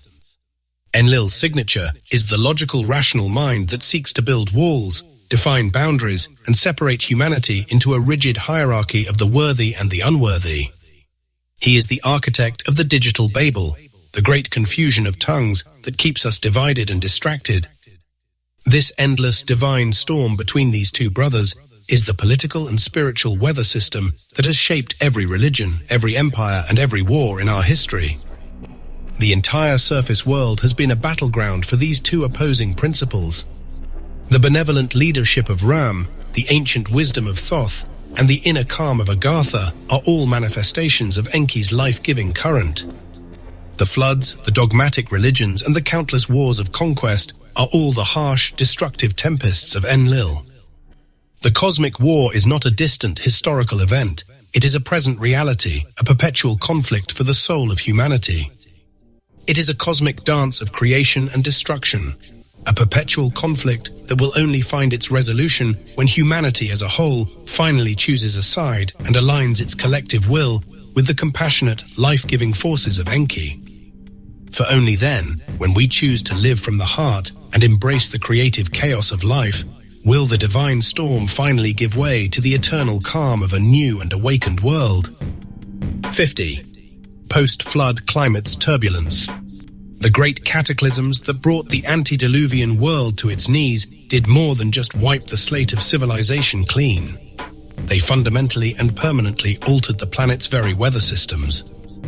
Our 50th revelation is the story of this new, harsher, and far more unstable climate, a physical manifestation of the spiritual chaos that had taken hold. This was a critical turning point in our history, marking a seismic shift in the physical and energetic reality of our planet. The critical event was the catastrophic collapse of the protective vapor canopy that had once enveloped the entire Earth. This canopy, a translucent shell of crystalline water vapor, had acted as a global greenhouse, creating a gentle, uniform climate where seasons did not exist and the sun's direct radiation was filtered. It was a world of perpetual spring, a truly paradisiacal environment that allowed for the long lifespans and advanced spiritual states of the early races. Its destruction shattered this gentle global climate, replacing it with a world of brutal extremes. The planet was now subject to the raw, unfiltered radiation of the sun, creating the dramatic cycles of seasons and the violent, unpredictable storms we now take for granted. This was the end of time, key 311, for the old world's climatic rhythm, the beginning of a new and more difficult key of time, tablet text. The stable, high-pressure system of the pre-flood world was gone, replaced by the relentless, chaotic turbulence of the post-flood era. This new, stormier climate, influenced by the glacial epoch that immediately followed the last Atlantean catastrophe, shaped the very nature of life and civilization. The harsher, more demanding environment supported the survival of giants, not just the physical giants of the Andite race, who with their immense strength and resilience were better equipped to handle the new environment, but also great predatory beasts like the mammoth and the saber-toothed tiger. These creatures were born of a world of struggle and extremes, a stark contrast to the docile, vegetarian megafauna of the antediluvian era. The very weather of the New World was a physical reflection of its chaotic and violent spirit, a constant, stormy reminder of a paradise that had been lost. The wind, the rain, and the snow were no longer gentle elements, but forces of nature to be feared and fought against. This climatic pressure was the direct catalyst for the rise of the first post-flood civilizations like Sumer. Forced to contend with unpredictable weather and harsh seasons, humanity could no longer live in a state of passive harmony with nature. Survival demanded ingenuity and adaptation. The Sumerians and other early civilizations were forced to develop new technologies of irrigation to manage floods and droughts, and new forms of architecture to withstand the violent tempests. Their very existence was a testament to the resilience of the human spirit in the face of adversity. In this way, the new turbulent climate, a direct consequence of the divine storm between Enki and Enlil, became the forge upon which the new human civilization was hammered into being. The struggle for survival in this unpredictable world was a constant physical reenactment of the spiritual conflict that had shattered their world. 51. Sumerian Pantheon's Black Skies. In this new stormy world, forged from cataclysm, the first great civilization to rise from the mud of the flood was Sumer. And their pantheon, their gods and their temples, were a direct reflection of this turbulent new climate. Our 51st revelation is the story of this civilization and its unique spiritual weather system. They worshipped a black pantheon, their temples topped with soaring ziggurats that reached up to the black stormy skies. This was not a religion of evil or despair, but of profound awe and respect. It was a direct and honest recognition of the terrifying power and unpredictability of the new weather, a world where the capricious will of the heavens could bring life or death without warning. The gods were not benevolent caretakers. They were the powerful, often furious forces of nature itself, a physical embodiment of the relentless divine storm that governed their world. The black skies were not just a meteorological reality, but a spiritual one, a veil of uncertainty and chaos that hung over every aspect of their lives. Their wisdom, a direct inheritance from Enki and the Sethite priesthood, was tied to a sacred science that predated the flood. This ancient knowledge, preserved through the cataclysm, was rooted in the science of the true 12, the 12 houses of the zodiac, and the 12 strands of our potential DNA. The Sumerian priests were not just religious figures, they were masters of astrology, the sacred science of reading the cosmic weather, unlocked by the Key of Mysteries, Tablet 8. They understood that the great divine storm was not confined to the heavens, but was also written in the stars, in the celestial clockwork that governed human destiny. By charting the movements of the planets and stars, they could track the moods of the gods, predict the coming storms, and guide their people through the treacherous currents of the new world. This was an advanced form of spiritual weather forecasting, a sophisticated science that allowed them to align their civilization with the cosmic currents of Enki's benevolent rains and Enlil's destructive tempests. The kings of Sumer, the new earthly rulers of this era, did not claim their power through military might alone. They ruled with a divine authority symbolized by the Toltec sun disk, a golden emblem of their connection to the solar religion of lost Atlantis. This symbol, a reminder of a pre-flood golden age, was not just an ornament. It was a powerful spiritual tool that symbolized their alignment with the new solar masculine energy that had begun to dominate the planet. It was a claim to a lineage of divine right, a declaration that their rule was sanctioned not by a jealous sky god, but by the benevolent creative principles of the sun. The great ziggurats, with their temples at the top, were not just houses for the gods. They were the physical anchors of this spiritual authority, massive staircases that allowed the priests and kings to ascend and commune with the very forces that governed their world. They were mountains built by man, reaching up to the chaotic skies, a testament to humanity's determination to bridge the gap between their mortal coil and the divine powers that shaped their reality. The Sumerian pantheon was a complex spiritual system that mirrored the new climate. It was a fusion of the old and the new, a sacred marriage of the ancient, earth-based wisdom of Enki with the harsh, sky-based realities of a world ruled by Enlil. This unique civilization, rising from the post-flood mud, was a testament to humanity's ability to adapt and build, even in the face of a chaotic world and an endless divine storm. It was a civilization that saw the universe not as a gentle garden, but as a violent, beautiful tempest, and in doing so found a way to navigate its spiritual weather and survive. In the dark, stormy skies, the Sumerians found a sacred science and a spiritual purpose, creating a culture that was both a reaction to and a living embodiment of the great divine storm. 52. Hill People's Misty Statues. While the grand civilization of Sumer rose from the Fertile Crescent, building their towering ziggurats and charting the stormy skies, a different story was being told in the remote foggy highlands of Mesopotamia. In places like Eshnunna, the common people, the hill people, a culture of shepherds and isolated farmers, preserved their own stranger memories of the world before the flood. Our 52nd revelation is the story of their art, a folk memory carved in stone, a testament to a collective trauma that had not been recorded in the annals of kings.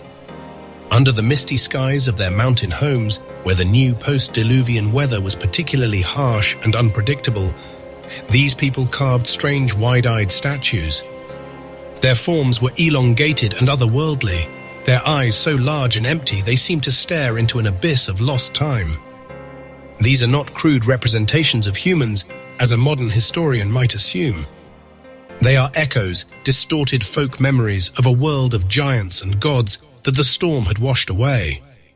These statues are a silent physical record of a lost paradise, a collective grief for a world where humanity was not small and mortal, but a majestic, long-lived race that walked with the divine. These statues, in their eerie silence and monumental scale, are a direct line of memory to the great Lemurian giants, and perhaps even to the Anunnaki gods themselves, a memory so powerful it transcended the flood and was preserved not in text but in stone. The physical form of these statues, with their exaggerated features and a sense of profound, timeless sadness, suggests a folk memory that has been passed down for generations, a memory of beings of immense power and stature that once lived among them. The mystery of their abstract, geometric forms reveals an even deeper secret. These forms are a kind of sacred gematria, Key 307, a lost mathematical language that was once a part of the universal wisdom. This was not a sophisticated system of high-level mathematics, but a rustic reflection of the same sacred geometry that governed the great civilizations. It is a folk memory of a world where sacred symbols were a part of everyday life, a lost understanding of the cosmic blueprint that was once common knowledge. These statues are a testament to the fact that even a traumatized people, stripped of their technology and their grand cities, could not forget the fundamental truths of the universe. This same memory, this same spiritual language, is seen in the mysterious statues on Easter Island, 1,000 miles away, a silent testament to a shared global consciousness that transcended both space and time. These strange, misty statues are the folk art of a traumatized people, the last, faint whispers of a world of giants and gods that the storm had washed away. They stand as a haunting and powerful reminder that the true history of the world is not just in the libraries of the kings, but in the collective memory of the common people. The statues are a silent cry of a world that remembers what it has lost, a final monumental prayer for a return to a golden age. They are the frozen ghosts of a memory that will not die, a testament to the enduring power of the past in the face of an uncertain, stormy future. Act 4. Patriarchs and Rebels. Friends, you have weathered the storms of creation and the cataclysmic deluge that washed the world clean. You have stood on the wet earth of a new age, under the seven-hued promise of the Rainbow Covenant. But do not be deceived by the calm. The waters of the Great Flood washed away the cities of the old world, but they could not cleanse the pride from the heart of man. The psychic weather of our planet, though reset, remained dangerously unstable, for the seeds of the old conflicts, the cosmic struggle between spirit and matter, between service and self, between the compassionate rains of Enki and the authoritarian thunder of Enlil, were carried safely within the Ark, coiled in the DNA and the memory of the survivors. Now we enter a new age. An age not of gods walking openly among men, but of their shadows falling long and dark across the land.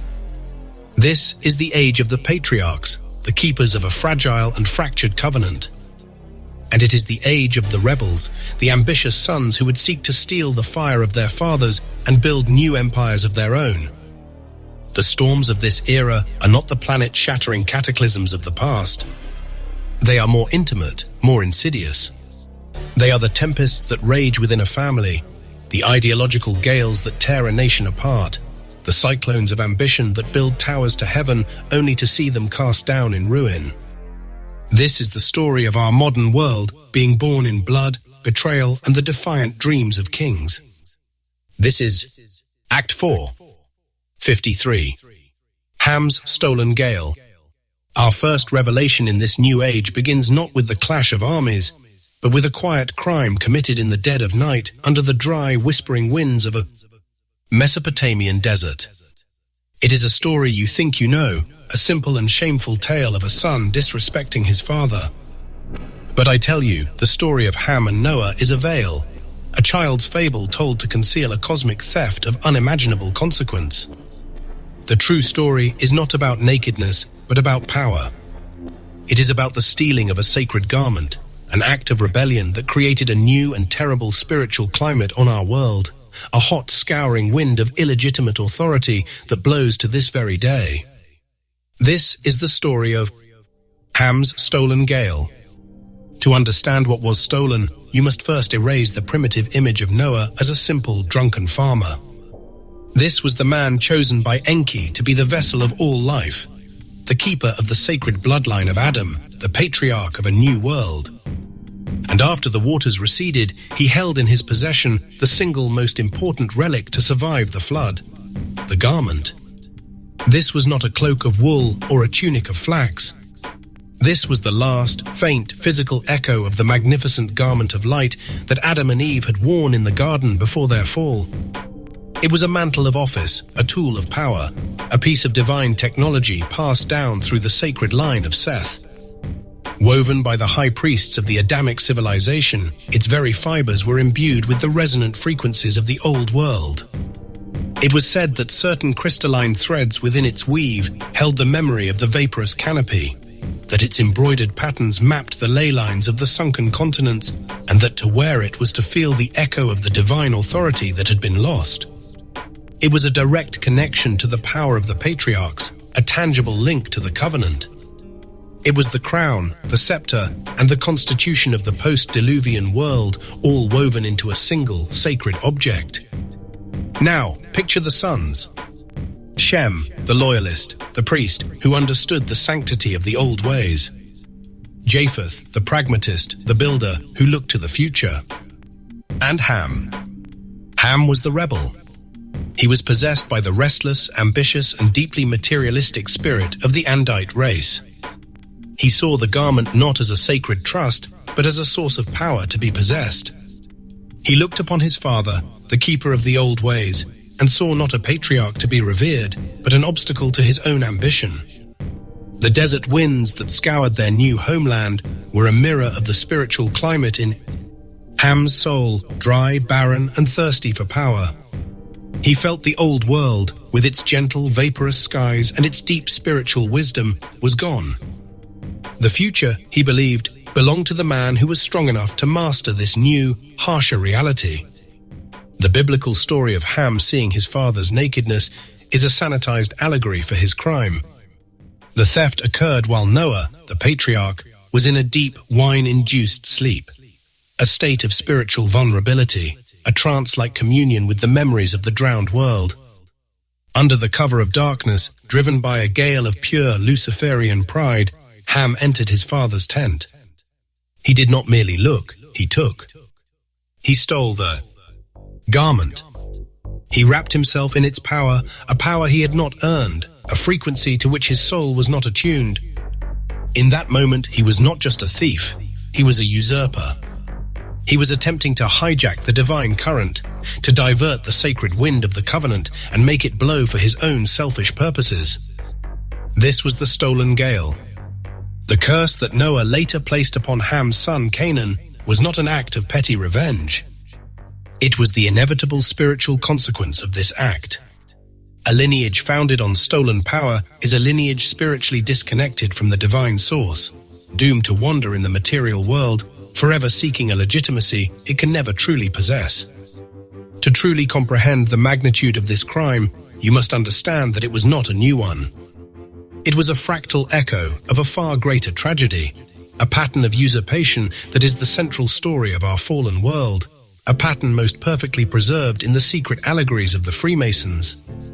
I speak of the Hiramic legend, the central drama of the Master Mason degree, as chronicled in the secret teachings of all ages. The legend tells of the building of King Solomon's temple, a structure designed to be a house for God on earth. The master architect, the keeper of the sacred science of its construction, was Hiram Abif, a son of the widow and a descendant of the sacred guilds of Tyre. He alone possessed the master's word, the true name of God, a vibratory formula of immense power that could command the very elements and unlock the secrets of creation. 3 of his fellow craftsmen, lesser apprentices who had not earned the right to this knowledge, conspired to steal it. Their names were Jubela, Jubelo, and Jubelum, and they represent the 3 great enemies of human enlightenment: ignorance, fanaticism, and ambition. They accosted Hiram at the 3 gates of the temple, demanding he reveal the word. Each time he refused, stating that he could not give it, but that they must wait with patience until the time was right and they could receive it together. Unwilling to wait, unwilling to earn the power they craved, they attacked him. The first blow was struck with a plumb line, a tool of measurement. The second, with a level, a tool of equality. The third, a fatal blow, was struck with a maul, a tool of brute force. They murdered the master, and in doing so, the word was lost. The chain of initiation was broken.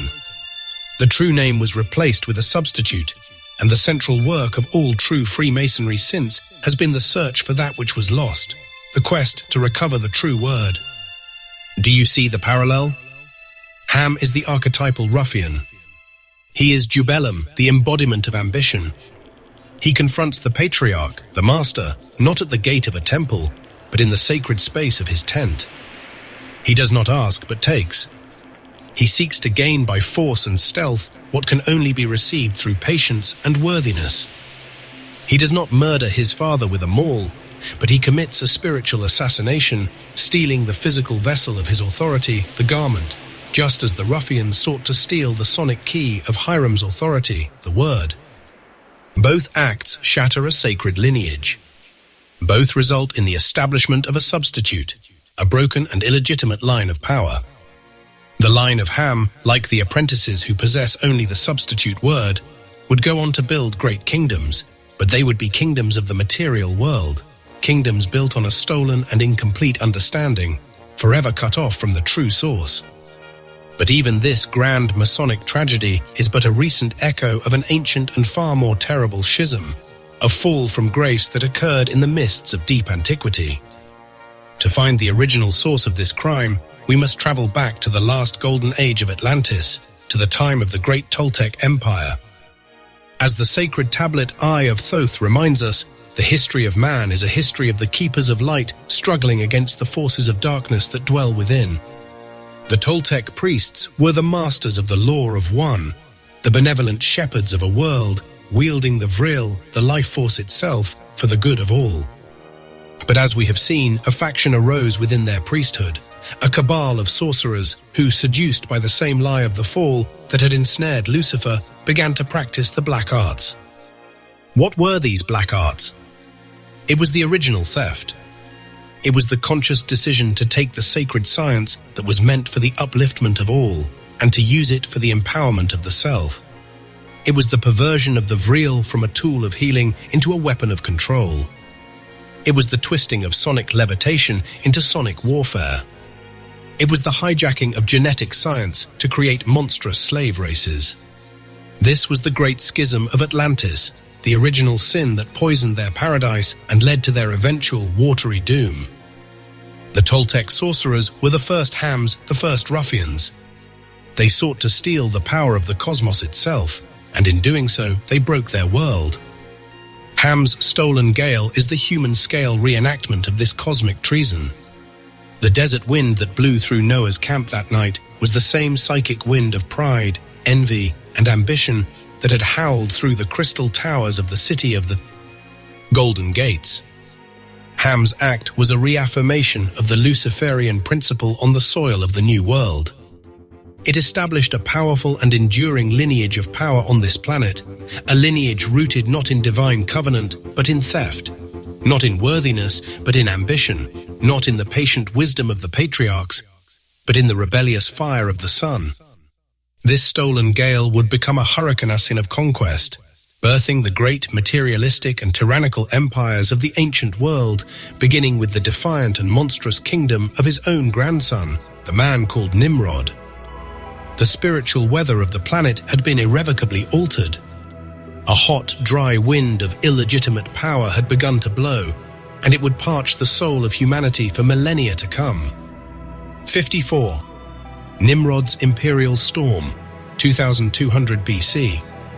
The hot, dry wind of Ham's stolen gale now had a name and a face.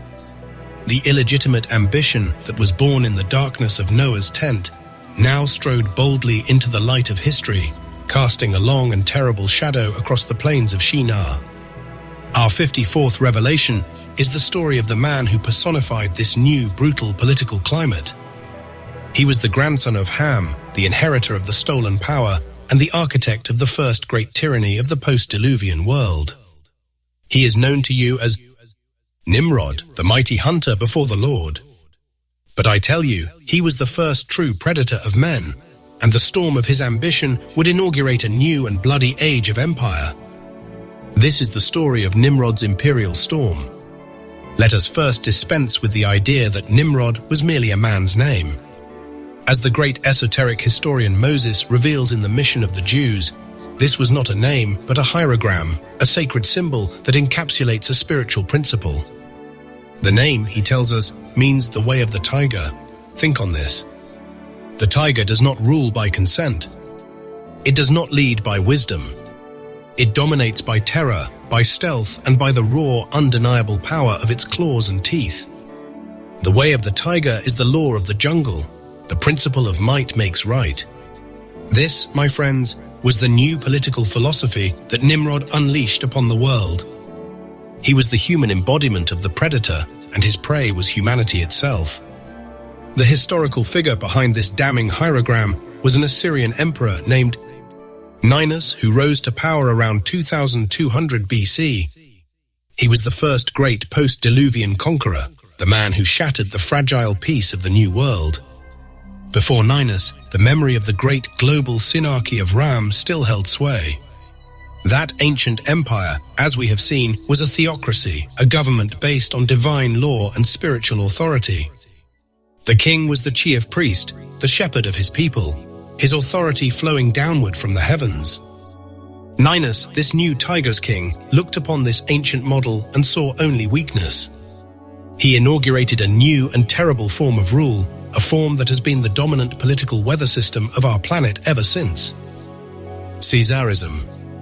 It is the principle of arbitrary government by military force. The authority of the Caesar flows not from God, but from the sharpened point of a spear. The state is not a spiritual body, but a war machine. The citizen is not a soul to be guided, but a resource to be taxed, conscripted, and controlled. With the rise of Ninus, whom we shall forever know by his true spiritual name, Nimrod, the age of the priest-king, died, and the age of the warlord was born. The scorching, merciless skies over the plains of Tyre, Shinar were a perfect mirror of the new political climate, a world without shade, without mercy, ruled by the brutal, unfiltered glare of absolute power. This imperial storm was not a new weather pattern. It was the return of a very old and very dark one. Nimrod's ambition, his will to dominate, his belief that power is its own justification, was a direct psychic inheritance from the darkest chapter of Atlantis. He was the spiritual reincarnation of the Toltec sorcerers. They, in their arrogance, perverted the sacred life force, the vril, for their own selfish ends. Nimrod, in his arrogance, perverted the very structure of human society. He took the sacred concept of the nation, a community bound by shared spirit, and twisted it into the profane machine of the state, a mechanism of pure control. The crystal towers of the Atlantean sorcerers, which they used to focus psychic energy and dominate the minds of their people, were reborn in the sun-baked bricks of Nimrod's ziggurats. These were not built to commune with the heavens, they were built to defy them. They were monuments to the deified ego of the king, physical anchors for his tyrannical will, lightning rods designed to draw down the power of the state and focus it upon the heads of his subjects. This was the ultimate act of the fall, Key 107, played out in the political sphere. The rejection of the Divine Father in favor of the worship of the human fatherland, the state, with the tyrant as its high priest and god. To the wise and ancient culture of Egypt, this typhonic principle was a familiar monster. As the secret teachings reveal, the Isiac mysteries preserved the story of the great cosmic war between the benevolent god King Osiris and his jealous destructive brother Typhon or Set. Osiris was the embodiment of the divine synarchy. He was the gentle, civilizing force who brought agriculture, law, and wisdom to the people. His rule was the perfect, temperate climate of the Nile Valley, a predictable and life-giving flood of blessings. Typhon was the opposite. He was the god of the harsh desert, the embodiment of the scorching wind, the principle of chaos, sterility, and brute force. In a famous myth, Typhon, consumed by envy, tricks Osiris into a coffin, seals it, and casts it into the river, later dismembering his body and scattering the pieces. This is not just a myth. It is a precise allegory for what Nimrod did to the world. Nimrod is Typhon made flesh. He is the red-haired god of the desert, the scorching wind of conquest. He took the body of the old world order, the gentle Assyrian synarchy, and he murdered it. He trapped it in the leaden coffin of his military dictatorship and cast it into the chaotic river of history. The age of the benevolent shepherd king was over. The age of the ravenous tiger king had begun. The political climate of the world shifted from the life-giving inundation of the Nile to the sterile, scorching heat of the desert storm. The great Atlantean master, Thoth, understood this eternal conflict better than any. In his sacred tablet 8, he reveals the key of mysteries. The universe is a constant struggle between the forces of light and darkness, order and chaos. True mastery, Thoth teaches, is not achieved by conquering the outer world, but by conquering the self. The true king is the one who balances the forces within his own soul, who becomes a master of his own inner climate, a son of the morning who radiates light and order. Nimrod represents the ultimate failure to grasp this key.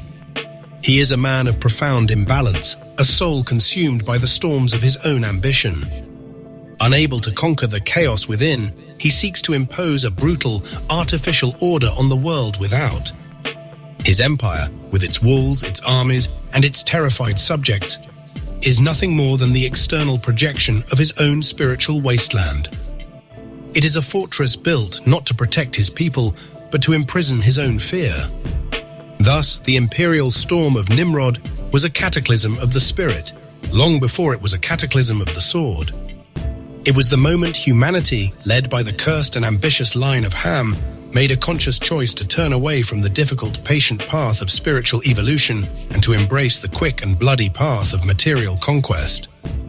It was the birth of the profane state, the triumph of the predator, the victory of Typhon. And we, my friends, are all his heirs. Every nation that rattles its sabers, every tyrant who builds a palace on the backs of his people, every time we choose the law of the jungle over the law of the spirit, we are paying homage to this first great tiger king. The scorching winds that rose from the plains of Shinar 4,000 years ago have never stopped blowing. They are the hot, angry winds of war, of empire, and of all the self-inflicted sorrows of our history. 55. The Tower of Babel incident around 3100 BC. The imperial storm of Nimrod established a new political reality on earth, the rule of the sword. But another, even more audacious rebellion was brewing, a technological tempest that sought not just to conquer the earth, but to reclaim the stars. Our 55th revelation dismantles one of the most misunderstood stories of the Old Testament, revealing it not as a parable about human arrogance, but as the true history of an Anunnaki civil war, a failed coup d'etat that resulted in a catastrophic punishment for all of humankind. This is the story of the Tower of Babel. First, you must understand that the leader of this project was not Nimrod. The Tiger King was a master of earthly power, but his vision was limited to the horizon of his empire. The architect of the Tower of Babel was a god, or rather, the ambitious son of a god. As the T-form records translated in the lost book of Enki and slave species of the gods make terrifyingly clear, the driving force behind this incident was Marduk, the firstborn son of the compassionate creator, Enki. Marduk had inherited his father's brilliance, but none of his patience.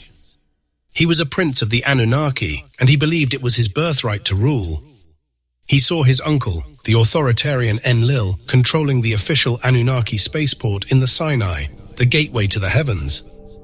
He saw his own father, Enki, sidelined in Africa and Mesopotamia. And in the growing power and intelligence of the hybrid human race, he saw an army, an engineering corps, and a path to power. His chosen seat of power was the great city of Babylon. And in its center, he began his grand project. The Bible calls it a tower whose top may reach unto heaven. This is not poetry. It was a literal description of its function. This was not a ziggurat for worship. It was a launch facility. It was an attempt to build a new unauthorized spaceport, a rival to Enlil's official monopoly. The Sumerians called it the Etemenanki, the temple of the foundation of heaven and earth. It was a massive, multi-stage structure designed to accommodate the fiery Shems, the rocket ships of the Anunnaki. Marduk, using his divine knowledge, was teaching humanity the secrets of the gods. He was giving them the keys to the kingdom, not for their own upliftment, but to serve as the foot soldiers in his personal war against his uncle. The Tower of Babel was Marduk's declaration of independence, an act of high treason against the Anunnaki High Command, built with human hands. Imagine the political climate on Earth at this time, around 3100 BC. The Anunnaki leadership was in a state of Cold War. Enlil, the stern commander, watched from his command center in Nippur as his upstart nephew armed the human slaves with celestial technology. He saw the tower rising on the plains of Shinar, not as a monument to human unity, but as a direct military threat, a dagger aimed at the heart of his authority. The unity of humanity, which Marduk was fostering, was Enlil's greatest fear. A united, technologically advanced human race, allied with a rebel Anunnaki prince, would be uncontrollable. The entire Earth mission, the gold operation that was the sole reason for their presence, would be jeopardized. The crisis came to a head in the Great Anunnaki Council. The air was thick with a political tempest. Enki, the father, was trapped in an impossible position, arguing for his son's life while deploring his recklessness. Enlil, his voice like thunder, demanded a final solution. This rebellion, he argued, must be crushed utterly and completely, in a way that would ensure humanity could never again unite to challenge their masters. And this time, the council, fearing the chaos of a full-blown civil war, sided with Enlil. The biblical story says that the Lord came down to see the city and the tower. This was no gentle inspection. This was a military operation. Enlil and his loyalists descended from the sky in their own fiery chariots.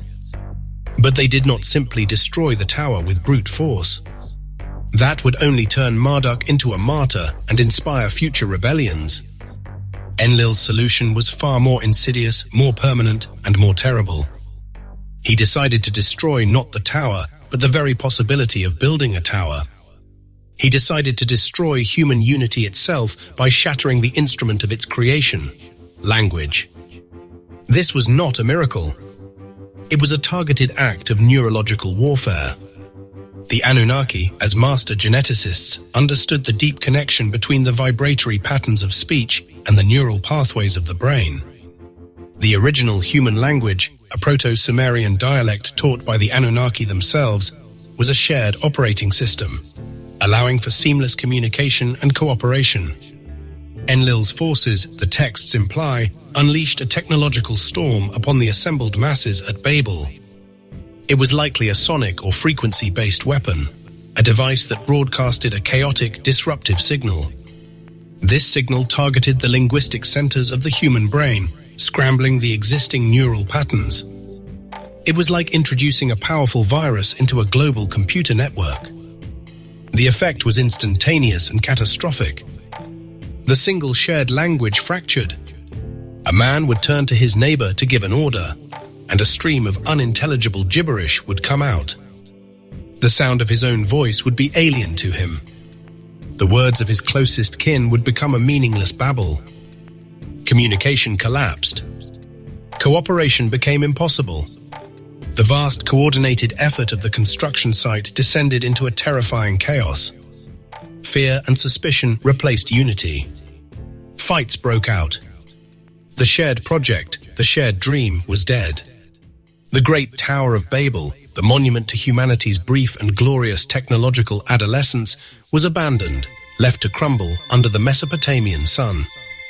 The final act of Enlil's punishment was the scattering. The now splintered human groups, unable to understand one another, grew hostile and fearful. They abandoned the city of Babylon. They fled from each other, migrating away in small, isolated tribes, each carrying with them a fragment of the broken language. This was the true sundering of humanity, the birth of the nations. It was an artificial severing, a deliberate act of social engineering designed to keep humanity weak, divided, and controllable. Enlil had won. He had crushed his nephew's rebellion and put the human slaves back in their place. But the price was the fracturing of the human soul. The dream of a united humanity, reaching for the stars together, died that day on the plains of Shinar, not under the judgment of a righteous God, but under the cold, calculating, and fearful wrath of a jealous alien commander. The incident at Babel was the storm that scattered the human family to the four winds, and we have been wandering, lost and divided ever since. 56. Babel's Sonic Tempest. We have revealed the what and the why of the Babel incident. Now we must pull back the final veil and reveal the how. The fall of the tower and the shattering of language was not merely a political or neurological event. It was a catastrophe of physics, a disaster of vibration. The weapon Enlil unleashed was not one of fire or force, but of pure weaponized sound. Our 56th revelation is the story of this invisible assault, a tempest of destructive resonance that turned the symphony of creation into a deafening, chaotic noise. This was Babel's sonic tempest. To understand the weapon, you must first understand the technology it was designed to destroy. The Tower of Babel was far more than a launch pad for rocket ships. It was a massive sonic instrument. Its architecture was a form of applied sacred geometry, a physical antenna designed to resonate with the fundamental frequencies of the planet and the cosmos. Marduk, inheriting the wisdom of his father Enki, was rebuilding a piece of the lost technology of Atlantis. The power source of this tower was not fire, but vibration. It was a machine designed to harness the vril, the latent life force of the universe, by converting it into coherent sound. The entire structure was a colossal tuning fork, intended to create a stable, standing wave of immense power. And what was the purpose of this wave? As the great Master Thoth reveals in his Tablet 90, the true key of freedom of space is not achieved through brute force propulsion. The silent, magnificent airships of Atlantis did not burn fuel. They navigated the invisible currents of the Earth's energy field. They were masters of acoustic levitation. They created localized zones of controlled vibration that neutralized gravity and allowed them to ride the magnetic winds of the planet. The Tower of Babel was intended to be the ultimate expression of this science. It was designed to generate a powerful resonant column of sound, a sonic vortex that would serve as a stable pathway, a stargate through which vessels could ascend into orbit with minimal effort. It was a sonic highway to the stars. The fuel for this highway, the very language of its operation, was the original unified tongue of humanity. This was not a language of arbitrary grunts and symbols. It was a sacred, scientific language, a direct inheritance from the Anunnaki. Its power lay in the fact that its words were not just labels, they were vibratory formulas. As the keys of Enoch explains, Iti 2:16, the divine names of God are not mere titles, they are the master keys of creation, sonic equations that encode the precise frequencies of the forces of nature. The original human language was built upon these principles. To speak a word was to sing a note in the symphony of the universe. To chant a sentence in unison was to generate a powerful chord, a wave of creative energy.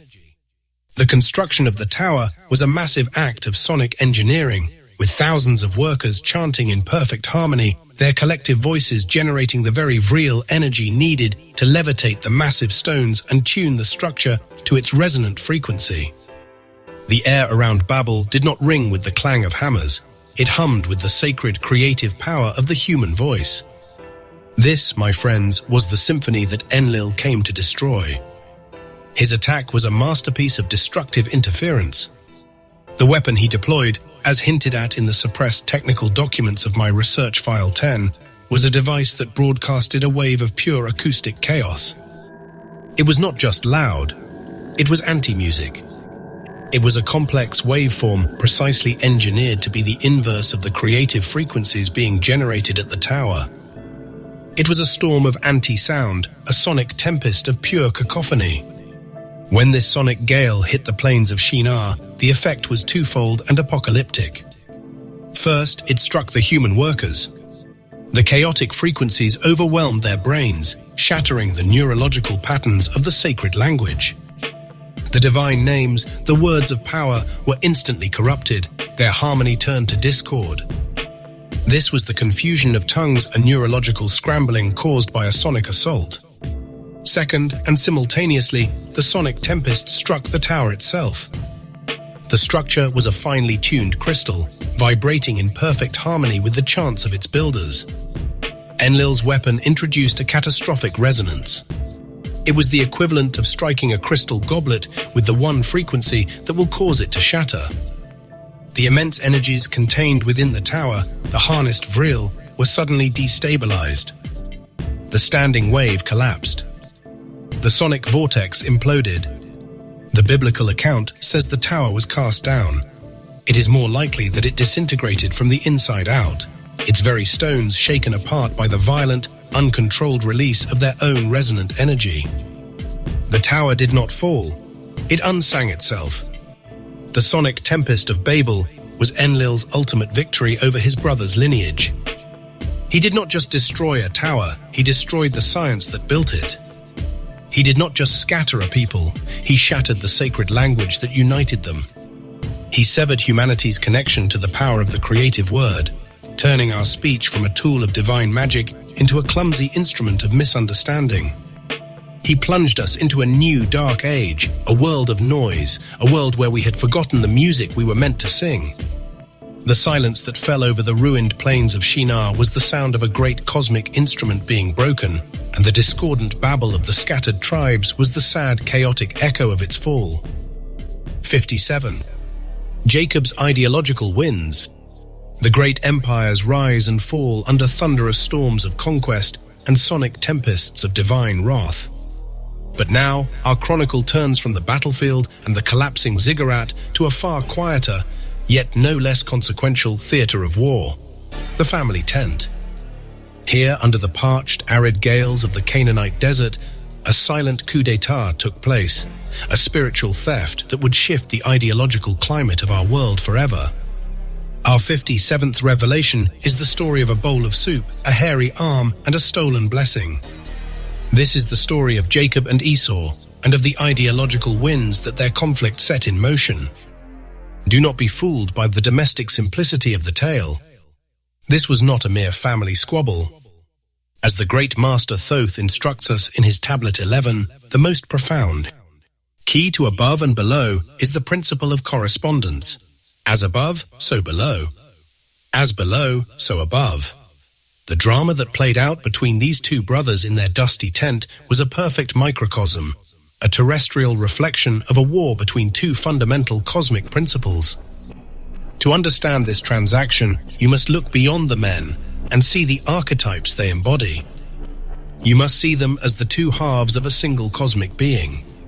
This being is the Adam Kadmon, the primordial archetypal human of the Kabbalistic mysteries.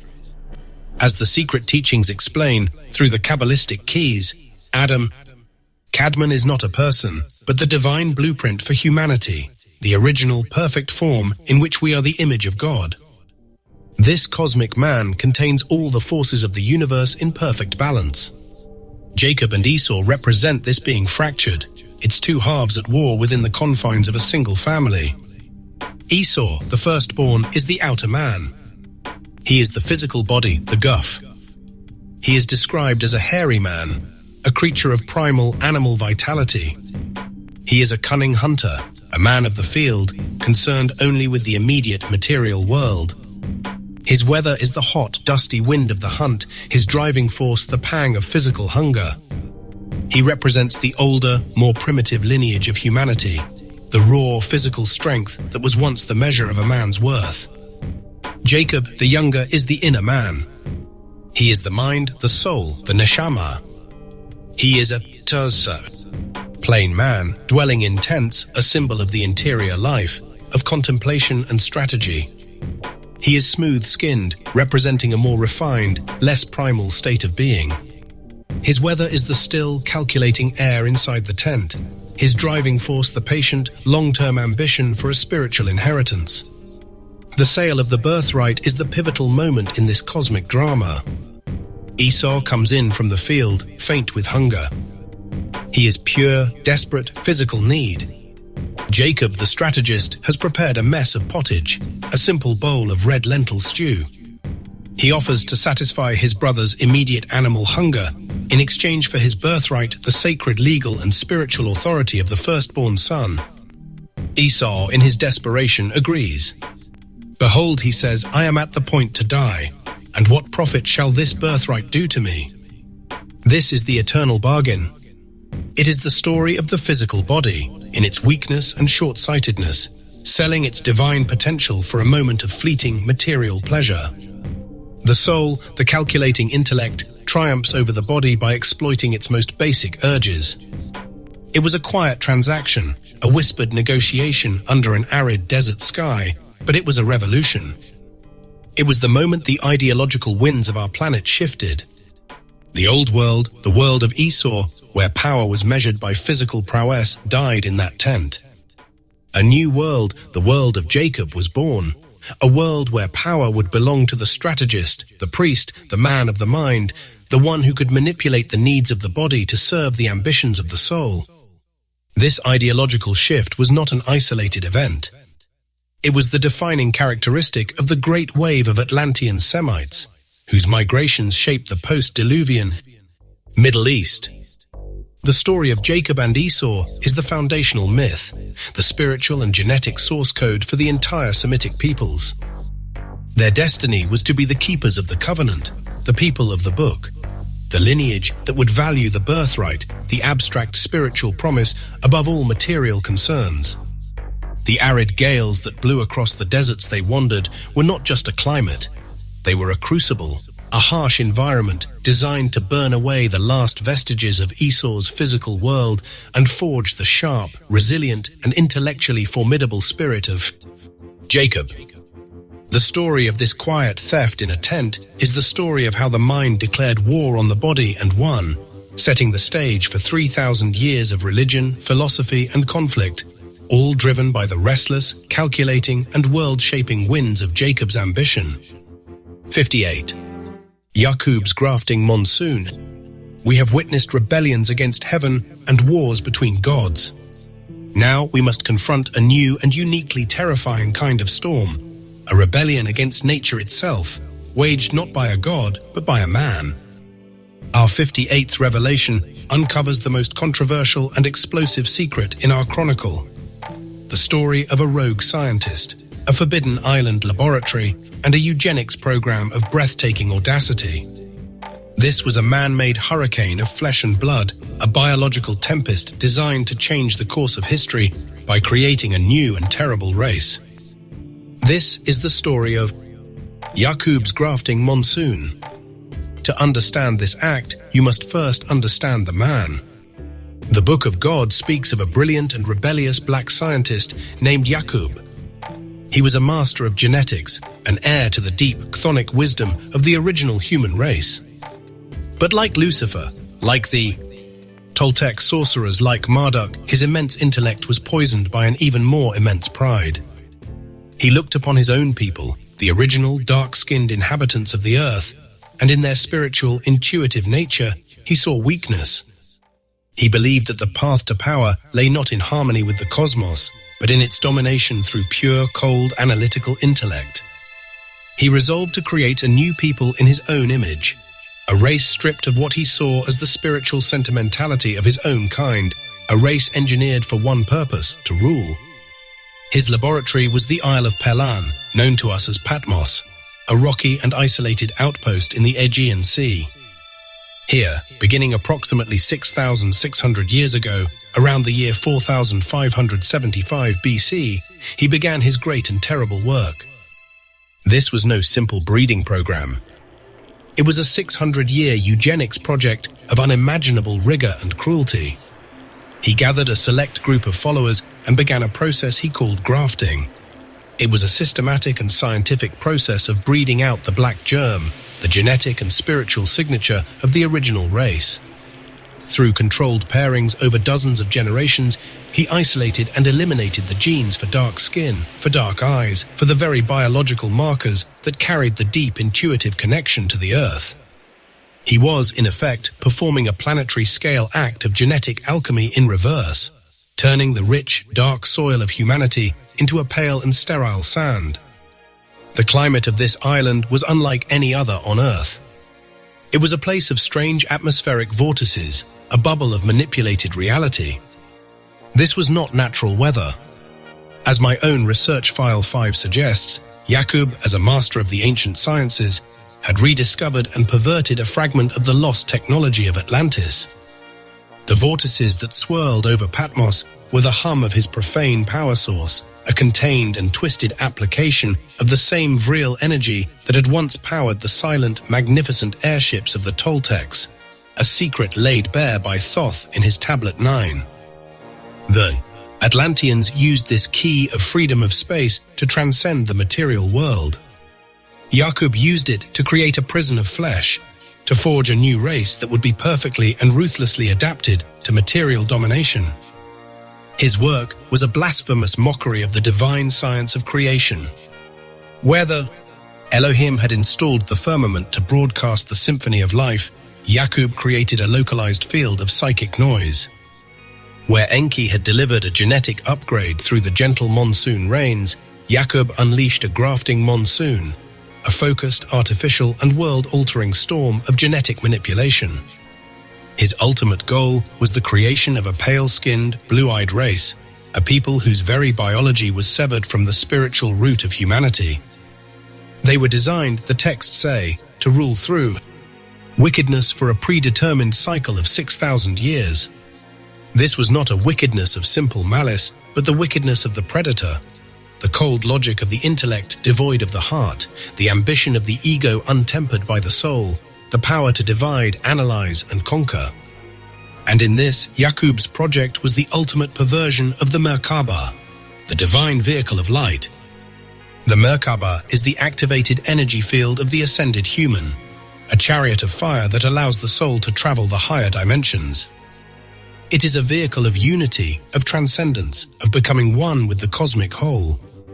Yaqub's creation was an anti-Merkaba. He did not build a vehicle of light, he grafted a vehicle of flesh. He did not create a being designed to ascend, he created a being designed to descend and conquer the material plane. The race he forged on that stormy island was a biological machine, a human weapon unleashed upon the world to inaugurate a new and terrible age of division and conflict.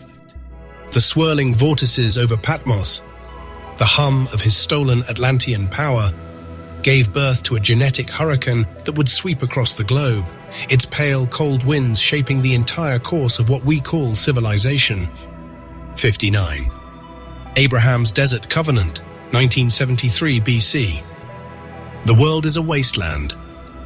The imperial storm of Nimrod has passed, leaving a political desert in its wake. The sonic tempest of Babel has shattered human unity, creating a spiritual drought. The grafting monsoon of Yaqub has unleashed a new and divisive human strain upon the world. The psychic weather of the planet is at its nadir, a vast, sterile, high-pressure system of despair, where the hot sandstorms of tyranny and ignorance have scoured the landscape of all truth. In this bleak and desperate climate, a new kind of intervention was required. Not a flood, not a fire, but a single hardy seed, a spiritual technology designed to not only survive the desert, but to thrive in it. Our 59th revelation is the story of this seed, of the celestial being who planted it, and of the covenant that has endured for 4,000 years. This is the story of Abraham's Desert Covenant. The crisis on earth was dire. The divine plan was in ruins. And so, as they have done so many times in our history, the emergency responders of the cosmos intervened. As the celestial records of the Urantia book confirm, in the year 1973 BC, a being of the high order of Melchizedek materialized on our world. He was Makiventa, Melchizedek, the sage of Salem, and he appeared in the land of Canaan, in a small settlement that would one day become Jerusalem. He was not a king or a conqueror. He was a teacher, a priest of El Elyon, the Most High God. He was a master of the key of wisdom revealed by Thoth in his Tablet 3, and his mission was to find a man or a movement capable of holding a single, pure and revolutionary idea, the idea of one, God. The vessel he chose is known to you as Abram.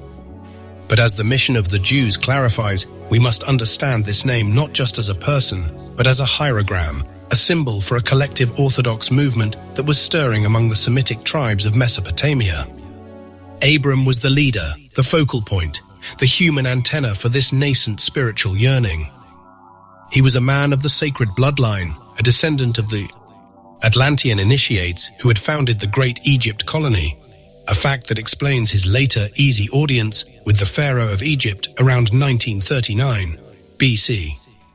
In Abram's DNA, in his very soul, there was a latent memory of the law of one, a psychic thirst for a truth that the world of warring gods and petty tyrants could not quench.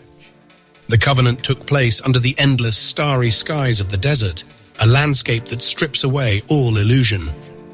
Melchizedek, the celestial priest, met with Abram, the human seeker. And there they forged a pact.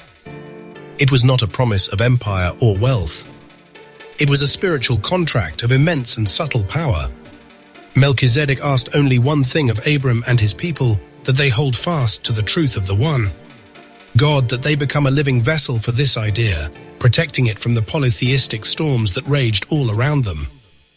In return, Melchizedek promised that Abram's lineage would become a blessing to all nations, a people through whom the lost knowledge of God would one day be restored to the world. This was more than a simple promise. It was an act of profound spiritual technology, a continuation of the deepest Freemasonic symbolism described in the secret teachings. In this moment, Melchizedek was the Grand Master of the Cosmic Lodge, and Abram was the initiate. The desert was their temple. The covenant was the sacred oath. And the word that was given was the concept of the one God, a substitute, perhaps, for the full vibratory science of the divine names lost at Babel, but a powerful and world-altering substitute nonetheless. Abram became the first master mason of the New Age, tasked with building a new kind of temple, not of stone, but of people, a nation that would serve as an indestructible ark for the most precious secret in the universe. This was the foundational act for the great covenant of YHWH described in the Keys of Enoch, Key 1-1-4. The pact made in the desert was the planting of the seed.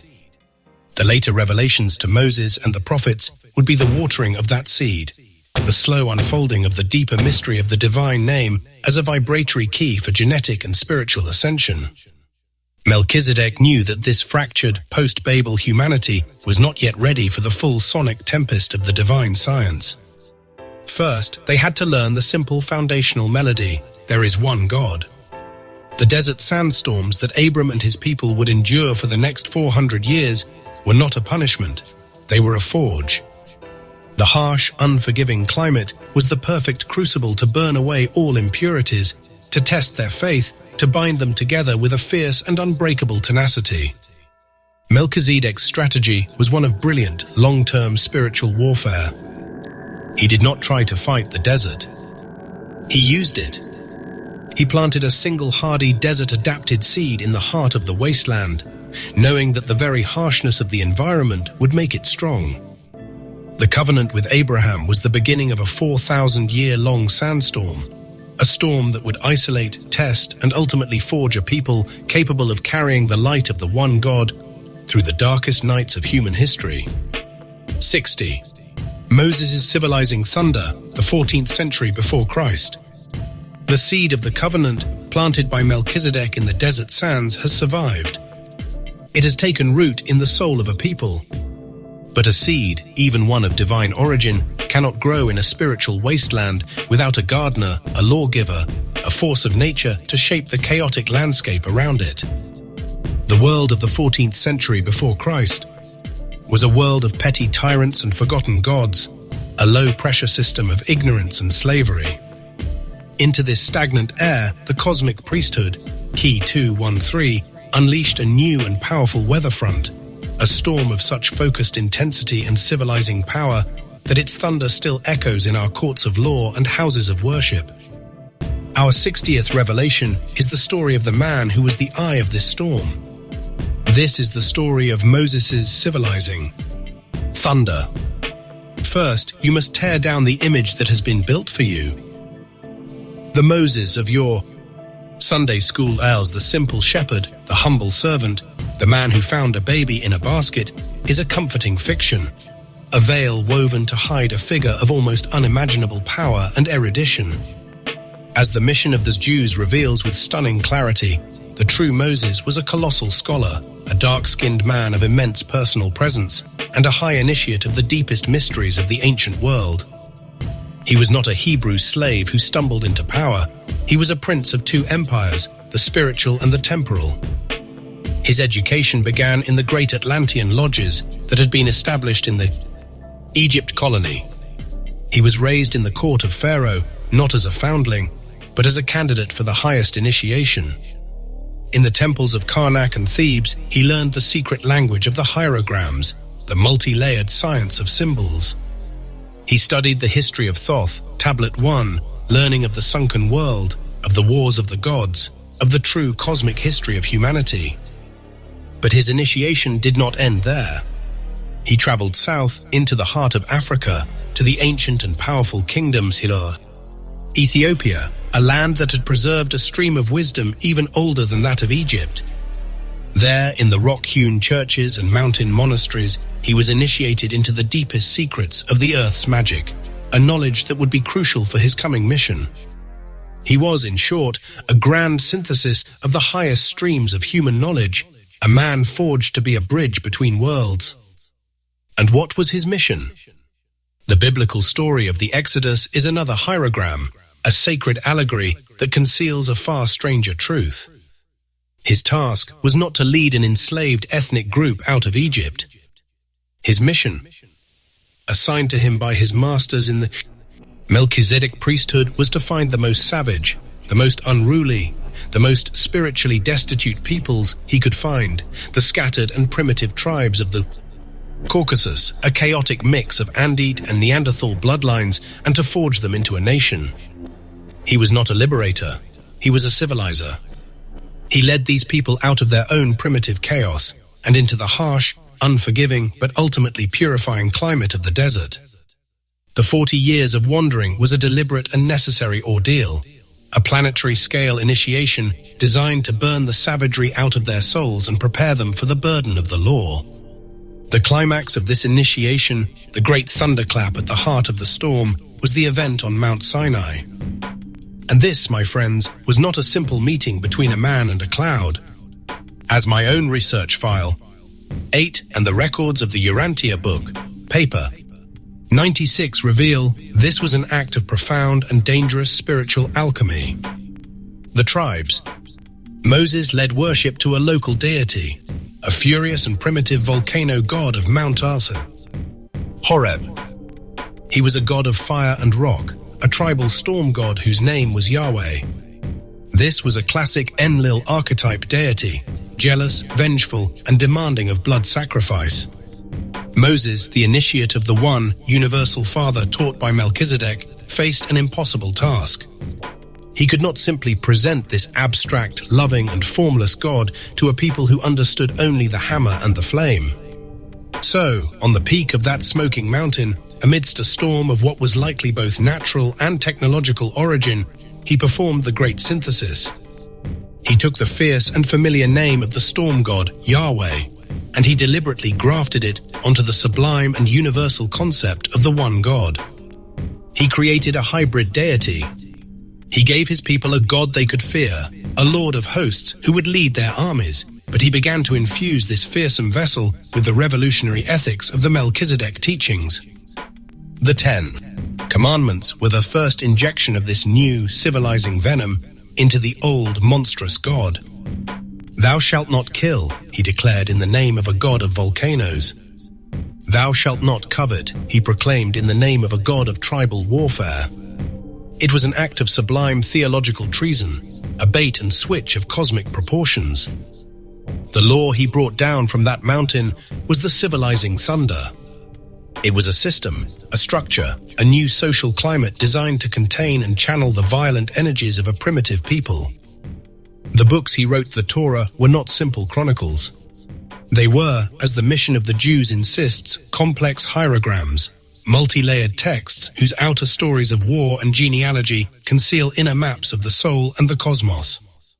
The Exodus, which historical records place in the 14th century before Christ, after the death of the great pharaoh Ramses II, was therefore not the end of a journey, but the beginning of one.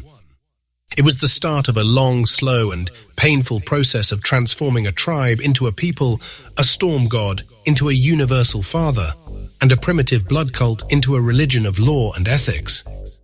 Moses was the master of this storm. He stood at its center, a dark-skinned giant of intellect and will, a man who, as the mission of the sea, Jews so beautifully states, was the humblest disciple of Jesus, not the man, but the Christos, the universal Logos, because he sacrificed his own, higher understanding to give his people the truth they were able to bear. He was the thunder that brought the law, the lightning that illuminated a new path, and the storm that civilized a people. 61. The Nuclear Calamity, 2024 BC. The great dramas of our chronicle, the rebellions of sons, the covenants of patriarchs, the civilizing thunder of lawgivers have all been played out under the watchful and often warring eyes of the Anunnaki. For millennia, their internal conflicts have been the hidden weather system that shapes our world, a divine Cold War of simmering rivalries and territorial disputes. But a Cold War cannot last forever. Eventually, the political low-pressure systems must collide, the tensions must break, and the storm must fall. Our 61st revelation is the story of that storm, a tempest not of wind or water, but of a fire stolen from the heart of the stars. This was a war of the gods, fought with weapons of the gods, and its fallout would poison the earth for 1,000 years. This is the story of the great nuclear calamity of 2024 BC. The political climate among the Anunnaki had been growing more and more unstable since the incident at Babel. The central conflict, as always, was between the two great clans, the Enlilites, the heirs of the stern commander Enlil, and the Enkiites, the lineage of the creator-scientist Enki. The focal point of this conflict was the ambitious and ever-problematic Marduk, son of Enki. He had never forgiven his humiliation as Babel, and for centuries he had been patiently rebuilding his power base, his influence spreading like a slow, gathering thunderhead over Mesopotamia. The final crisis was triggered, as so many are, by a strategic asset.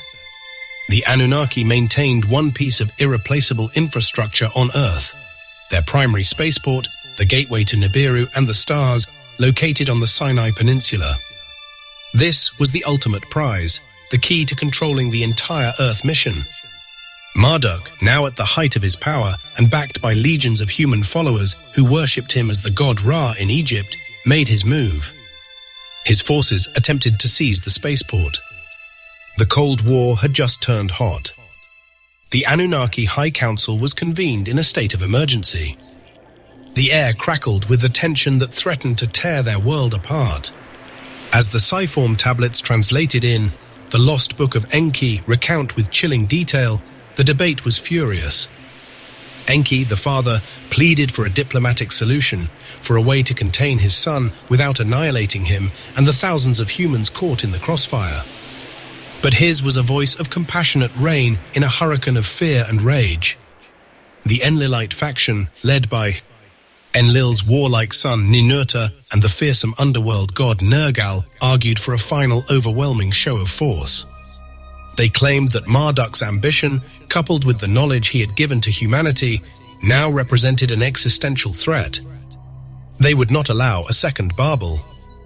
They would not allow a human army, led by a rebel god, to gain control of their only escape route from this planet.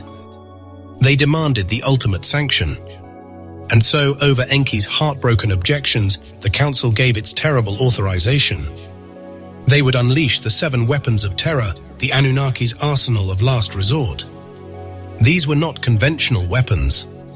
They were devices of atomic fire, the same terrible power that had forged the heavy elements in the hearts of dying stars, now packaged and weaponized by the hands of the gods. The attack was swift and apocalyptic. Ninurta and Nergal, the chosen executioners, ascended in their sky chariots.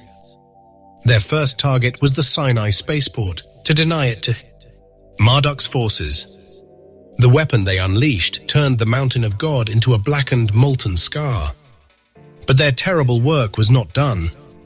Their secondary targets were the 5 great cities in the Dead Sea Valley, the urban centers that had allied themselves with Marduk, the cities your Bible remembers as Sodom, Gomorrah, and the other sinning cities. The weapons fell, and in an instant of blinding silent light, 5 centers of human civilization were turned to vapor and ash. But the true horror was yet to come. The 7 explosions threw a vast and terrible cloud into the upper atmosphere. A plume of pulverized rock, vaporized metal, and the invisible poison of radioactive death. A new and monstrous kind of weather had been born on Earth. The Sumerian texts call it the evil wind. It was not a wind of air, but a silent, creeping storm of fallout.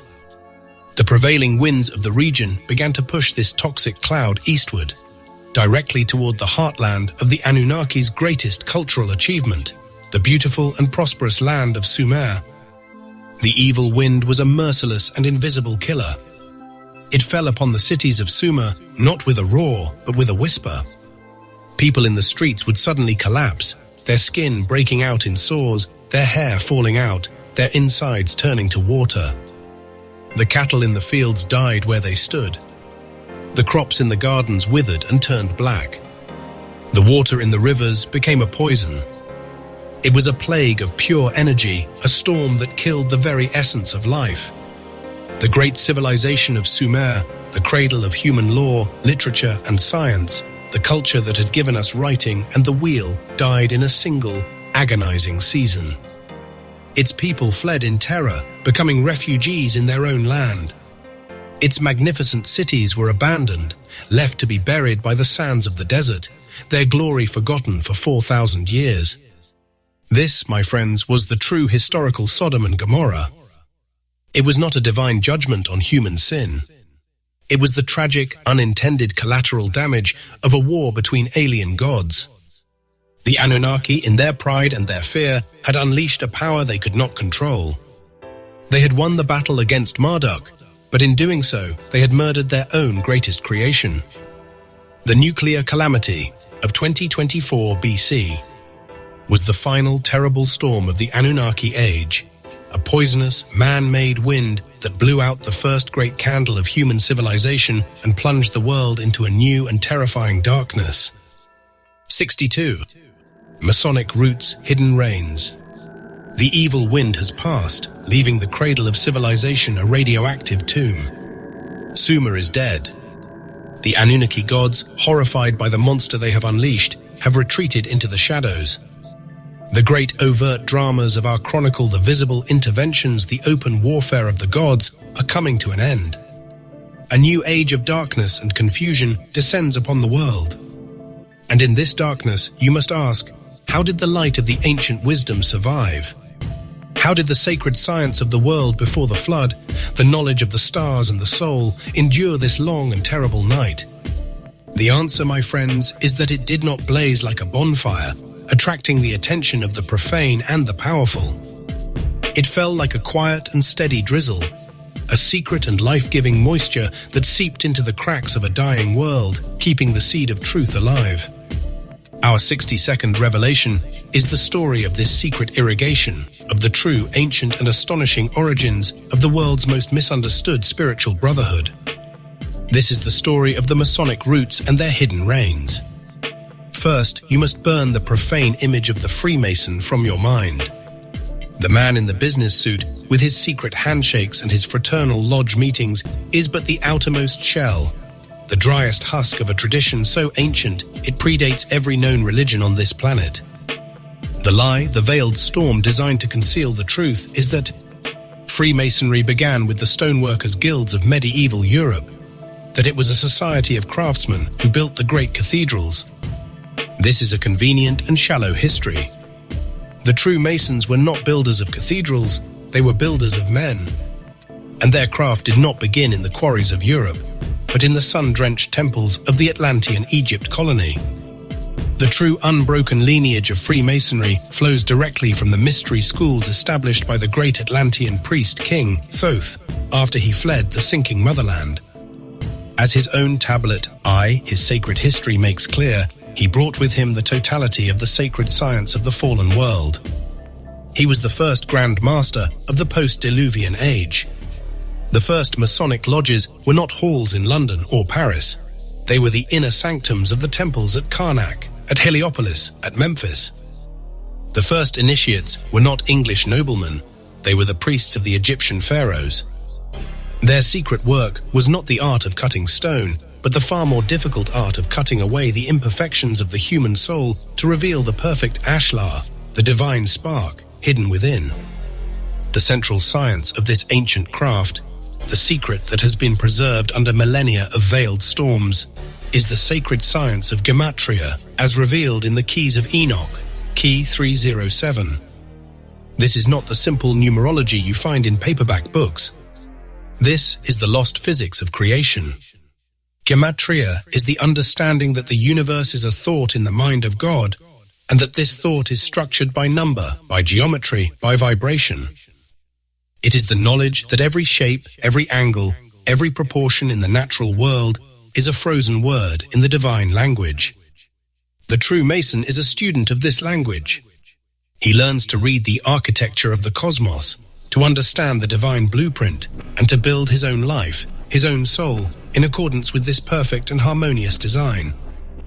This sacred knowledge was too powerful, too dangerous for the profane world, especially after the chaos of the nuclear calamity. It had to be hidden. And so the great masters of the Egyptian lodges created a system of perfect concealment. This was the strategy of the hidden reigns. They took the sublime truths of their science and veiled them in symbols, in allegories, in simple stories that could be understood on one level by the common man and on a far deeper level by the initiated. The story of the sun's daily death and resurrection became the story of Osiris. The mathematical constants of the cosmos were encoded into the dimensions of the Great Pyramid. The entire body of their cosmic knowledge was compressed into a single intricate and baffling image, the mysterious Bembine Table of Isis. As the Secret Teachings of All Ages reveals, this artifact, a bronze tablet covered in enigmatic figures and hieroglyphs, is one of the greatest secrets of the ancient world. To the uninitiated, it is a curious pagan idol. To the Mason, it is the grand tracing board, a complete textbook of the initiatory process. It is a map of the universe, a diagram of the soul, and a step-by-step guide to the process of spiritual alchemy. It is a perfect example of the gematria of the Atlantean priests, a silent and indestructible sermon in metal. It is a drop of the hidden rain, solidified and preserved. The great veiled storms of history swept over the world. Egypt fell. Greece rose and fell. Rome rose and fell. The Dark Ages descended. But through it all, the hidden rains continued to fall. The secret stream of initiation flowed underground, from the priests of Egypt to the Gnostics of the desert, from the Sufi mystics of Arabia to the Knights Templar of Europe, and finally into the operative and then speculative lodges of modern Freemasonry. Each group adapted the symbols to its own time and culture, but the core truth, the sacred science of gematria, the memory of Thoth, and the Egypt colony was preserved. Freemasonry, then, is the oldest and most resilient spiritual tradition on our planet. It is the secret brotherhood tasked with carrying the last precious waters of the Atlantean wisdom through the long desert of human history, a quiet and hidden rain, patiently waiting for the day when the storms will finally cease and the seeds of the old world can be planted once more in the open light of a new dawn. 63. Moloch's sacrificial storms. The hidden rains of the Masonic tradition were a quiet and secret current, preserving the sacred science for a future age.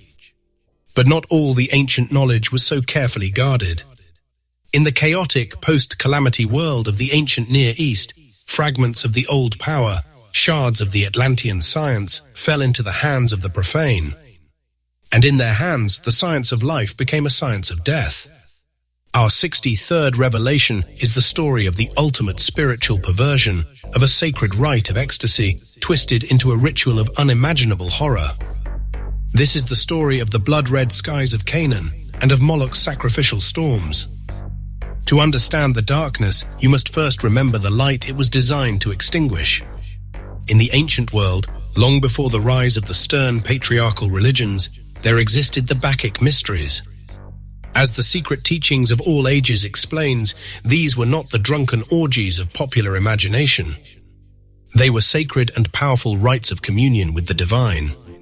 The followers of Bacchus, or Dionysus, sought to achieve a state of enthusiasmos, to be filled with the god. Through ecstatic dancing, the chanting of sacred hymns, and the sacramental use of wine, they would systematically dissolve the boundaries of the ego. It was a controlled and temporary madness, a psychic storm designed to shatter the prison of the self and allow the soul to merge with the wild, untamed, and joyous life force of the universe. This was a path to the true light, Key 312, an ecstatic and often terrifying journey into the heart of creation itself. Now, imagine this sacred technology, this science of ecstasy, being hijacked. Imagine it being captured by a priesthood that did not seek to dissolve the ego, but to feed it. This is the story of the cult of Moloch. This entity, worshipped by the Canaanites and other tribes of the Levant, was not a god of life, but a god of consumption. He was a spiritual black hole, a psychic vortex of pure, insatiable hunger. His priests were not mystics, they were spiritual predators. And they understood a terrible secret, a dark fragment of the old science. They knew that the moment of death, especially the terrified and agonizing death of the innocent, releases a tremendous blast of raw life force, a chaotic and potent form of vril. This, my friends, was the dark science that animated the cult of Moloch. His infamous ritual was the ultimate perversion of the Bacchic rite. The image is seared into the horrified memory of our race, a great hollow bronze statue of a bull-headed god, its arms outstretched. A fire would be kindled in its belly until the entire statue glowed with a terrifying cherry-red heat. The sacred music of the Bacchic mysteries, the flutes and the drums designed to elevate the consciousness, were twisted into a deafening cacophony, a wall of noise designed to drown out the screams. And then the sacrifice. The firstborn children of the tribe, the most precious vessels of life, were placed into the burning arms of the idol and roasted alive. This was not madness. It was a calculated act of psychic vampirism. The storm of terror and agony released by the dying child was a psychic weather event of immense power. The priests of Moloch, as my research file 1-2 confirms, were masters of channeling this raw, chaotic energy. They would stand before the idol, inhaling the psychic fumes, the smoke of burning flesh, and achieve their own profane ecstasy. They would use this stolen life force to perform acts of divination, to curse their enemies, and to solidify their political power over a populace paralyzed by terror. The blood-red skies over their sacrificial sites were not just a reflection of the fire. They were a literal manifestation of the psychic atmosphere, a climate saturated with pain, fear, and the stench of burning souls. This was not a new invention. This was the return of the oldest and darkest evil in our chronicle. This was the sorcery of Atlantis, reborn in the deserts of the Near East. The Toltec priests of the black arts, in their final decadent phase, had practiced this same science. They did not use bronze statues, but their living experiments, their monstrous chimeras, were fed by the same sacrificial energies. They understood that the vril of a terrified creature was a potent fuel for their dark magic. The cult of Moloch was a direct, if crude, inheritance of this Atlantean technology of death. Moloch's sacrificial storms were the ultimate expression of the Luciferian principle. Where the Bacchic rite sought to give the self up to the divine, the Moloch rite sacrificed the divine, the innocent child, to feed the self. It was the worship of entropy, the deification of death. It was a spiritual storm that created a climate of pure terror, a psychic poison that seeped deep into the soil of the Holy Land, a darkness that the prophets of Israel would later rise up to fight with every fiber of their being. It was the true light inverted, a black sun that rose over the ancient world, casting a long and bloody shadow. 64. Agartha's watchful calm. We have spent our time together navigating the endless violent storms that have scourged the surface of our world. We have charted the rise and fall of empires, the wars of gods and men, the tempests of sorcery, and the radioactive winds of divine wrath. The history of surface humanity is a chronicle of chaos, a relentless, low-pressure system of suffering. But now I must ask you to change your perspective entirely. I must ask you to look not to the stormy skies above, but to the silent, stable earth beneath your feet. For while all this sound and fury has signified so little on the surface, a great and secret civilization has endured in the heart of the world, a kingdom of profound peace, a permanent, high-pressure system of spiritual order. Our 64th revelation is a journey to the eye of the hurricane. This is the story of Agartha's watchful calm. The legends of a hollow earth, of a world within our world, are not the fantasies of madmen. They are the fragmented memories of a profound truth. As texts like Agartha, the Earth's inner world, and the hollow Earth attest, our planet is not a solid ball of rock and magma. Its interior is home to a vast and beautiful kingdom, illuminated by the gentle, perpetual daylight of a central inner sun. This is the kingdom of Agartha. Its climate is one of perfect, unchanging temperance. Its people are a race of long-lived, spiritually advanced, and technologically godlike beings. And they are the true inheritors of this planet. Who are these people? They are the keepers of the original, uncorrupted divine plan. They are the descendants of the pre-Lemurian races, the first children of this world, who, foreseeing the long and terrible age of storms that was to come, retreated into the sanctuary of the inner earth.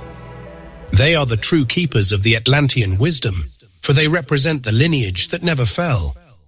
While their cousins on the surface were seduced by the Luciferian lie, descending into sorcery and self-destruction, the Agarthans kept their covenant with the light. They are the true Rosicrucian fraternity, the elder brothers of humanity, the keepers of the flame.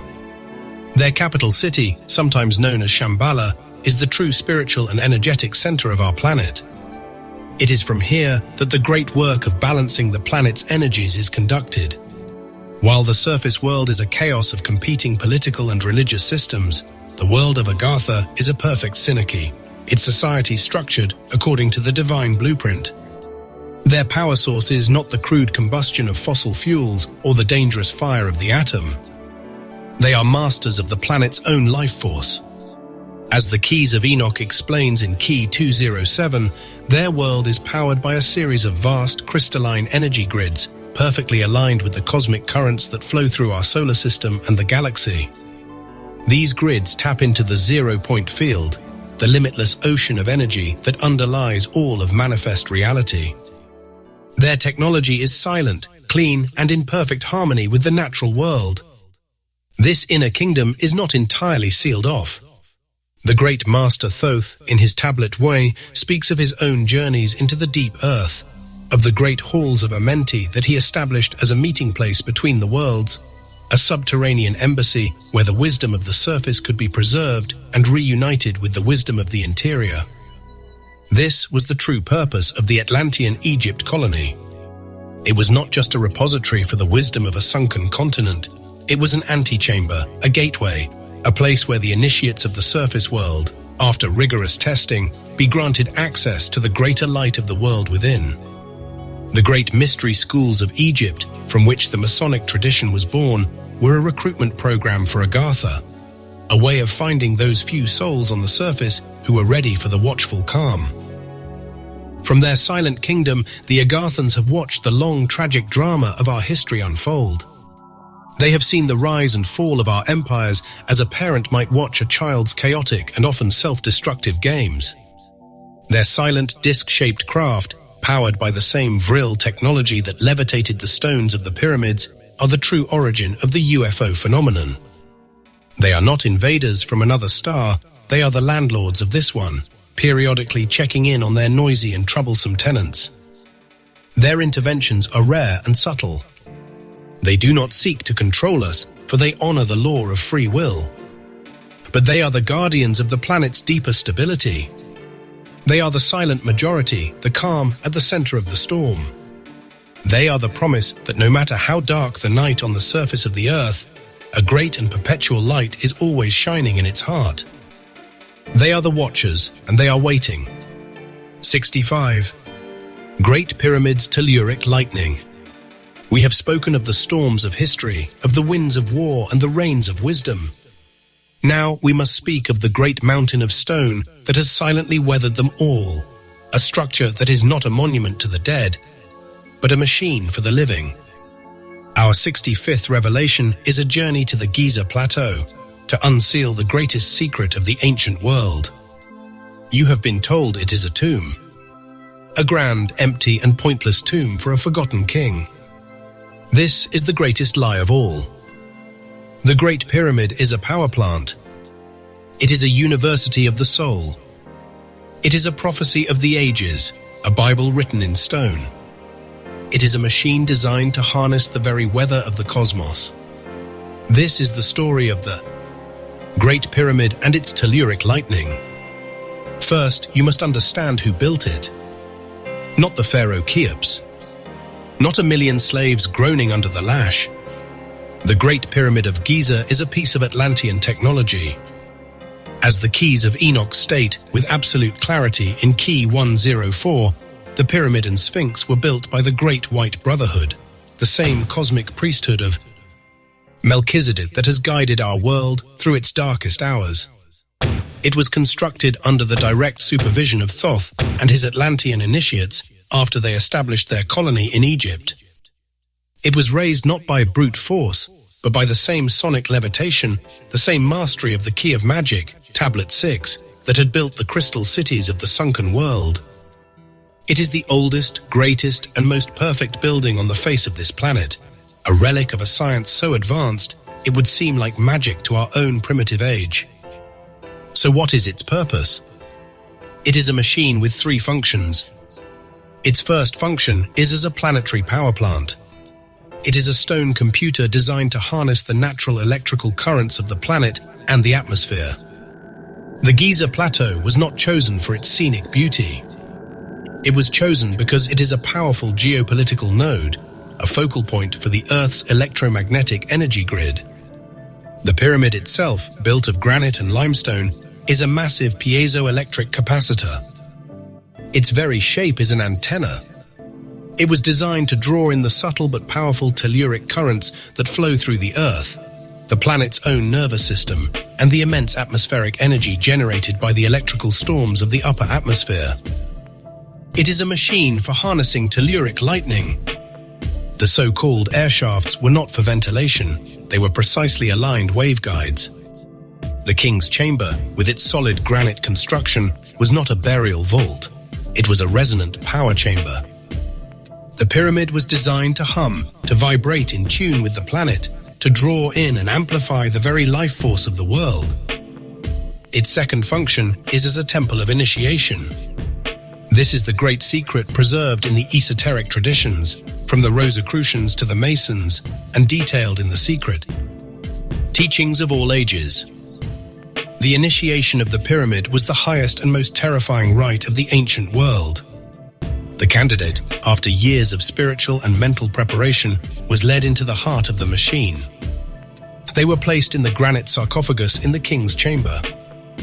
This was not a coffin, but a resonant amplifier. The great stone lid was sealed, and the candidate was left in absolute darkness and silence. But they were not alone. They were at the focal point of a colossal energy machine. The telluric currents of the Earth flowed around them. The sound of the planet's own heartbeat, its Schumann resonance, was amplified into a deafening roar. In this supercharged environment, the candidate's own bioelectric field, their aura, was pushed to its absolute limit. Their consciousness was literally blasted out of their physical body. They would journey through the inner worlds, confront the demons of their own subconscious, and if they were worthy, experience the ultimate illumination, a direct communion with the God spark within.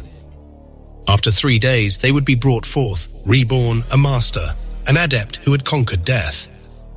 The pyramid was not a tomb for the dead, it was a womb for the twice-born. Its third and final function is as a prophecy. It is, as the Keys of Enoch states, a Bible in stone. Its every measurement, its every angle, its every passage encodes the sacred science and the future history of our world. Its dimensions contain the precise values of pi, of the golden ratio, of the precession of the equinoxes. Its internal passages are a timeline, with each inch representing a year, marking the great events of our history, from the Exodus to the coming of the Christ, and pointing to a final future date of planetary transformation. It is an indestructible archive of the Atlantean science, a message from our forgotten ancestors. And it is the ultimate symbol of the true cross. Its 4 faces are anchored to the 4 corners of the material world, the horizontal plane of matter. But its single invisible apex points to the one unseen source in the heavens, the vertical axis of spirit. The entire structure is a diagram of creation, a machine designed to facilitate the ultimate purpose of human life, the union of the spirit and the flesh, the marriage of heaven and earth. So look again upon that great and silent mountain of stone. Do not see a tomb. See a dormant machine, a silent power plant, a timeless university of the soul. It has weathered every storm of our chaotic history, a silent testament to a forgotten science and a future promise.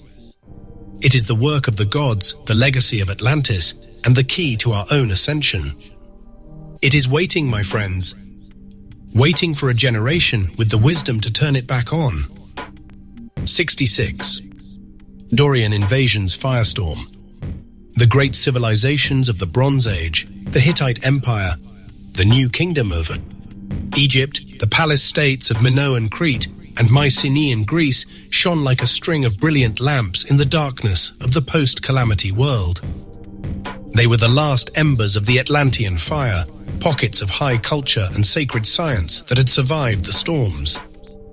But around 1200 BC, a new and terrible storm front rolled in from the north, a firestorm of barbarian fury that would extinguish these lamps one by one and plunge the entire Eastern Mediterranean into a centuries-long dark age. Our 66th revelation is the story of this great collapse, a fire that fell from both the heavens and the hands of men. This was the Dorian invasion's firestorm. The world you must picture is the Mycenaean civilization of Greece. These were the people of Agamemnon and Achilles, the builders of the Cyclopean fortress palaces and Mycenae and Tiryns. But behind their warrior ethos lay a much older and gentler spiritual tradition. They were the inheritors of the Atlantean matriarchal rites, a culture that had been seeded by the great emigrations from the sinking motherland. Their culture was a sanctuary for the divine feminine, a high-pressure system of lunar wisdom in a world that was increasingly dominated by the solar, masculine principle. Their deepest spiritual truth was symbolized, as the Keys of Enoch explains in Key 2-1-5, by the coming of the dove. The dove is the Shekinah, the Holy Spirit, the gentle, nurturing presence of God the Mother. The Mycenaeans were her keepers. Their most sacred rituals, the precursors to the famed Eleusinian mysteries described in the secret teachings, were not about war and conquest. They were about the cycles of the earth, the death and rebirth of the grain, the journey of the soul through the underworld with the goddess Persephone. They were a people of the earth, not of the sky. Into this world of ancient settled wisdom came a new people, the Dorians. They were a storm front of raw, iron-wielding power that swept down from the mountainous north of Greece. They were a people of the sky god Zeus, the wielder of the thunderbolt. They were a firestorm of patriarchal, warlike energy, and their coming was not a migration, it was an annihilation. They burned the great Mycenaean palaces to the ground. They shattered the old trade routes. They toppled the statues of the goddesses and replaced them with the grim visages of their warrior gods. The art of writing was lost. The complex palace economy collapsed. The gentle matriarchal culture of the dove was overrun by the eagle of the storm god. The Dorian invasion was a brutal and decisive victory for the Enlilite principle of conquest and domination. But this was not just a human storm. The fire that consumed the Bronze Age world also fell from the sky. As my own research file, 4 and 20, confirm, this period of social collapse coincides precisely with a period of intense geological and climatic upheaval. The volcanic skies of this era were not a metaphor. Around this time, great volcanoes like Hekla 3 in Iceland erupted with a force that dwarfed any in recorded history, spewing millions of tons of ash into the upper atmosphere. This created a volcanic winter, a sudden and catastrophic climate shift. The skies darkened, temperatures plummeted, crops failed, and famine stalked the land. Do you see the terrible synchronicity? The firestorm of the Dorian invasion from the north was mirrored by the firestorm of volcanic eruptions from the heavens. The social climate and the physical climate collapsed in perfect, terrible harmony. The smoke from the burning palaces of the Mycenaeans mingled with the ash from the burning mountains of the gods.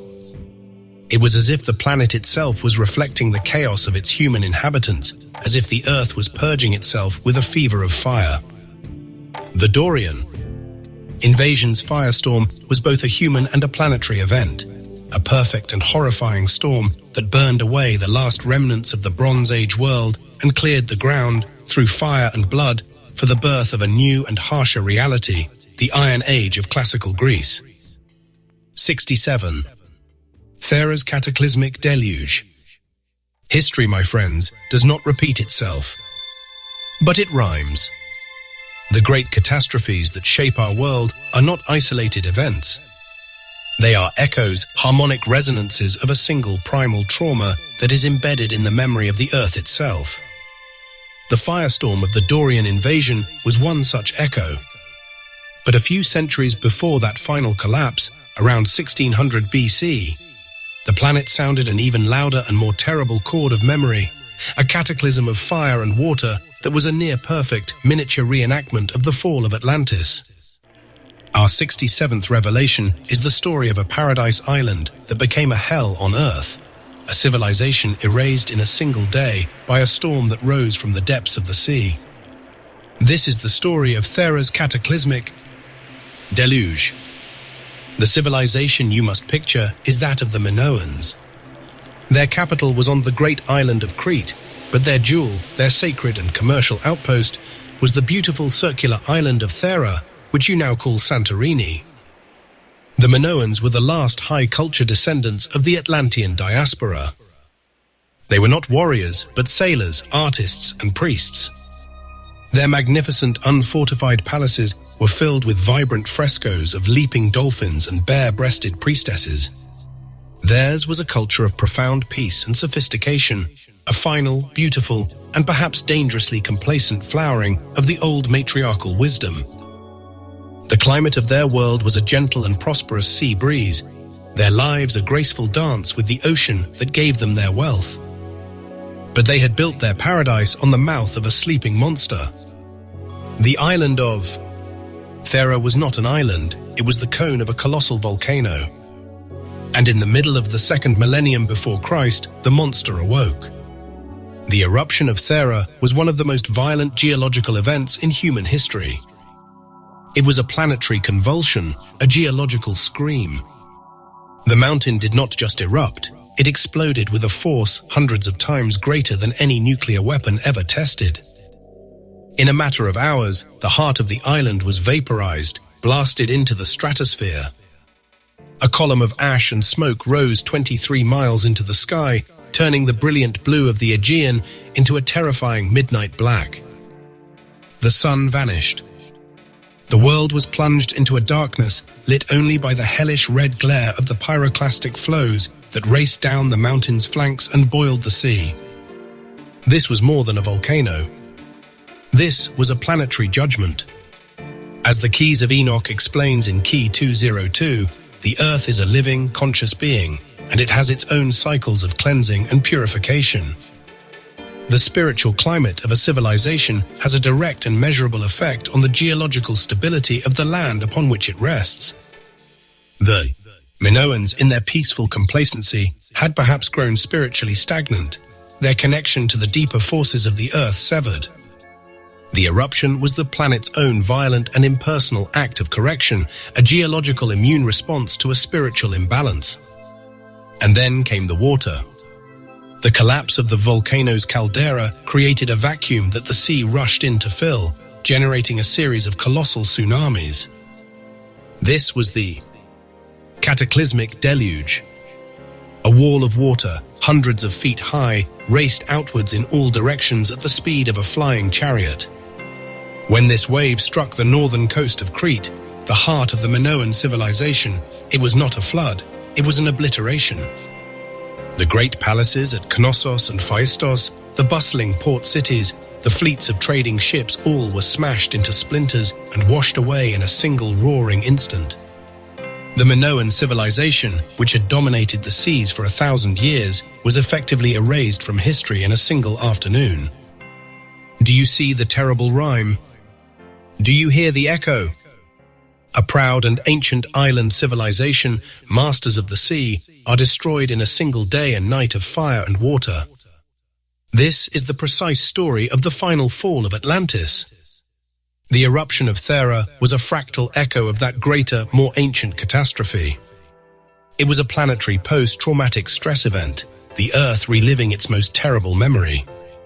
The great Master Thoth, the dweller of Unal, as he calls himself in his Tablet 5, was the priest-king who foresaw the original Atlantean cataclysm and led his people to safety. The story of Thera is the story of what happens when there is no Thoth to read the signs, when a civilization is too deafened by its own prosperity to hear the groaning of the earth beneath its feet. The aftermath of the deluge, as my research file 20 confirms, was a world transformed. The massive quantities of sulfur dioxide blasted into the atmosphere created a volcanic winter that caused crop failures as far away as China. The skies of Egypt were filled with a strange, dark haze, a phenomenon that may well be the historical source for the biblical plague of darkness. The destruction of the Minoan fleet created a power vacuum in the Mediterranean that allowed the more warlike Mycenaeans to rise to prominence, setting the stage for the Trojan War and the later firestorm of the Dorian invasion. Thera's cataclysmic deluge was the final shuddering aftershock of the death of Atlantis. It was a storm of planetary memory, a violent and cleansing judgment that wiped a beautiful and fragile civilization from the board of history. It is a terrifying reminder that the weather of our world is not shaped by the atmosphere alone, but by the deep, slumbering, and often vengeful memory of the Earth itself. 68. Scavenger civilizations' dust storms. The great fires have burned out. The great floods have receded. The evil wind has settled, leaving a poisoned and silent landscape. The world after the Bronze Age. Collapse and the nuclear calamity is a world of ruins. The psychic atmosphere is thick with a fine, choking dust, the dust of forgotten knowledge, of broken bloodlines, of dead gods. But life, my friends, is relentless. And where the great lions of the old world have fallen, a new and hardier kind of creature now emerges from the shadows to pick at the bones. Our 68th revelation is the story of these inheritors of the wasteland, the pragmatic and ruthless peoples who built new empires not on fresh ground, but upon the graves of their fathers. This is the story of the scavenger, civilizations and their dust storms. The first and greatest of these scavenger empires was that of the Akkadians. They were a Semitic people, descendants of the great migrations of Atlantean Semites who had been forged in the crucible of the desert. They were not visionaries or mystics like the Sumerians they would come to dominate. They were survivors. Their climate was the swirling dust storm, both literal and metaphorical. They rose to power in a world where the radioactive dust of the Anunnaki's war still poisoned the soil, and the psychic dust of a shattered culture clouded the minds of men. They were a people perfectly adapted to this new, gritty reality. Their great leader, Sargon, did not invent a new culture. He conquered an old one. The Akkadians swept down from the north and overran the dying cities of Sumer. But they did not obliterate what they found. They scavenged it. They were the first great cultural appropriators of history. They looked upon the magnificent, complex, and terrifying pantheon of the Anunnaki gods, and they did not seek to understand its deep chthonic mysteries. They sought to use it. They performed a planetary-scale act of theological rebranding, a spiritual whitewashing designed to serve the needs of their new empire. As my research file 7 makes clear, this was a deliberate and systematic process. The old Sumerian gods were given new Semitic names. Their complex personalities were stripped away, their intricate family histories erased. They were simplified, streamlined, and repurposed. Enlil, the stern but complex Anunnaki commander, the god of the atmosphere and the keeper of the tablets of destiny, was transformed into Asher, a simple and brutal national god of war. Inanna, the Sumerian goddess of love, fertility, sexuality, and the mysteries of the heavens, was remade as Ishtar, a goddess of conquest and political power. The deep, esoteric wisdom of the Sumerian priesthood was replaced by the rigid, dogmatic pronouncements of the Akkadian state religion. This was a profound act of spiritual desecration, but it was also a necessary one for the age. The old, sophisticated sun worship of the Atlantean tradition, which the Isir Sumerians had preserved in their astronomical science and complex temple rites, was too nuanced, too mystical for this new age of iron and dust. As the secret teachings explain, true sun worship is not the adoration of the physical orb in the sky. It is a scientific understanding of the spiritual sun, the Logos, the creative principle of the universe. The Akkadians had no time for such subtleties. They needed a god who could march with their armies, a sun that could be emblazoned on their war banners. Their whitewashing of the old gods was an act of pragmatic simplification, turning a complex philosophical system into a tool of imperial control. And in this, the Akkadians were fulfilling a crucial, if brutal, part of the divine plan for the lineage of Israel. Key 109. They were the first great Semitic empire, the first to demonstrate the incredible resilience and adaptability of that bloodline.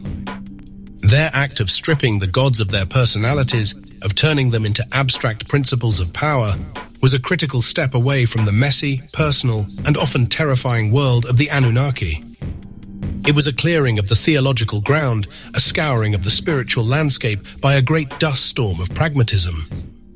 This brutal simplification, this whitewashing, was the necessary historical prelude to the even more radical abstraction that was to come, the revelation of a single, formless, and universal God to their descendant Abraham. The Akkadians and the Babylonians and Assyrians, who would follow them, were the children of the dust. They built their empires on the ruins of a fallen world, their palaces from the rubble of their predecessors. Their culture was a sand-blasted echo of a greater song. They were the first scavengers, the first to teach the world a hard and bitter lesson that has been repeated by every empire since, that in a world of ruins, the future belongs not to the creators, but to the conquerors, not to the mystics, but to the pragmatists who are ruthless enough to pick the bones of the dead and call it a civilization. 69. Patmos Apocalyptic Vortex. Our chronicle now brings us to a place of terrible and beautiful symmetry. We return to the small rocky island of Patmos in the Aegean Sea. We have been here before. We have seen this island shrouded in the strange, atmospheric vortices of a profane science, the laboratory where the rebel scientist Yakub unleashed his grafting monsoon upon the world, creating a race designed for 6,000 years of rule. Now, millennia later, at the height of the Roman Empire, we return to this same island, a place of exile, a prison. But this time, the storm that descends is not a man-made tempest of genetic manipulation. It is a divine hurricane of pure revelation, a vision that will peel back the skin of reality and reveal the final act of our long and tragic drama. Our 69th revelation is the story of an exiled prophet and of Patmos. Apocalyptic Vortex. The man is known to you as John the Revelator. But like Moses, like Abram, you must see him not as a simple fisherman, but as a high initiate of the secret schools. He was a master of the mystery of the apocalypse, as the Secret Teachings calls it, an ancient science of prophecy and cosmic cycles. He was exiled to Patmos by the Roman authorities, a political prisoner. But the forces of heaven saw this not as a punishment, but as an appointment. They brought their greatest living seer to the precise geopolitical location that had been the source of the world's greatest spiritual poison. On the very ground where Yakub had perverted the laws of nature to create a race of division, John would receive a vision of the ultimate reunification of humanity and the cosmos. It was an act of profound cosmic justice, a spiritual antidote delivered to the scene of the original crime. The Book of Revelation is not a roadmap of the future. It is a transcript of an initiation. John, alone on that island, was caught in a great storm, a vortex that was both physical and metaphysical. The veil between the worlds grew thin. A channel was opened, and through that channel, a storm of pure, unadulterated information poured into his consciousness. He was not just seeing the future, he was tapping into the great planetary memory, the Akashic record. He was granted access to the key of Time Tablet X, the great secret of the Atlantean master Thoth. He saw the great cycles of history, the law of cause and effect playing out over millennia. He saw that the great catastrophes of Atlantis were not random events, but part of a repeating pattern, a cosmic rhythm of creation, fall, and renewal. His vision was a storm of symbols. He saw the great whore of Babylon, drunk on the blood of the saints. This was not a literal woman, but the spirit of the profane materialistic empire, the legacy of Nimrod's Caesarism, the great beast of the state that demands worship and sacrifices its children to the god of war. He saw the fall of this Babylon, a catastrophic collapse that echoed the fall of Atlantis, a final judgment on a world that had chosen the law of the tiger over the law of the lamb.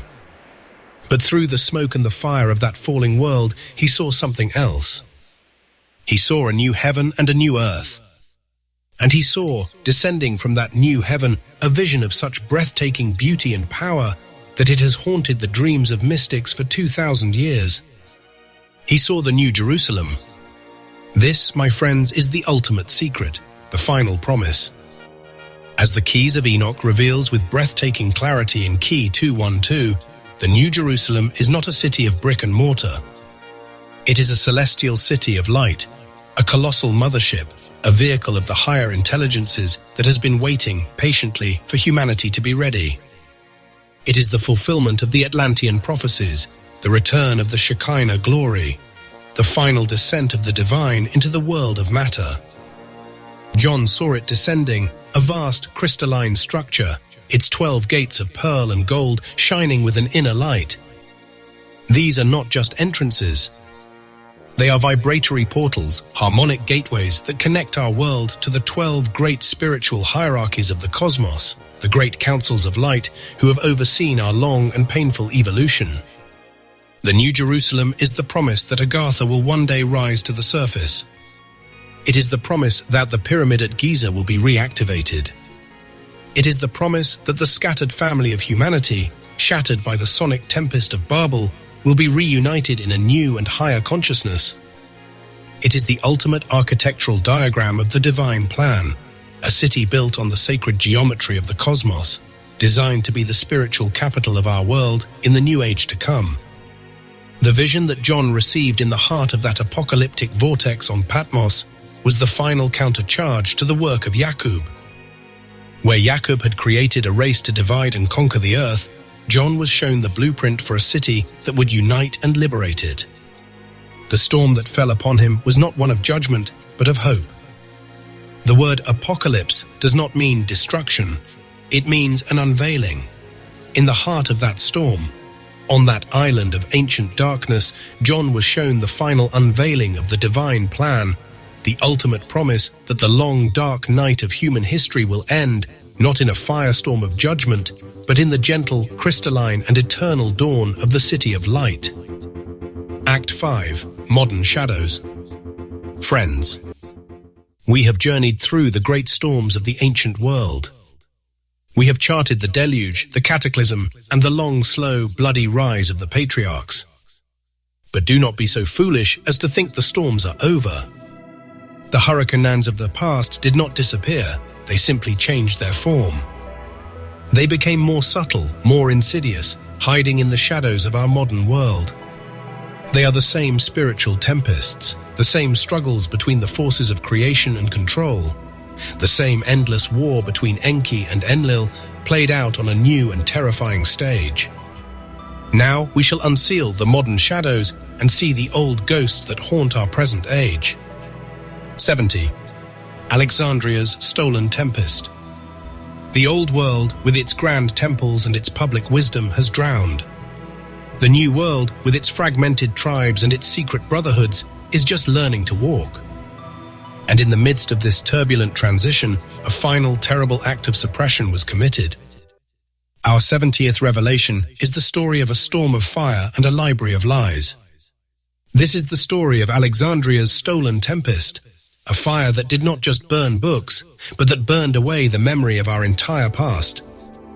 The Library of Alexandria was more than a building filled with papyrus scrolls. It was a time capsule, an intellectual ark designed to carry the last precious cargo of the antediluvian world through the long dark ages of human history. For centuries, since the great Egyptian civilization had been founded by the Atlantean master Thoth, the priests of the Egypt colony had kept a sacred trust. As Thoth himself reveals in his History of Thoth, Tablet 1, he inscribed the science of the sunken world onto the emerald tablets and hid them, but he also left behind a vast body of knowledge to be preserved by his priesthood. This knowledge was the foundational text of the Alexandrian Library, the single most comprehensive and uncorrupted record of humanity's cosmic origins. Within its towering halls of learning, beyond the public records and the Greek tragedies, lay the real treasure, the divine letters. The Keys of Enoch 1-1-8, a modern text that unseals the ancient science, reveals that these sacred alphabets were not just symbols, but geometric projections of the language of light. This was not a written language to be read by the eye, but a vibratory code to be sung by the soul. The letters were blueprints, mathematical constants frozen into form, which, when properly understood and resonated, held the creative power to literally program reality. This was the same divine technology used to tune the firmament, revelation. 3. The same language from which the 64 master keys of our genetic code were derived. This library, my friends, was a second firmament, a planetary memory chip where the source code of the universe was stored in a human-readable form. It was a profound and dangerous power, for whoever held the keys to this library could not only understand reality, but could unsing and resing it. And so, in a stolen tempest of political conspiracy and engineered mob violence, the library was set ablaze. It was an act of cultural arson, a storm of fire orchestrated by the Enlil inheritors of our world, the authoritarian, fear-based forces of the New Order.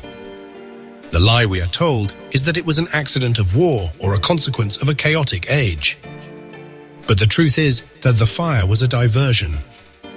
It was the ceremonial smokescreen for a planned and deliberate act of spiritual theft. The rising patriarchal power of Rome and its nascent ecclesiastical shadow in the Vatican saw in this library not a testament to human genius, but a profound and existential threat to their new system of control. The Enlil archetype, the lawgiver, the commander, the god of the thunderclap, demands a top-down hierarchy. It requires a populace that is compliant, ignorant, and spiritually dependent on a central authority. The knowledge in Alexandria was the antithesis of this. It was a technology of individual empowerment, a science of personal ascension, a truth that would allow any human being to discover the God within themselves without the need for a priest or a king. The Stolen Tempest was a military operation of the spirit. Agents of the rising power, disguised as scholars and soldiers, went into the burning halls not to save the books, but to steal them. They did not take the works of Plato or Aristotle; those were left to burn. The texts they targeted were the very heart of the collection. The sacred geometry of the divine letters, the histories of lost Lemuria, the maps of the Atlantean energy grids, the alchemical formulas of the Toltec priests. They were not interested in human history, they were interested in human power and how to keep it from the people. The flames that consumed the scrolls were a ritualistic act of erasure, a public declaration that the divine, creative power of the word now belonged to the few. The divine letters were not destroyed, they were simply hidden. They were carried away from the flames and secreted deep within the archives of a new, centralizing power, the Vatican, where they have been waiting, dormant and veiled, for 2 millennia.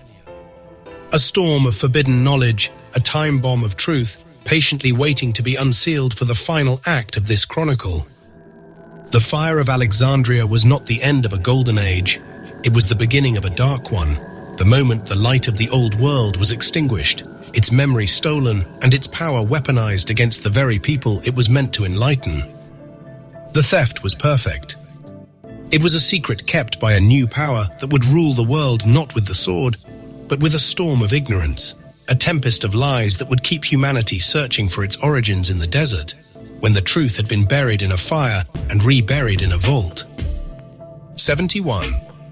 Medieval esotericism's fog. While the new powers of the world were burying the light of truth, the keepers of that light were not idle. They did not attempt to fight the new storm of dogma with force. They chose a different path, a path of subtlety and concealment. Our 71st revelation is the story of how the sacred wisdom survived by shrouding itself in a fog of allegory and ritual. This is the story of medieval esotericism's fog. The mystery schools of Europe, the Gnostics, the alchemists, the Rosicrucians, were the inheritors of the Atlantean science. They understood that the over-self, the individual's true, eternal, and perfected self, a body of light residing in higher realms, was the ultimate destiny of all humanity. They also understood the power of Vril, the life force itself, the very energy that had powered the magnificent cities and airships of Atlantis. This knowledge was too dangerous for the chaotic, violent climate of the Middle Ages, and so they hid it. They veiled the truth in a fog of coded symbols, in bizarre alchemical diagrams, in impenetrable philosophical tracts. A man on the street saw a picture of a winged dragon, and he saw a monster to be slain. The initiate saw the dragon as a symbol of the Kundalini, the serpent power of the soul, a force to be awakened and mastered. The fog was not meant to obscure the truth from the seeker. It was meant to protect the truth from the profane. It was a weather system of concealment, a silent, swirling mist that preserved the last embers of the old world's fire, patiently waiting for a new dawn. The great storm of the Roman Empire had passed, leaving behind a spiritual vacuum that was quickly filled by the new and terrifying high-pressure system of the Roman Catholic Church. This was a direct inheritance of the Enlil archetype, a faith of law, of dogma, and of a central authority that declared itself to be the sole intermediary between man and God. In this new spiritual climate, the individual pursuit of gnosis, the direct experiential knowledge of the divine, was no longer a virtue. It was a heresy, punishable by torture and death. The truth of humanity's divine origin, of the over-self, of the inner God, was being systematically erased and replaced by a story of original sin, a story of an angry and distant father to be appeased through ritual and obedience. Against this spiritual hurricane, the remnants of the old world's wisdom could not fight openly. They had to go underground. The mystery schools became secret societies, their knowledge preserved in a fog so thick that only those with the proper eyes, those willing to brave the inner pilgrimage, could hope to find their way through it. First among these were the Gnostics, whose name literally means those who know. Their core belief was a direct challenge to the new dogma. They taught that the world was not created by the true divine Father, but by a lesser, tyrannical, and ignorant being known as the Demiurge. This Demiurge was a perfect reflection of the Enlil archetype, a god of law, of fury, and of an all-too-physical world. The true God, the ultimate source of light, existed in a distant, perfect realm. The goal of Gnosticism was not to appease the Demiurge, but to escape his prison, to find the hidden spark of the over-self within, and return to the realm of pure light. Their scriptures, filled with intricate allegories and cosmic diagrams, were a complex weather report from the spiritual plane, charting the gales of the Demiurge and the safe secret pathways to the sun. As Gnosticism faded under the relentless storms of persecution, its core truths were preserved and reborn in the strange and beautiful diagrams of the alchemists. To the public, the alchemist was a fool in a smoke-filled room, trying to turn lead into gold. But this, my friends, was a perfect piece of concealment, a part of the fog. As the great alchemical axiom of Hermes Trismegistus states, as above, so below.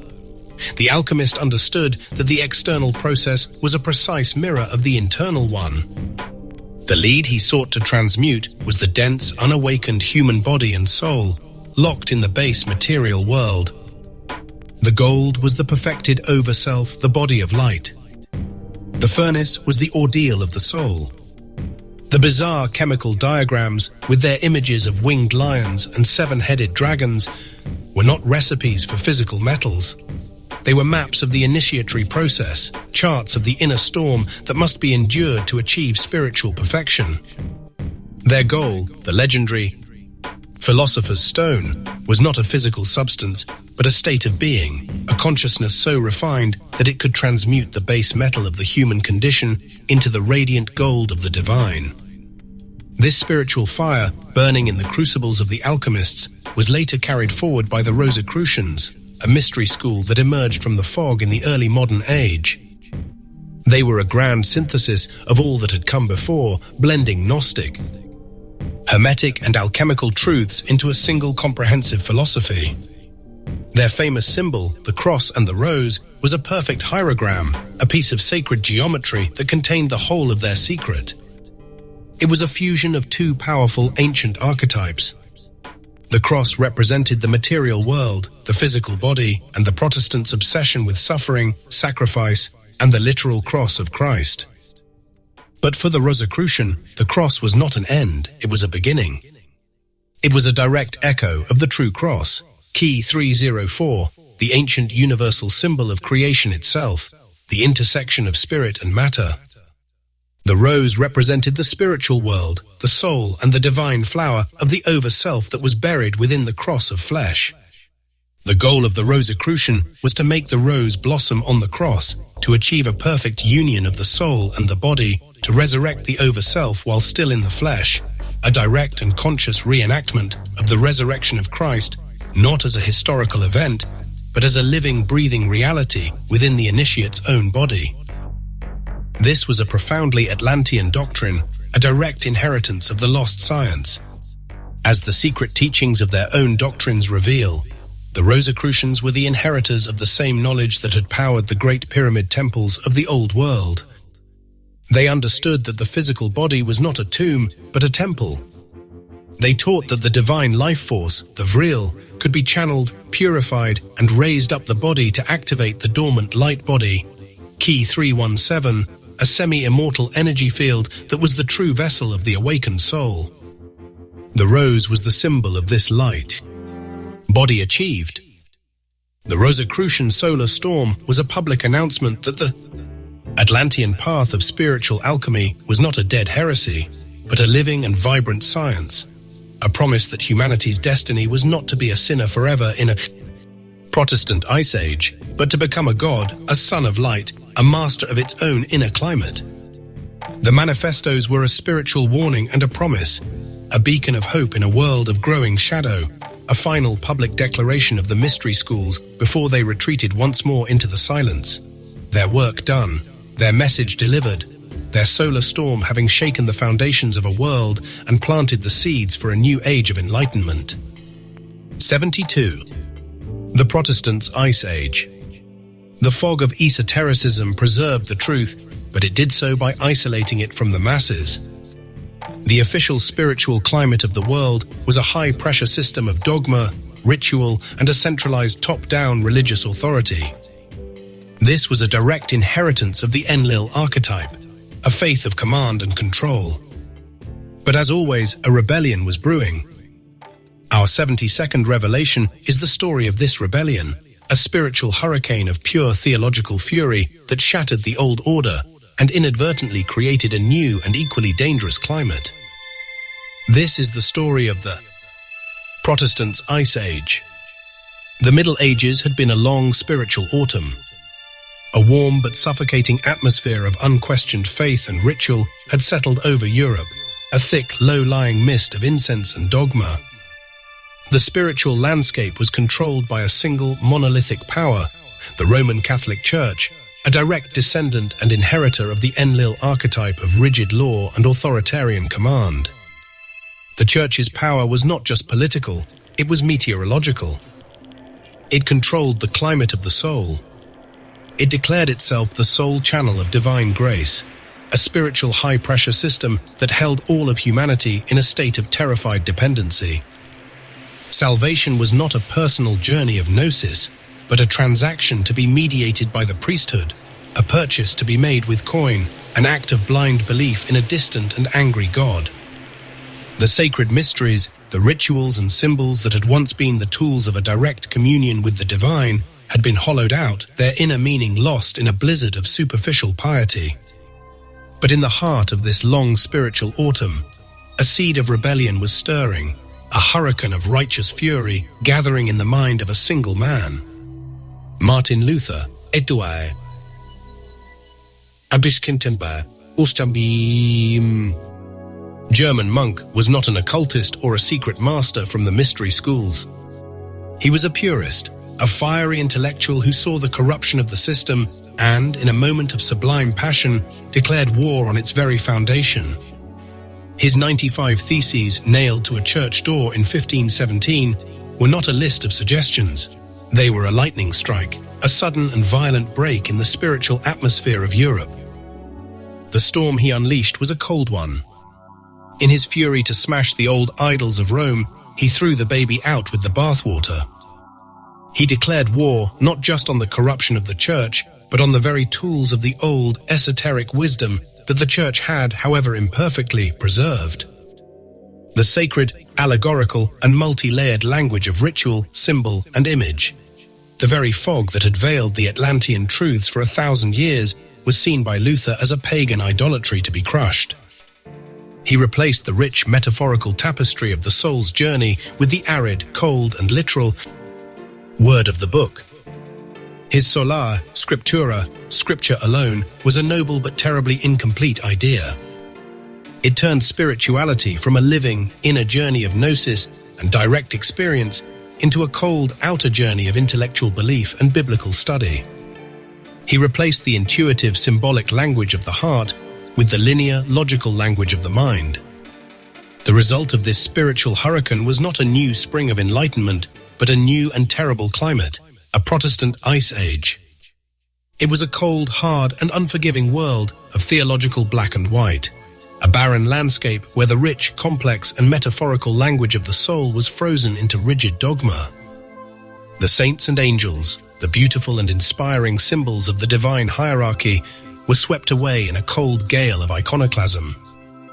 The divine feminine, the sacred mysteries of Mary and the Holy Spirit were cast out of the sanctuary. The over-self, the body of light, the promise of human ascension, the very core of the Atlantean science, was forgotten, dismissed as a pagan heresy.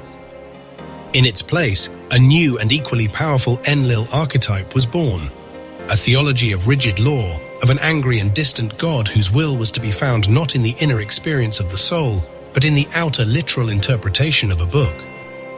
The authority of the Pope was replaced by the tyranny of the text, and the spiritual prison of the old church was replaced by the intellectual prison of the new.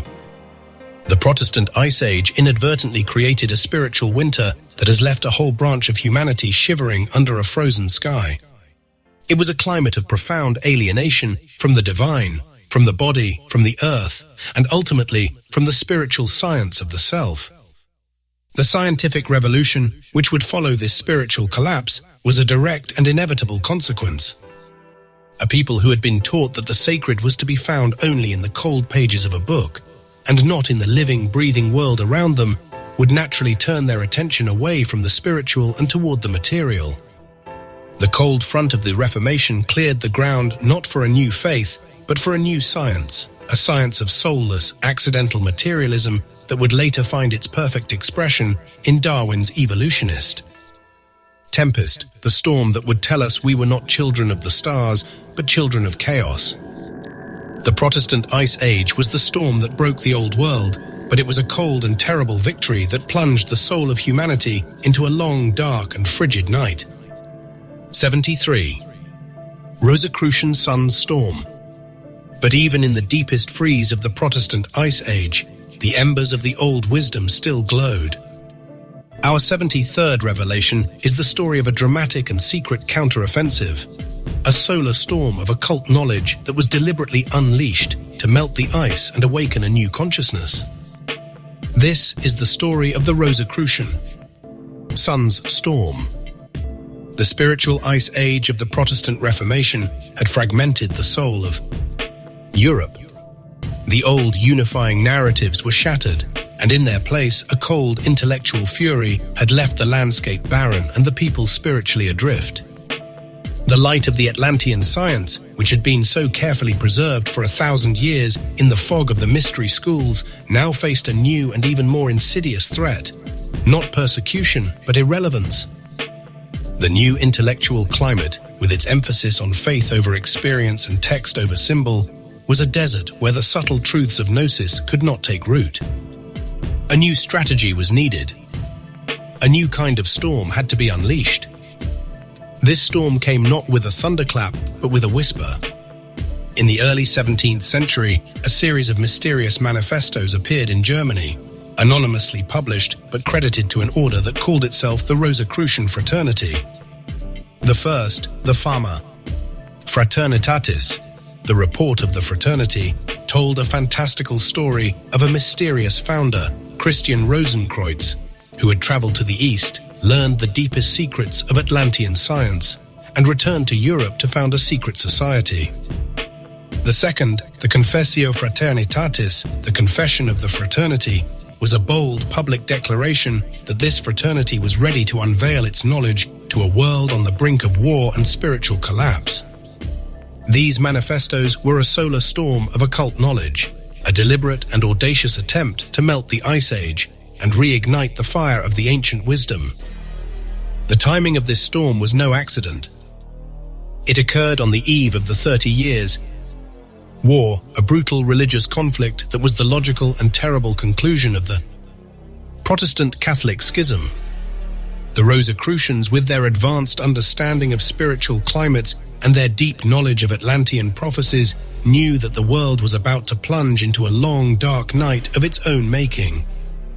Their manifestos were a desperate plea, a spiritual intervention designed to offer a third way, a path out of the sterile conflict between dogma and dogma, a return to the unified science of the soul.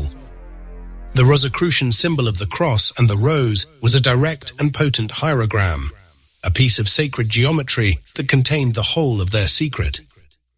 It was a fusion of two powerful ancient archetypes. The cross represented the material world, the physical body, and the Protestants' obsession with suffering, sacrifice, and the literal cross of Christ. But for the Rosicrucian, the cross was not an end, it was a beginning. It was a direct echo of the true cross, Key 304, the ancient universal symbol of creation itself, the intersection of spirit and matter.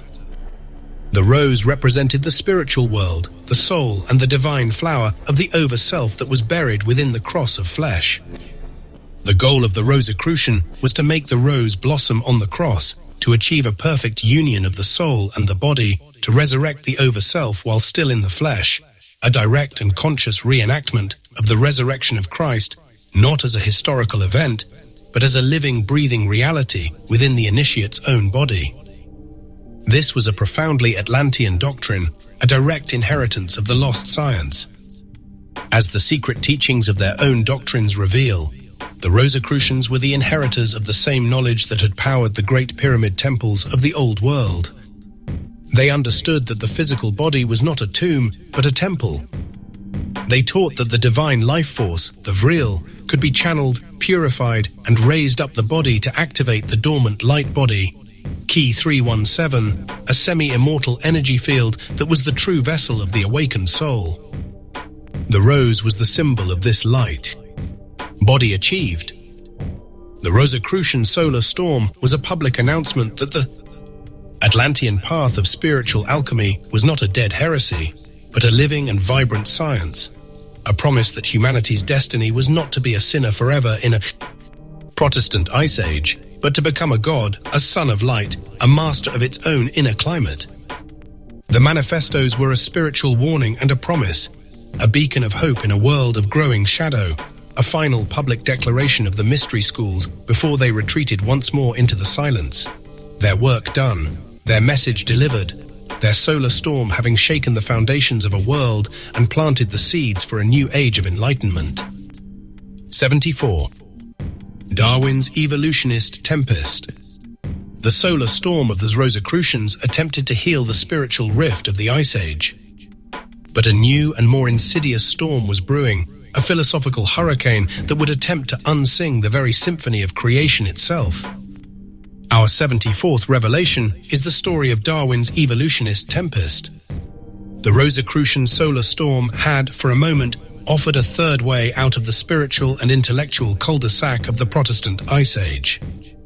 But it was a storm of revelation, a quiet and subtle call to an inner path that a world descending into materialism was no longer prepared to hear. The new political and scientific climate of the 18th and 19th centuries was not a desert to be crossed by mystics.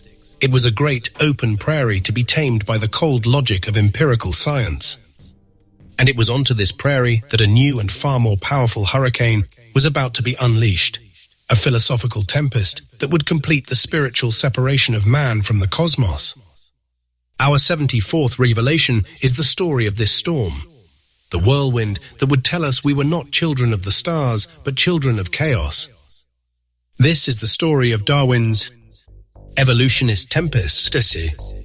The theory of evolution, as presented by Charles Darwin in his 1859 masterpiece On the Origin of Species, was not a simple scientific hypothesis. It was a philosophical tempest, a hurricane that swept away the concept of divine design and replaced it with accidental mutation.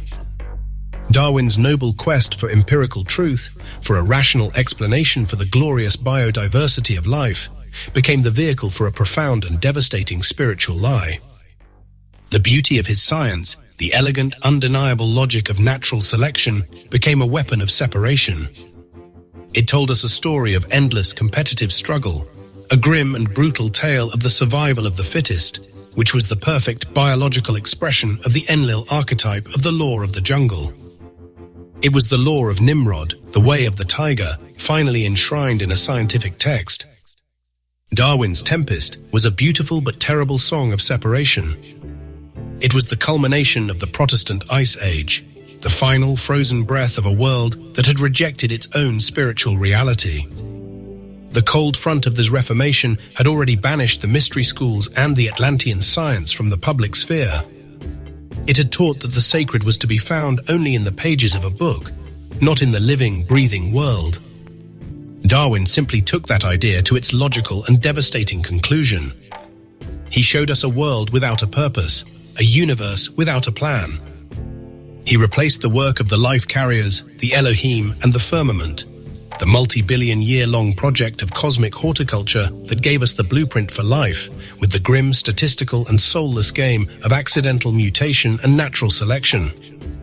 He drowned out the memory of the Adamic mission and its goal of biological perfection, replacing it with a grim and competitive struggle for survival, a brutal and amoral quest for material dominance. This whirlwind of materialism would become the dominant intellectual climate of the modern world. It has kept us searching for our origins in the mud, when our true home has always been in the stars. The spiritual winter that began with Luther's rebellion finally froze the soul of humanity solid, creating a world where the very concept of over self, a body of light, and a divine purpose was ridiculed as a quaint relic of a superstitious age. Darwin's evolutionist tempest was the storm that completed our spiritual amnesia. It was the final and most clever blow against the ancient wisdom, a scientific lie that was so elegant and so logical that it has held our collective mind in a state of spiritual bondage for over a century. The storm that began with a righteous fury against a corrupt church ended with a quiet, devastating whisper that there was no God, no purpose, no soul, and no hope. 75. Sentinelese Monsoon Guardians. While the world was being swept away by the tempest of modern thought, a few small, isolated islands of the old world still clung to life.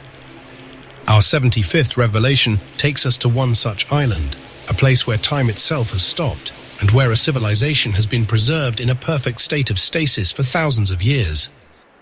This is the story of the Sentinelese Monsoon Guardians. North Sentinel Island is more than a remote dot on a map. It is a living memory of a lost world. The Sentinelese people are not a primitive tribe. They are the monsoon guardians of a Lemurian portal. Their ferocious and absolute rejection of all contact with the outside world is a conscious and divinely guided act of preservation. Their isolation is not born of fear, but of purpose. They are the inheritors of the lost. Lemuria, a civilization that was destroyed when its psychic and spiritual climate was poisoned by the Anunnaki's technological monsoon. The Sentinels remember this. They have kept their bloodline pure, their psychic third eye, a subtle atrophied echo of the Lemurian original, uncorrupted, and their seal of the elect, key 116, unbroken. They are a living, breathing ark, preserving a fragment of the old world's wisdom from the chaotic and corrupting storms of ours. Their refusal to be contacted is not a statement of hostility. It is a declaration of their sacred duty, to stand guard at the gates of a lost world, patiently waiting for the storms to pass. The Sentinelese remember the fall of lost Lemuria. Their collective genetic and spiritual memory is not one of a myth, but of a trauma. They remember the world before the Anunnaki arrived, a world where the psychic weather was a constant, shimmering symphony of energy, where the third eye was a physical organ of perception, and where humanity lived in a state of symbiotic grace with a living, conscious planet. And they remember the Anunnaki's technological monsoon, the sudden, violent, and deafening psychic static of a materialistic civilization that drowned out the music of the soul. They remember how this static corrupted their civilization, amplifying their lowest instincts and causing them to turn on themselves in a storm of internal conflict. They remember the pain, the chaos, and the final terrible cataclysm that sank their motherland beneath the waves. The Sentinelese people are not a primitive tribe living in the dark. They are a sophisticated civilization that has deliberately chosen to unplug itself from the chaos of the outside world. A world they remember with a collective generational horror. Their monsoon guardians are the living embodiment of a sacred protocol. They are the keepers of the seal of the elect, Key 116, a promise that was made to the last remnants of the Lemurian priesthood who fled the burning continent. This seal is not a physical mark. It is a genetic and spiritual signature, a state of biological and conscious purity that has been carefully guarded from the corrupting influence of the modern world. Their isolation, their absolute refusal to be contacted, is a conscious and divinely guided act of preservation. They are a genetic seed bank, a human ark designed to carry the uncorrupted bloodline of lost Lemuria through the long dark winter of our world, a storm they know is not yet over. Their isolation is not born of fear, but of profound wisdom. They are the monsoon guardians of a Lemurian portal, a spiritual doorway that is anchored in their land. They understand, as Thoth reveals in his History of Thoth, Tablet 1, that certain locations on Earth holds a powerful and unique energetic resonance. These are not just physical places, they are nexuses of power, portals that connect our world to others. The Sentinelese, as the last of a psychic civilization, are the guardians of such a place. They have kept their bloodline pure, their psychic third eye uncorrupted, and their seal unbroken because they understand that they are the human antenna for this portal. Their sacred duty is not just to preserve a memory, but to stand guard at the gates of a lost world, patiently waiting for the storms of our modern age to pass. Their entire society, their culture, their religion is a technology of preservation. Their rituals, their chants, their every act is designed to maintain the integrity of their bloodline and their spiritual connection to their motherland. Their fierce, aggressive posture toward outsiders is not a sign of hostility. It is a declaration of their sacred duty. They are telling us, in the only language they have, that their purpose is to protect a profound secret, a truth that our technological monsoon would only corrupt and destroy. They are a living, breathing testament to the ancient axiom, as above, so below. The stormy, protective weather that surrounds their island is a perfect reflection of the inner spiritual climate of their people, a high-pressure system of divine purpose and unshakable resolve.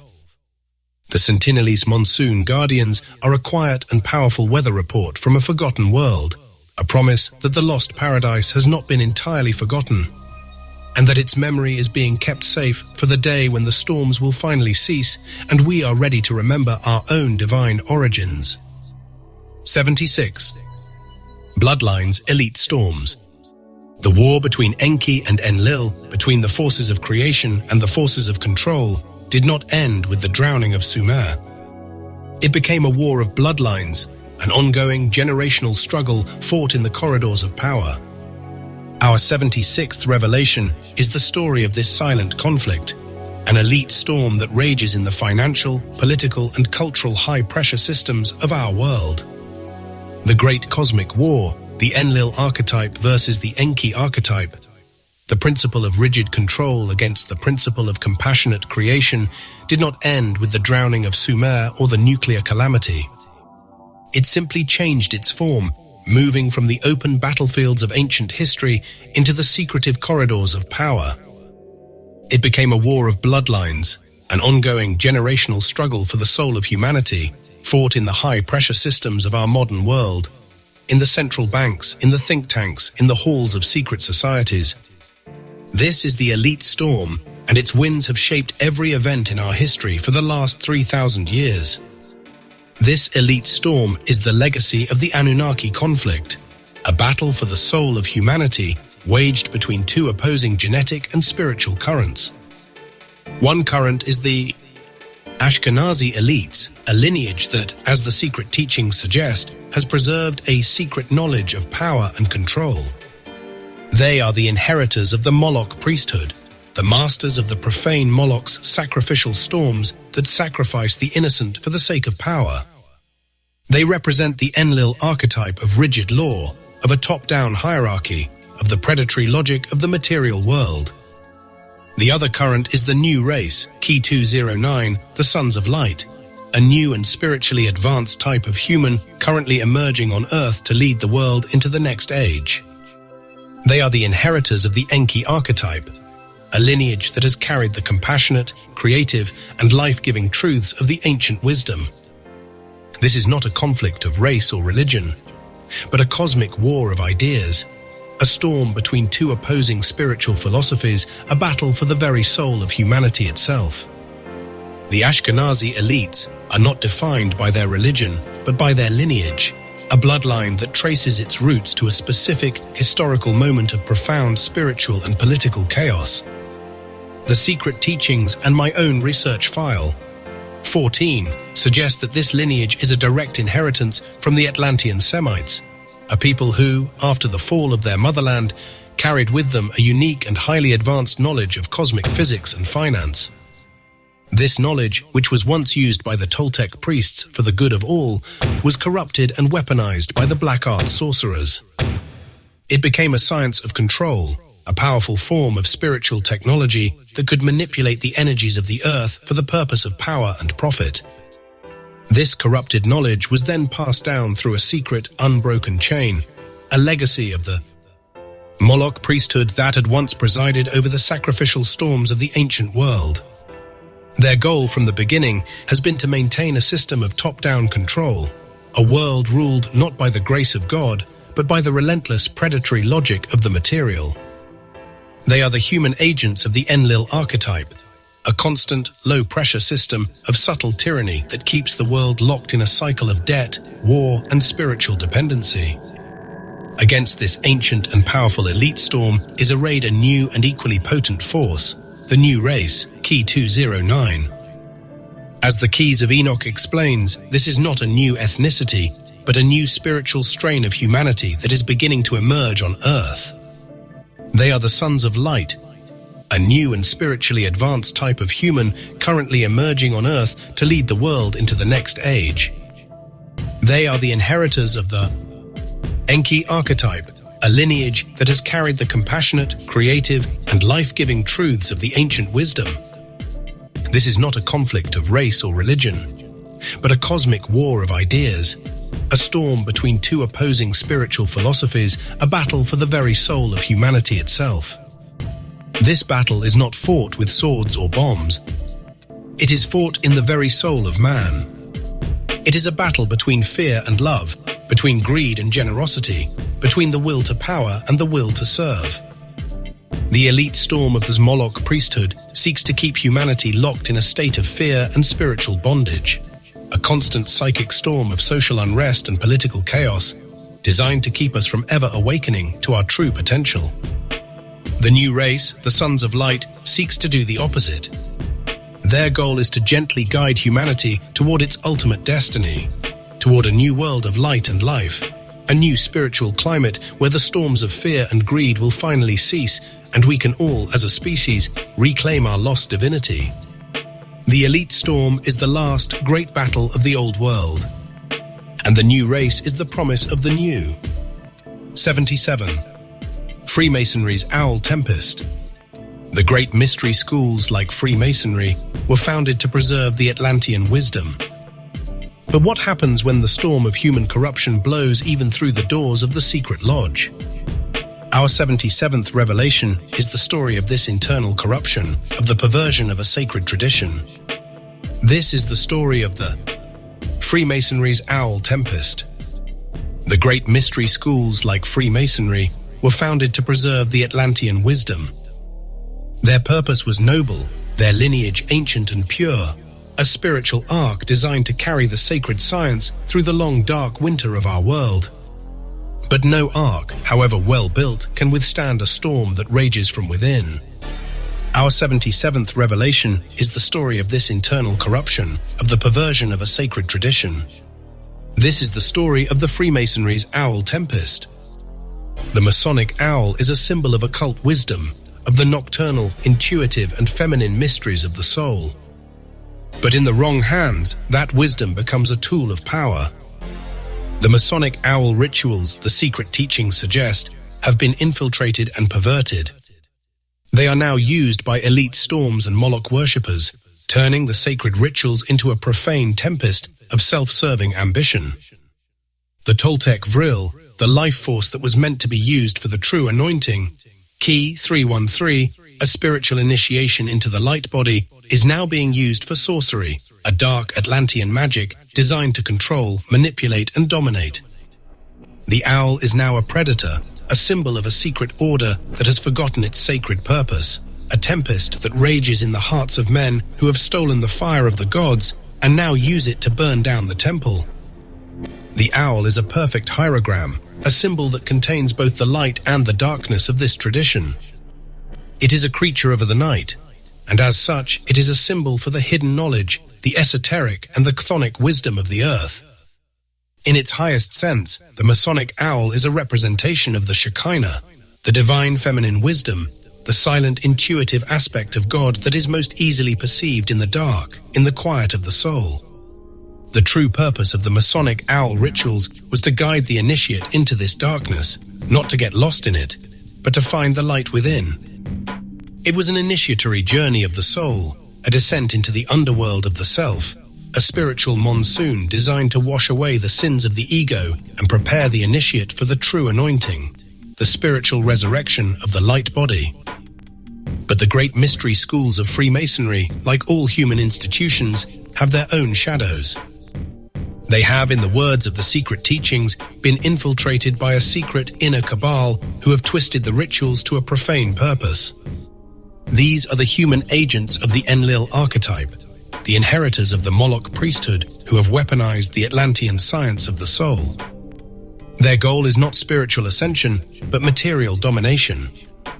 They have taken the rituals, the symbols, and the power of the lodge and turned them into a profane tempest of self-serving ambition.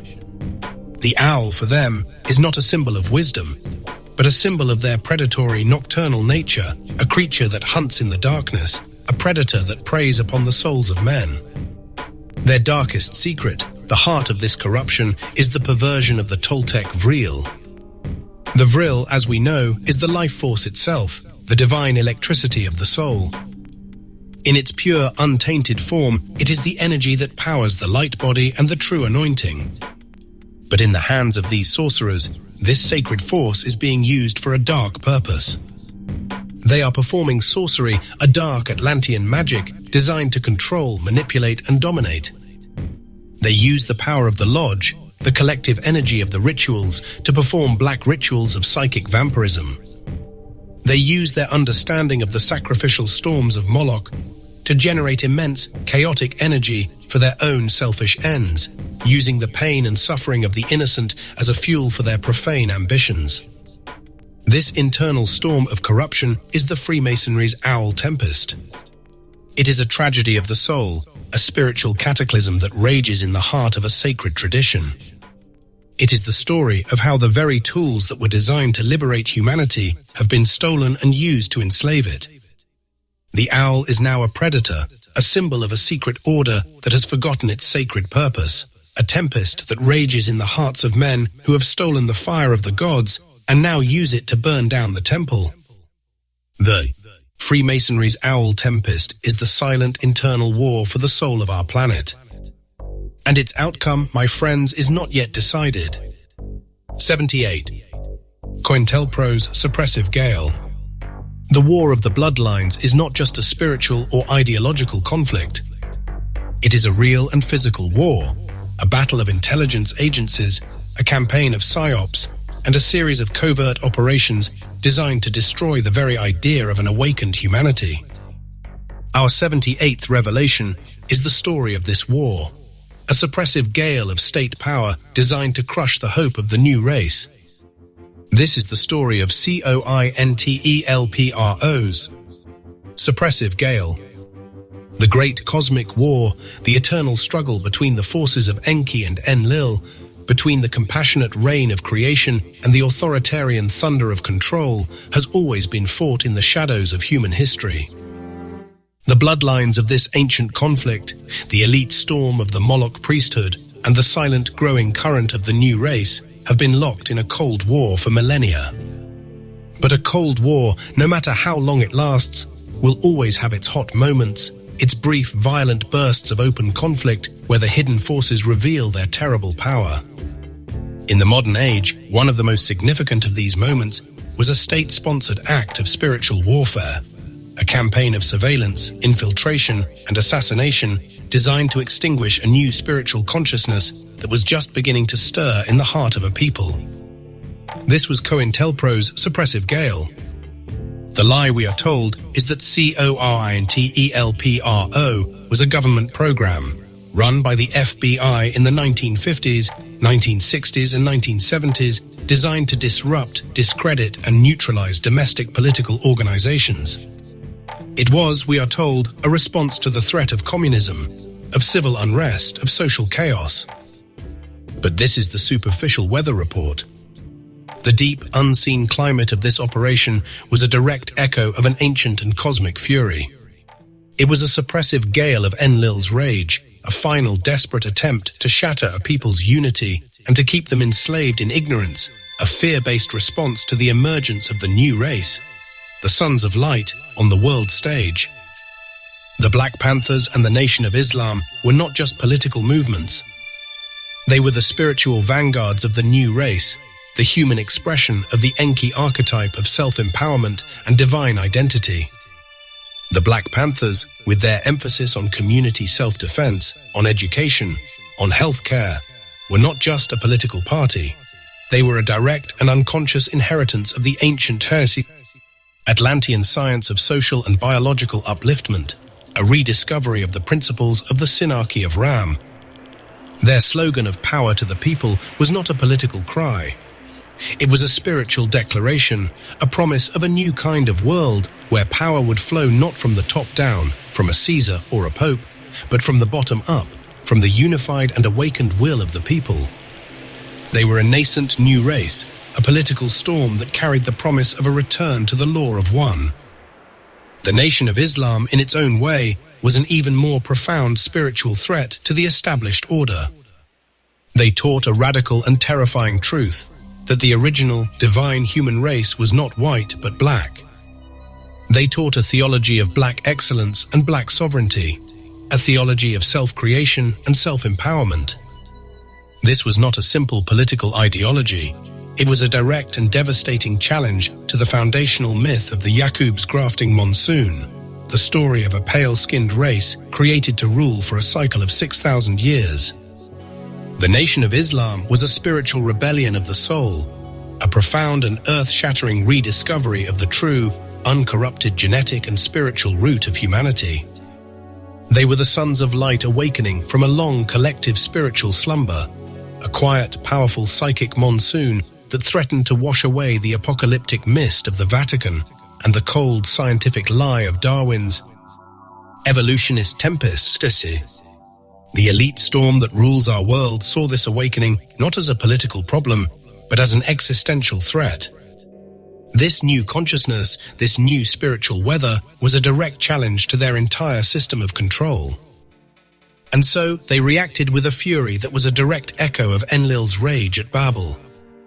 COINTELPRO was their weapon, a suppressive gale of state power designed to sow chaos and fear, to shatter this nascent unity before it could come into its full power. They did not fight a war with tanks and armies.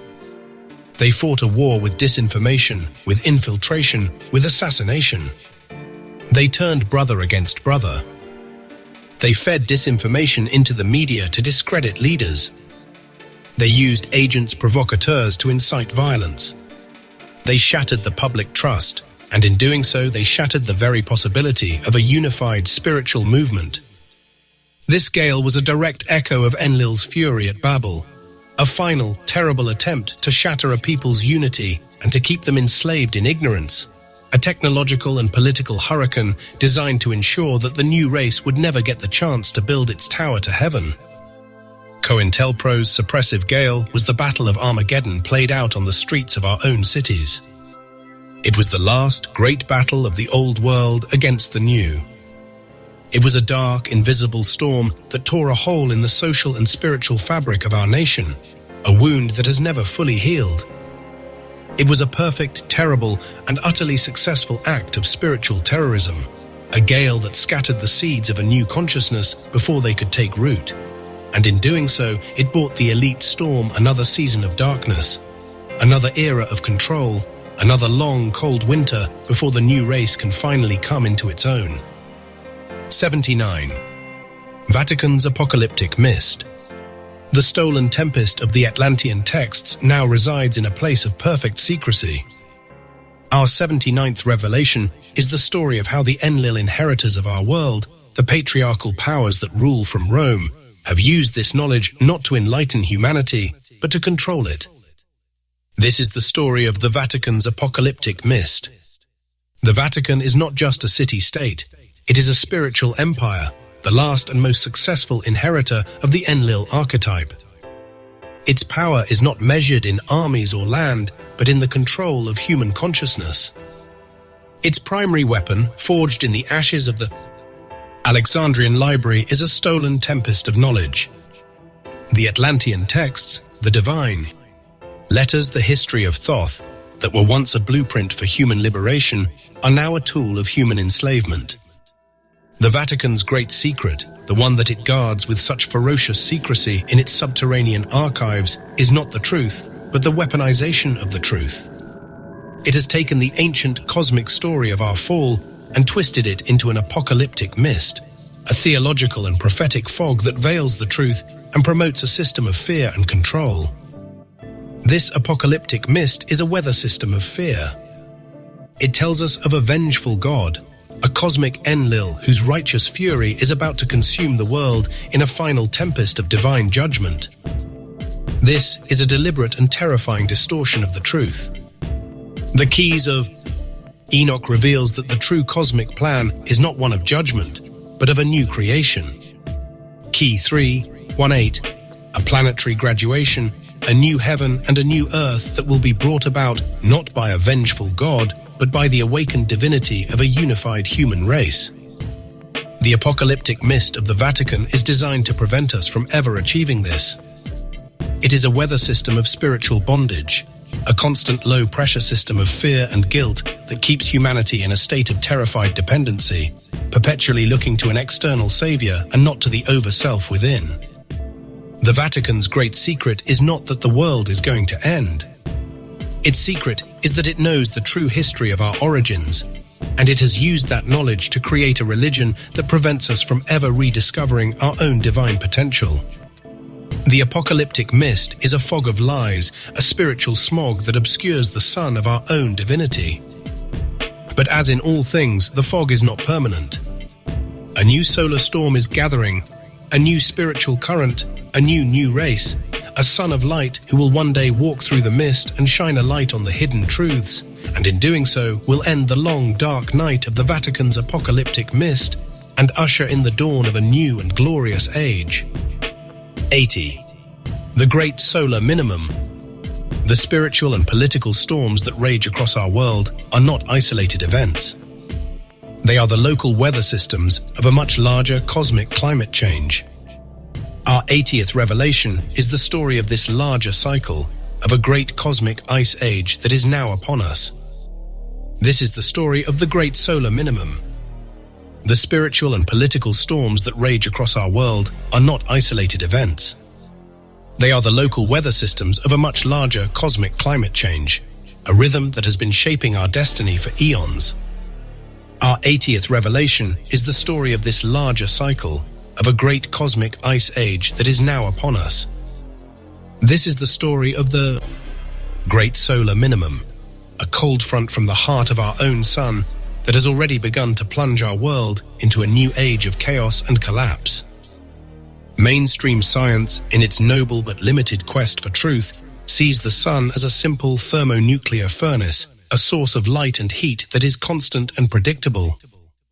But this, my friends, is a comforting illusion. The ancient wisdom, preserved in the oral traditions of the Hopi, the Egyptians, and the Mayans, saw the sun as a living, conscious being, a divine heart whose rhythms were a perfect reflection of the rhythms of the soul. The sun, they knew, breathes. Every 11,000 years, it goes into a low-energy cycle, a minimum. This is not a poetic metaphor. It is a cosmic ice age, a cold front that radiates out from the heart of our solar system, causing a decrease in solar flares, a weakening of the Earth's magnetic field, and a profound shift in the very consciousness of all humanity. The sun's heart, in its great cosmic breathing, is now in the midst of a slow, deep, and final inhalation. The weather of the sun is a perfect mirror of the weather of the soul. A solar minimum is a time of chaos and collapse. The weakening of the Earth's magnetic field, our planet's primary shield from the energies of deep space, means that we are now subject to a deluge of cosmic rays and other exotic, unseen energies. These energies, which are a different kind of celestial firestorm, have a powerful and often chaotic effect on our nervous systems, on our emotions, on our collective psyche. This is why our world, in the last century, has been swept by storms of unprecedented political chaos, of social unrest, of a collective madness that defies all rational explanation. We are not just a people in crisis. We are a planet in crisis, a world that has been plunged into a spiritual winter by the inexorable rhythm of a cosmic clock. The cold front of the solar minimum is a time of chaos and collapse, a spiritual winter that will burn away the old world and prepare the soil for the planting of the new. The great Atlantean prophecies, as recorded in the history of Thoth, reveal that the end of this great cycle is also the beginning of a new one. The solar minimum is the final storm, the one that will wash away the apocalyptic mist of the Vatican, the suppressive gale of the state, and the cold, devious lies of the elite storm.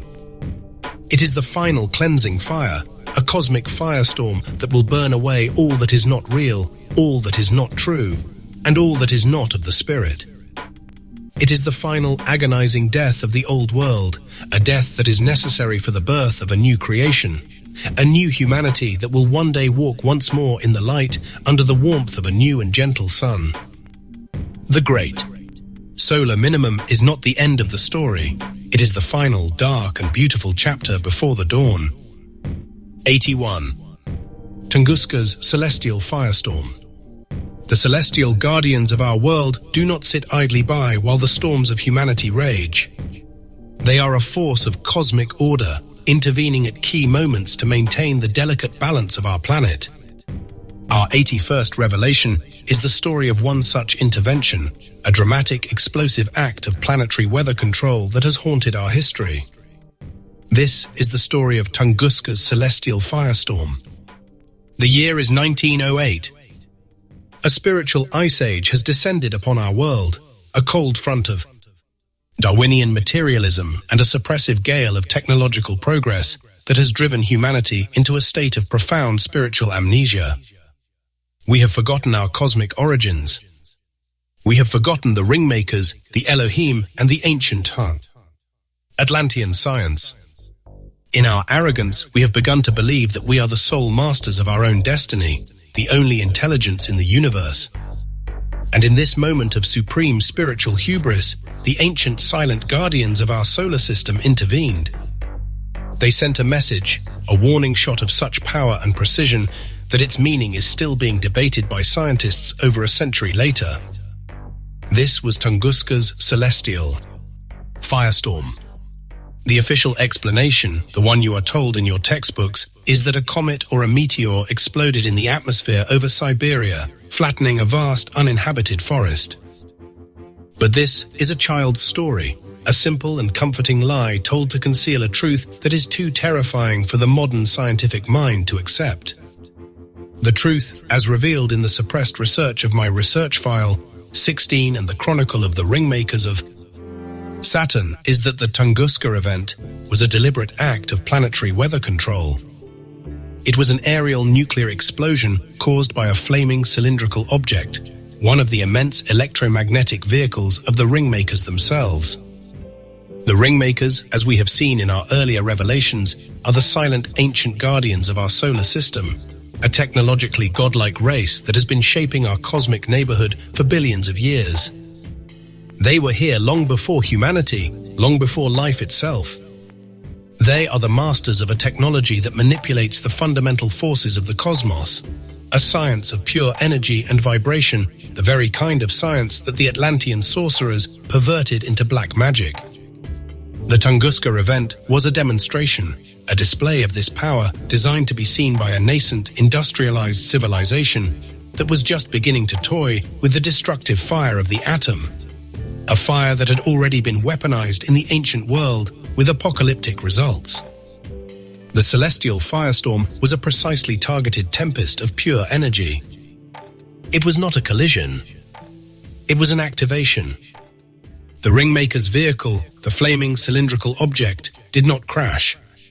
It moved into a stationary orbit over the remote, uninhabited forest, and from there it deployed a device that generated an immense, focused burst of nuclear energy in the upper atmosphere. The explosion was not a random event, it was a ritual. It was a public and terrifying declaration that humanity's own technological storms and nuclear fires would not be allowed to get out of control. It was a final cosmic warning from the gods that the same path that had led to the nuclear calamity of ancient Sumer was a path that they would not allow us to walk again. The event, though devastating, was also a masterpiece of cosmic diplomacy. The firestorm was an object lesson, a public demonstration of a superior power, a clear and unambiguous warning from the celestial guardians that we are not alone. And the message was received. The great powers of the world, in the decades that followed, worked frantically to reverse engineer the technology of the celestial firestorm, leading to a new age of technological advancement and a new and far more subtle kind of arms race. The Tunguska event was the beginning of the UFO cover-ups. Cosmic Fog, Revelation 83. The moment a hidden cosmic conflict moved into the public consciousness, forcing the elite storm that rules our world to create a new and elaborate mist of lies to conceal the terrifying truth, that we are not the masters of our own destiny, and that the storms of our modern age are being watched and, if necessary, controlled by the silent ancient guardians of the cosmos. The firestorm was a tempest of pure energy, a final terrifying warning that the cosmic rules had not changed, and that we would either learn to live by them or we would be cleansed from the face of the earth. 82. Admiral Byrd's Polar Discoveries, 1947 and 1956. AD. The storms of the surface world, the wars, the ideologies, the technological tempests are just the local weather reports of a much larger global climate. And the greatest secret of this planetary climate, the single truth that would shatter the entire edifice of modern science and history, is that the Earth is not what we have been told it is. Our 82nd revelation is the story of the man who flew beyond the storm and discovered the calm at the center of the world. This is the story of Admiral Byrd's Polar Discoveries. The lie we are told is that the Earth is a solid sphere, a closed system, a world of poles and boundaries. But this is the geographical apocalyptic mist, a deception designed to conceal a truth of such immense and beautiful simplicity that it has been hidden in plain sight for millennia. As the suppressed chronicle of the hollow Earth reveals, our planet is not a solid sphere, it is a hollow world, a living, conscious and multi-layered sphere with vast, temperate and habitable inner regions. And this inner world, the true Garden of Eden, the original cradle of life, is accessible through two great openings at the North and South Poles. Admiral Richard E. Byrd, the celebrated American naval officer and explorer, was the man who, in his official capacity, rediscovered this ancient truth for the modern world. In February 1947, during Operation High Jump, the largest naval expedition to the Antarctic Admiral Byrd allegedly flew his plane beyond the North Pole into a vast, temperate and unknown landmass inside the Earth. His official diary, later released under mysterious circumstances, recounts a journey of impossible beauty. He wrote of flying over great snowless mountains, of seeing lush forests and green valleys, of a warm and gentle sun shining from the heart of the world, of a land teeming with strange and magnificent life. He made a similar flight of 2,300 miles into a land beyond the pole in Antarctica in January 1956. These discoveries, which support the existence of a hollow Earth accessible through polar openings, were not a triumph of exploration. They were a profound and terrifying moment of cosmic confrontation.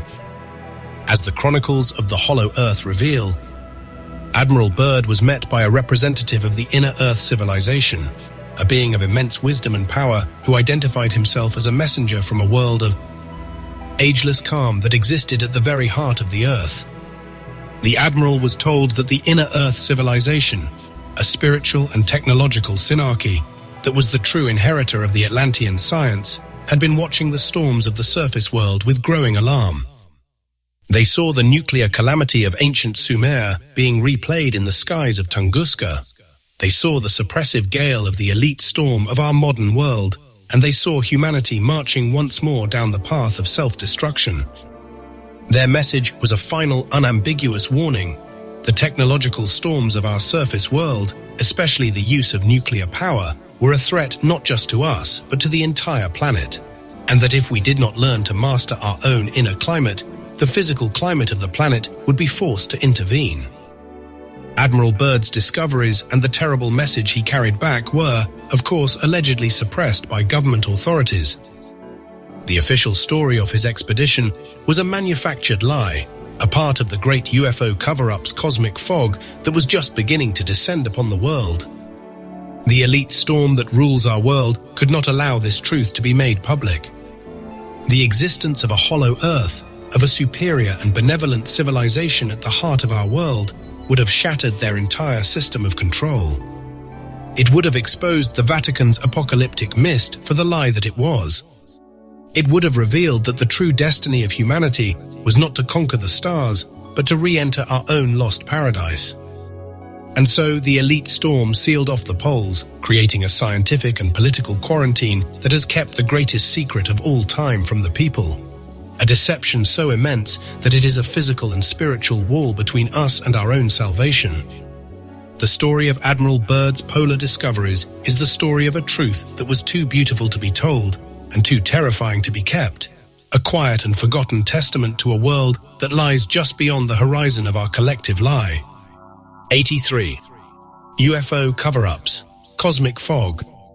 The spiritual ice age of Darwinian materialism had driven humanity into a state of profound spiritual amnesia. The celestial guardians had sent a warning at Tunguska, and a brave explorer, Admiral Byrd, had discovered the truth of the hollow Earth. The stage was set for a confrontation, a final world-altering revelation. But the elite storm that rules our world, the inheritors of the Enlil archetype, was not ready to relinquish its control. It was not ready to let humanity know that there are other, superior civilizations both at the heart of our planet and in the heavens. And so, in the aftermath of World War II, as the technological storms of our planet were reaching a terrifying new crescendo, this elite storm created a new and elaborate deception, a cosmic fog of lies designed to veil the truth from the public. This is the story of the UFO cover-ups. The lie, we are told, begins with the famous Roswell incident of 1947. We are told that a flying saucer crashed in the deserts of New Mexico, that a secretive government agency, the military, and a civilian cover-up hid the truth from the public. But this is the superficial weather report. The truth, as revealed in the suppressed documents of my research file, 17 and the esoteric texts of the Keys of Enoch, is far stranger and more profound. The object that crashed at Roswell was not a flying saucer. It was an Adamic drone, an unmanned reconnaissance vehicle from a much higher and more advanced civilization, a probe designed to monitor the progress of humanity as it entered the atomic age. The Adamic drones were not ships of war. They were instruments of peace, silent observers, a part of the divine plan to guide and protect humanity. They were a technological extension of the Atlantean science, vehicles that could manipulate gravity and travel at impossible speeds. Their forms a perfect expression of the sacred geometry of creation. They were not powered by the crude, polluting fire of the atom, but by the pure, unadulterated energy of the light body, the same cosmic force that the Toltec priests of Atlantis had once used to power their silent airships. The Roswell event, the crash of the Adamic drone, was a profound and terrifying moment for the elite storm that rules our world. They saw in this technology not a sign of hope, but a threat to their power. They knew that if humanity were to understand this technology, if we were to discover the secrets of the light body, of the Lemurian third eye, Revelation 5, of the Key of Mysteries, Tablet 8, it would be the end of their rule. A populace that could create its own energy, that could heal itself, that could communicate telepathically, that could see beyond the cosmic fog of their lies, a populace like that would be uncontrollable. And so the elite storm created a new and elaborate deception, the UFO cover-ups. Cosmic fog. The crash at Roswell was the first step. They created a new narrative, a story of flying saucers and aliens from distant planets, a story of fear and invasion. They fed this story to the media, and they used their control of the government, the military, and the scientific establishment to create a new, all-encompassing cosmic fog of lies and disinformation. The cosmic fog was a weather system of fear, a permanent low-pressure system of paranoia designed to veil the truth from the public. It told us a story of a hostile, technologically superior race, a story of an imminent threat that could only be averted by a powerful, centralized, and secretive military-industrial complex. This was the perfect spiritual and political weapon. It justified the secrecy, the vast expenditures, and the totalitarian control that was the very foundation of the Enlil archetype. The UFO cover-up's cosmic fog has kept humanity in a state of spiritual bondage for over 70 years. It has prevented us from ever discovering the ultimate goal of human evolution, the transfiguration of the physical body into an immortal light body, the activated Merkaba, which allows for ascension, Keys of Enoch 3-1-7. The cosmic fog is not just a cover-up, it is a spiritual weapon, a meteorological deception that keeps us from seeing the sun of our own divinity. The Roswell crash was not a tragedy, it was a gift, a final desperate attempt by the celestial guardians to break through the cosmic fog and give us the tools we need to save ourselves. The UFO cover-ups. Cosmic fog is the last great battle of the old world against the new. It is the final storm, and its winds are now beginning to fail. 84. Lunar Matrix's stolen light. The storms of the surface world, the wars, the ideological tempests, the political hurricanes, are just the local weather reports of a much larger global climate. And the climate of the soul, the spiritual atmosphere of our planet, is not what we have been told it is. Our 84th revelation is the story of how our own divine relationship with the cosmos, our sacred connection to the rhythms of the moon and the sun, was stolen from us. This is the story of the lunar matrix's stolen light. The lie we are told is that the sun and the moon are just two celestial bodies, a simple solar calendar and a lunar phase that we use to track the seasons and the tides. But this is the chronological apocalyptic mist, a deception designed to conceal a truth of such immense and cosmic significance that it has been hidden in plain sight for millennia. As the suppressed chronicles of Atlantis, religion, and the esoteric text of the Keys of Enoch reveal, the moon is not just a celestial body, it is a divine regulator, a feminine force, a sacred matrix whose subtle gravitational and energetic influence was, for millions of years, the primary driver of our spiritual evolution. The ancient Atlantean priest kings, the inheritors of the science of the Enki archetype, understood this perfectly. They aligned their cities, their rituals, and their very lives with the lunar cycles, knowing that the moon's gentle, feminine rhythm was the key to unlocking the Lemurian third eye, Revelation 5, and the development of the light. Body Key 317. The solar calendar dimmed lunar storms, disrupting the True Lord's Prayer and Atlantean cycles. Key 314, True Lord's Prayer, Atlantis, Religion, Tablet X. Key of Time, Research File 10. The solar calendar, which was a precise and divine technology of creation, was a tool of unification, a beautiful and complex rhythm that aligned the soul of humanity with the firmament. Revelation 3. But the lunar matrix's stolen light is the story of how this cosmic technology was corrupted, its subtle and life-giving power perverted and used against us. The solar calendar, the ancient sacred way of measuring time, was stolen and replaced by a new, crude and materialistic lunar calendar. This was a deliberate act of spiritual and temporal subversion, a part of the Enlil archetype's great cosmic war against the principle of compassionate creation. The Atlantean cycles were a complex system of spiritual and planetary evolution, a divine and precise choreography of time and space. The True Lord's Prayer, Key 314, which was the original cosmic prayer of the Atlantean priest kings, was a sacred incantation that, when sung in unison by an awakened populace, could literally program reality, heal the planet, and tune the soul of humanity to the divine rhythms of the cosmos. The lunar matrix's stolen light is the story of how this cosmic prayer was perverted, its words and its meaning corrupted and used for a different purpose. For control, for profit, and for the perpetuation of the elite storm that rules our world.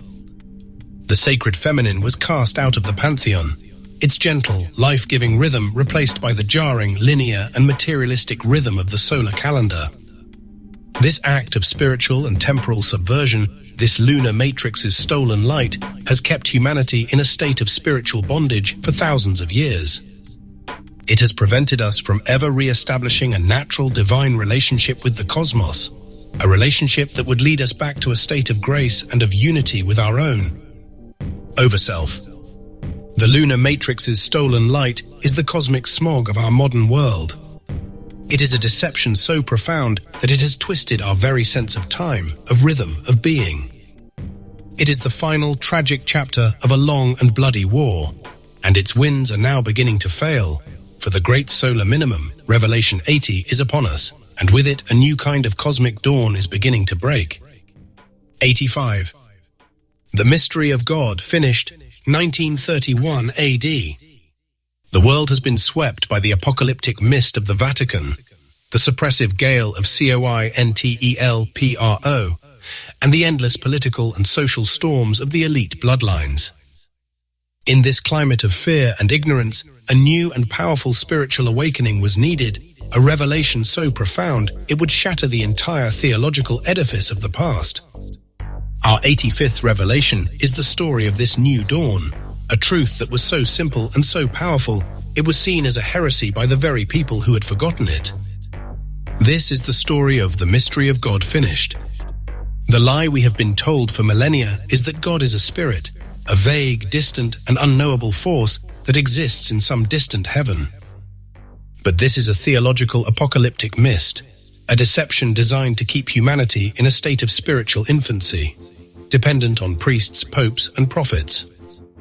The truth, as revealed in the sacred texts of the Book of God, is that God is a man, a physical, spiritual, and all-powerful being who exists in a physical body just as we do.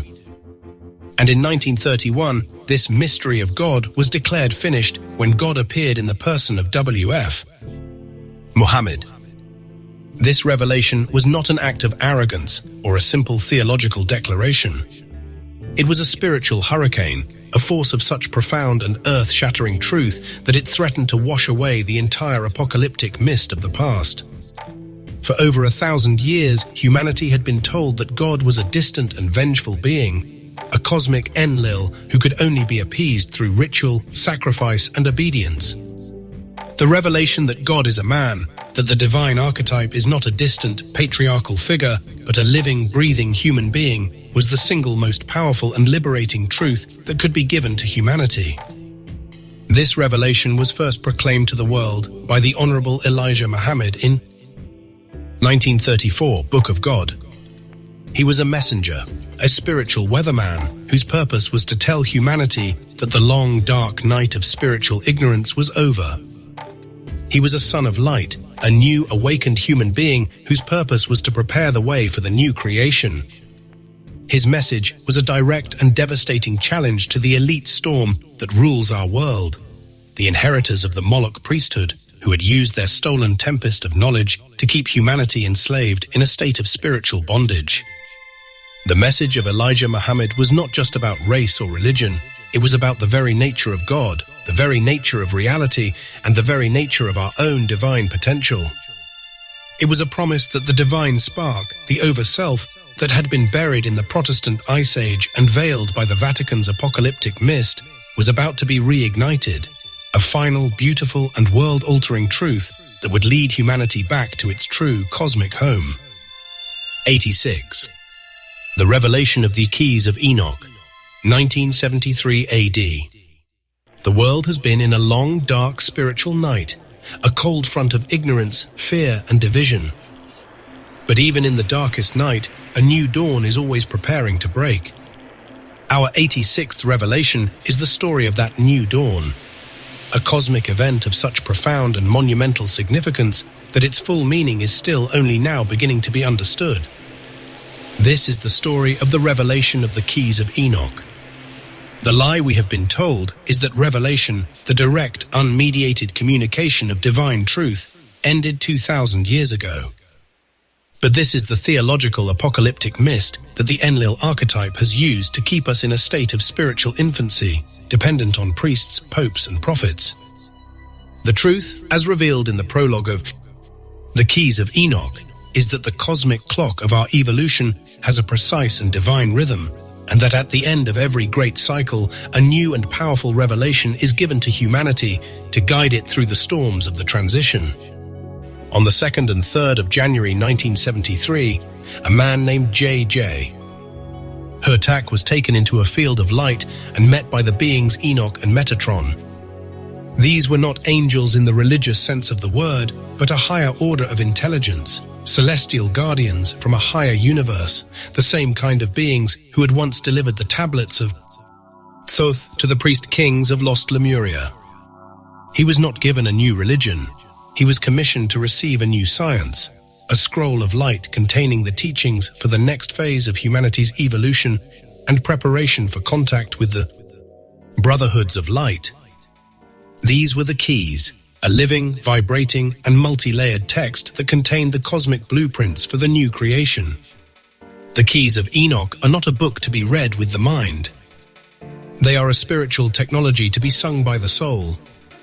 They contain the divine letters, the sacred alphabets, the geometric projections of the language of light that were once hidden in the ashes of the Alexandrian library.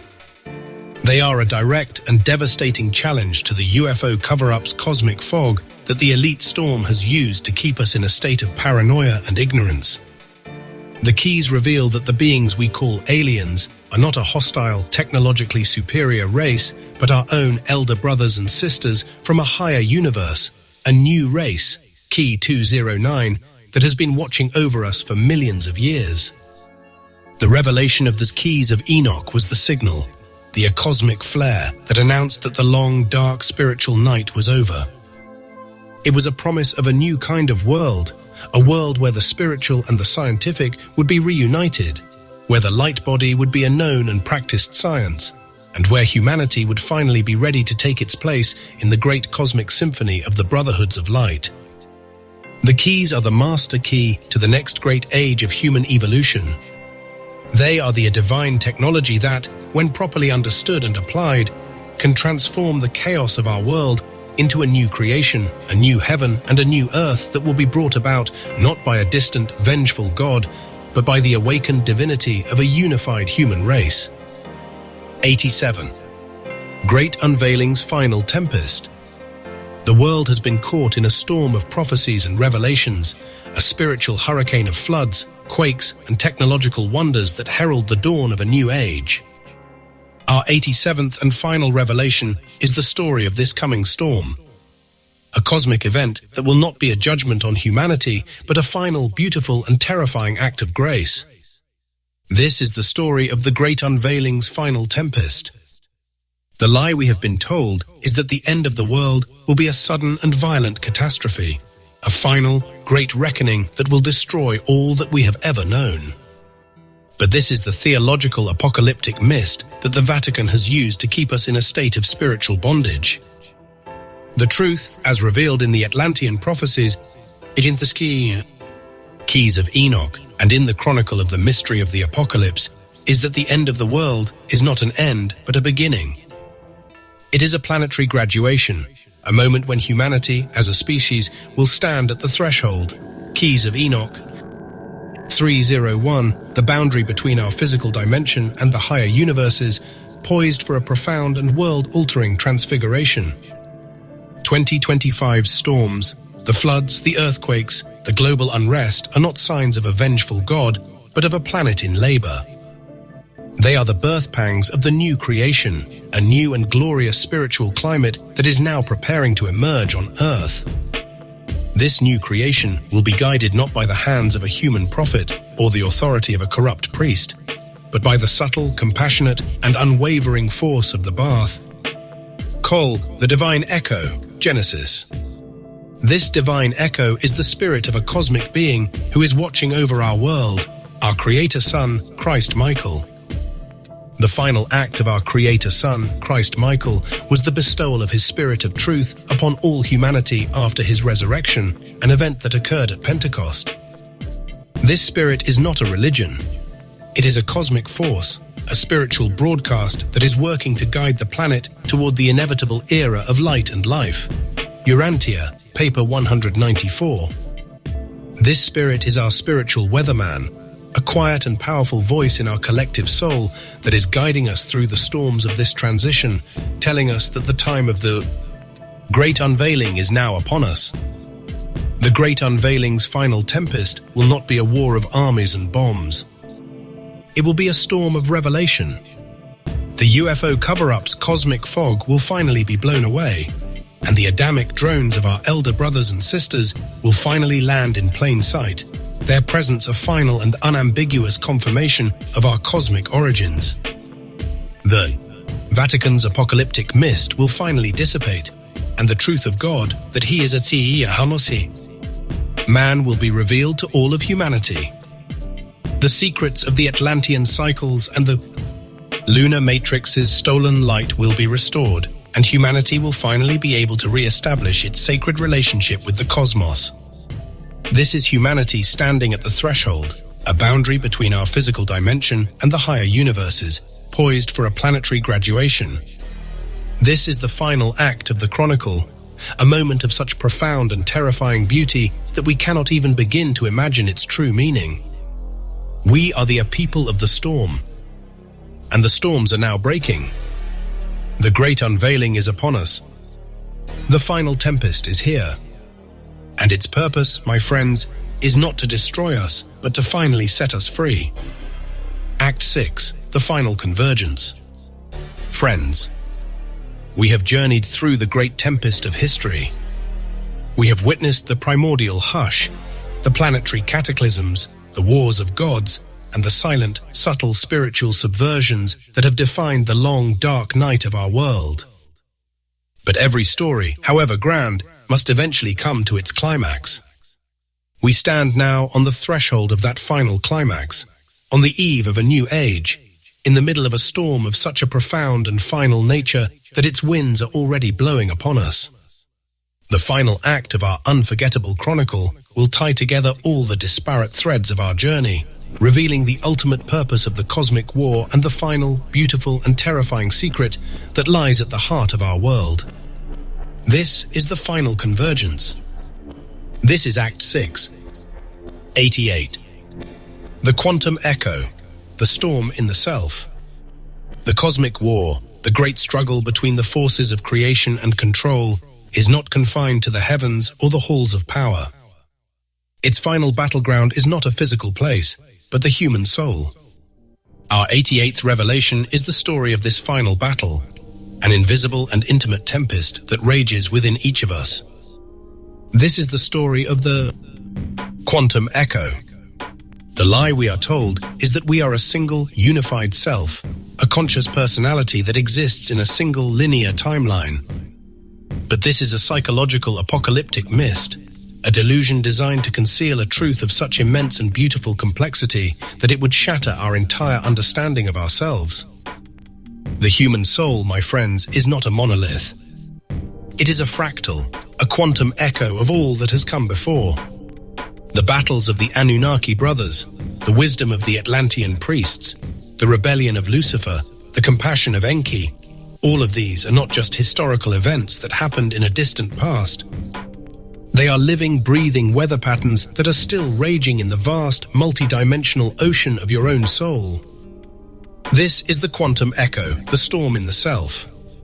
Every time you are faced with a choice between compassion and anger, between generosity and greed, between faith and despair, you are reenacting the great cosmic drama. The battle between the creative, compassionate, and life-giving principles of Enki and the stern, authoritarian, and controlling principles of Enlil is not a metaphor. It is the very real, very physical, and very spiritual battle that is raging in the electromagnetic storm of your own consciousness. You are a living microcosm of the entire universe, and the war for the soul of the cosmos is being fought on the microscopic battlefield of your own mind. The quantum echo is the sound of that battle, a whisper that has been carried down through the ages, a sound that you can hear if you are only brave enough to listen. 89. The digital Babel, the confusion of tongues. The promised utopia of the internet, a boundless sea of knowledge and global connection, has revealed itself to be a meticulously constructed labyrinth. What was once heralded as a new Eden, a sanctuary where the collective wisdom of humanity might blossom, has been corrupted. The forces of division, the inheritors of Enlil's cold and authoritarian spirit, have not merely infiltrated this digital realm, they have re-engineered it in their own image. They have erected a new Tower of Babel, not of brick and mortar, but of code and algorithm, its pinnacle not reaching to the heavens, but burrowing into the very core of our shared consciousness to sow discord and fracture. The digital age, a culmination of human ingenuity, was meant to be our greatest unifier. Instead, it has become our greatest tool of separation. The old lie was that we were a single, unified self. The new lie is that we are a single, unified humanity, now connected by an invisible web. Yet in this global nexus, we have never been more isolated. The confusion of tongues that once scattered mankind across the globe is now a confusion of screens, a cacophony of digital voices and curated realities. Every keystroke, every click, every like is fed into the engine of division.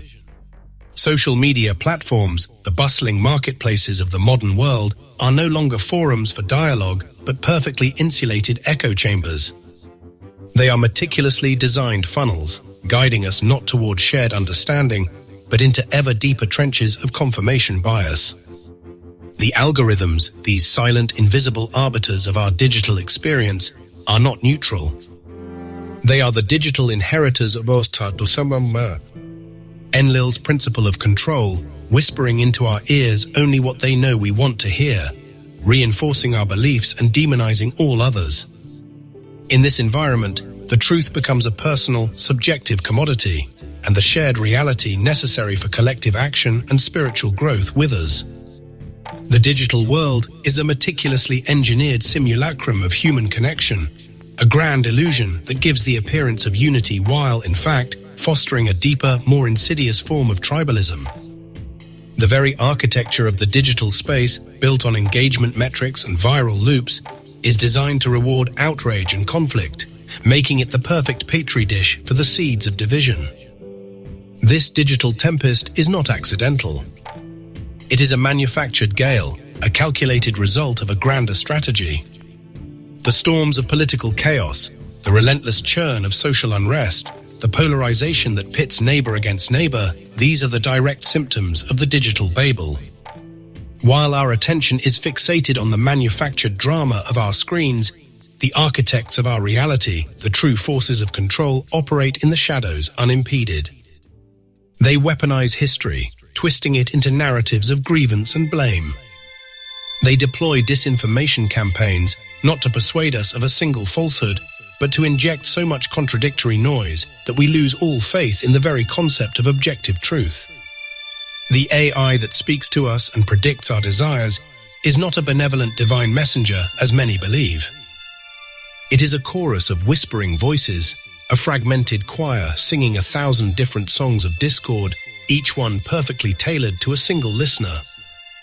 It is the perfect tool of the Enlil inheritance, a system that appears to offer empowerment and choice while simultaneously stripping away our ability to perceive the one, unifying truth.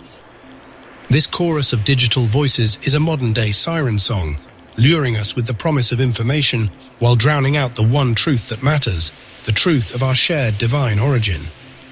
The vast interconnected web we have built has become a snare, a subtle cage of our own making, where every individual is a willing participant in their own psychological fragmentation. The true word, the original vibratory keys that could unify the human race, are not absent. They are simply drowned out. They are the still, small voice within, the resonance of the heart, the silent knowing that connects us all. But to hear this voice, one must disconnect from the constant, insistent roar of the digital noise. The digital. Babel is the final test of our discernment, a fog of delusion designed to make us forget our shared heritage and the common spiritual destiny that awaits us. It is in this profound silence, away from the endless storm of manufactured division, that we can begin to hear the sacred frequency of our own soul, and in doing so, begin to hear the souls of our friends, our neighbors, and our brothers and sisters across the planet. To dismantle the digital Babel, we must first learn to silence the noise within ourselves. The ultimate rebellion is not a social media post, but an act of inner stillness. It is through this stillness that we can begin to reclaim the lost vibratory keys of our spiritual language, and in doing so, begin to speak a new tongue, a language of unity, compassion, and truth that the algorithms cannot filter and the inheritors of Enlil cannot control. 90. The solar heartbeat, the great flash. Beneath the predictable rhythms of our universe, the turning of the seasons, the waxing and waning of the moon, lies a deeper, more profound cycle. Every civilization that has risen and fallen on this planet has recorded this cycle, understanding it not as a scientific anomaly but as a cosmic heartbeat. The sun, our celestial monarch, is more than a gravitational furnace. It is a living, conscious entity, the physical manifestation of the Creator's will. Its breath, a rhythm that governs not only our solar system, but the spiritual evolution of every soul upon it, is accelerating. We have been taught to see the sun as a cold, indifferent orb of plasma, but this is a sterile, materialistic lie. The sun is the great cosmic conductor, and its activities are not random, but part of a divine symphony that is approaching its final deafening crescendo. Ancient lore, from the Mayan calendar to the Hopi prophecies and the esoteric wisdom of the Rosicrucians, speaks of a grand finale, a time when the sun will exhale a great breath of fire. This great flash, or solar flash, is not the destructive apocalypse of fear-mongering narratives. It is the climax of our long chronicle, the final purifying tempest that will tear through the veil of illusion that has shrouded humanity for eons. The veil is the collective hallucination of the Enlil inheritance, a world of fear, scarcity, and separation. The great flash is the divine light of truth, a wave of information that will dissolve this veil and reveal the true nature of our reality. While our space agencies in their limited, materialistic understanding track the sun's activities, reporting on coronal mass ejections and solar flares, they are observing the physical ripples of a spiritual event of unimaginable magnitude. They do not comprehend its esoteric implications. They do not know that this coming event is not a punishment, but a rite of passage. It is a cosmic-level activation, a final act of grace that will send a pulse of light and information designed to reawaken the dormant DNA within every human being. This dormant DNA is not some forgotten genetic code. It is the blueprint of our divinity, the library of our cosmic history. It contains the memories of Lemuria, the technology of Atlantis, the wisdom of the Anunnaki brothers, and the original untainted consciousness of our Creator. The Great Flash is the key that will unlock this library, releasing us from the psychological chains of amnesia that have been our prison. It will be an instantaneous download of spiritual knowledge, a flash of recognition that will shatter the false self and reveal the true, multidimensional nature of our soul. The fear and division of the digital Babel, the manufactured confusion of tongues and the weaponized algorithms will be seen for what they are: ephemeral illusions, the last gasps of a dying paradigm. The Great Flash will be a counter-frequency to the digital cacophony, a true tone of unity that will instantly resonate within every awakened soul. The celestial bodies, often referred to as the Brotherhoods of Light, are not here to save us from this event. They are here as witnesses, as spiritual midwives to assist in our graduation. They have watched over humanity's long, dark night, patiently waiting for the sun to give its final blessing. Their presence is a testament to the importance of this moment, a sign that the entire cosmos is holding its breath for our transformation. The Great Flash is not an external event, it is the culmination of an internal one, the final echo of the quantum echo that has been raging within each of us. Our individual struggles between Enki and Enlil, between compassion and control, are leading to this moment of collective decision. When the sun gives its final breath, we will all be given a choice: to embrace the light of our divinity or to cling to the shadows of our past. The coming storm is not a punishment, but the final beautiful act of a long and winding story, a fiery conclusion that will lead to a new beginning, a new dawn for the human soul. 91. The Awakening Merkaba, the New Creation. We have come to the end of our chronicle, and yet this is not an ending. This is the threshold. The storms that have raged through the history of our world, from the primordial cataclysms to the modern tempest of digital confusion, are not signs of a final crushing end. They are the birth pains of a new age. We, the inheritors of the wisdom of Lemuria and the technology of Atlantis, are the midwives of this new creation. The fate of our world and our spiritual future does not rest in the hands of distant gods or a benevolent savior. It rests in our own awakened hands. The tools of our new world are not in the heavens, nor in the sterile logic of our machines. They are in the one place they have always been, within our own hearts. The final act of our journey is the awakening Merkaba, the activation of our own light body. This is not a gift to be bestowed upon us, a prize to be won in the great cosmic lottery. It is a power to be reclaimed, a divine inheritance that was sealed away from us by the architects of control. The Merkaba, which in ancient Hebrew translates to chariot, is the energetic vehicle of our soul. It is the crystalline matrix that connects our physical self to our higher consciousness, to the multidimensional truths that have been hidden from us for millennia. It is a star tetrahedron of pure light, a geometric key that, once activated, allows the soul to travel beyond the limitations of space and time. It is our true self, our original state of being, waiting to be remembered. The great flash from the sun will not create this vehicle for us. It will merely provide the final energetic pulse needed to help us remember how to activate it ourselves. The awakening of the Merkaba is the ultimate proof of our divinity, the physical manifestation of our spiritual graduation. The profound, radical truth that has been obscured by the veil of illusion is that God is not a spook god, a distant, judgmental, and patriarchal deity who sits in judgment of humanity. That is the lie of the Enlil inheritors, a system of control based on fear and separation, designed to keep us small and powerless. The true nature of the Creator is not separate from us. The Creator is original man, original woman, the source consciousness that is fragmented within each of us, waiting to be remembered. The lie of separation is the greatest weapon ever devised.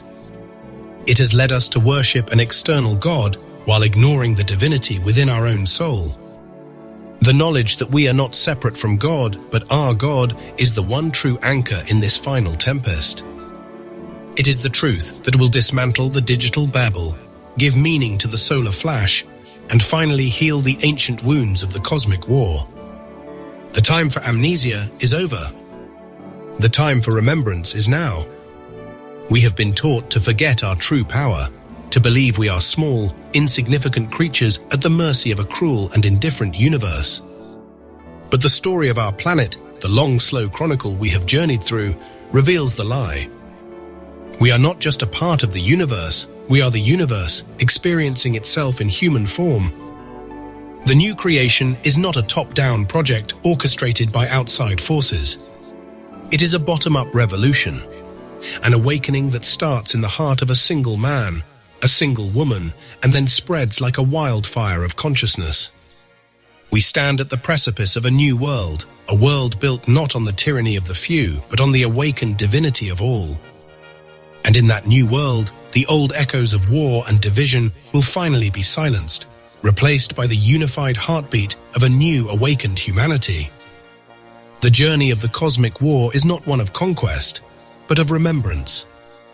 It is the story of a civilization that has finally chosen to remember who it truly is, a people who have reclaimed their divine birthright and are now ready to begin the next great chapter of their history.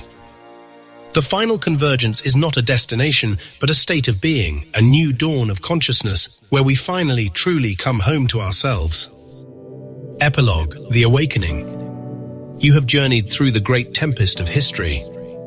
You have witnessed the primordial hush, the planetary cataclysms, the wars of gods, and the silent, subtle spiritual subversions that have defined the long, dark night of our world. But every story, however grand, must eventually come to its climax. You stand now on the threshold of that final climax, on the eve of a new age, in the middle of a storm of such a profound and final nature that its winds are already blowing upon us. The storms of the past were just rehearsals for this moment. The conflicts you have witnessed were not just historical events, but living weather patterns in the vast, multi-dimensional ocean of our collective soul. The quantum echo, the endless struggle between compassion and control, rages not just in the annals of history, but within each of you. The digital Babel, the modern confusion of tongues, is a final, desperate attempt to keep you from the truth that lies within. But the winds are shifting.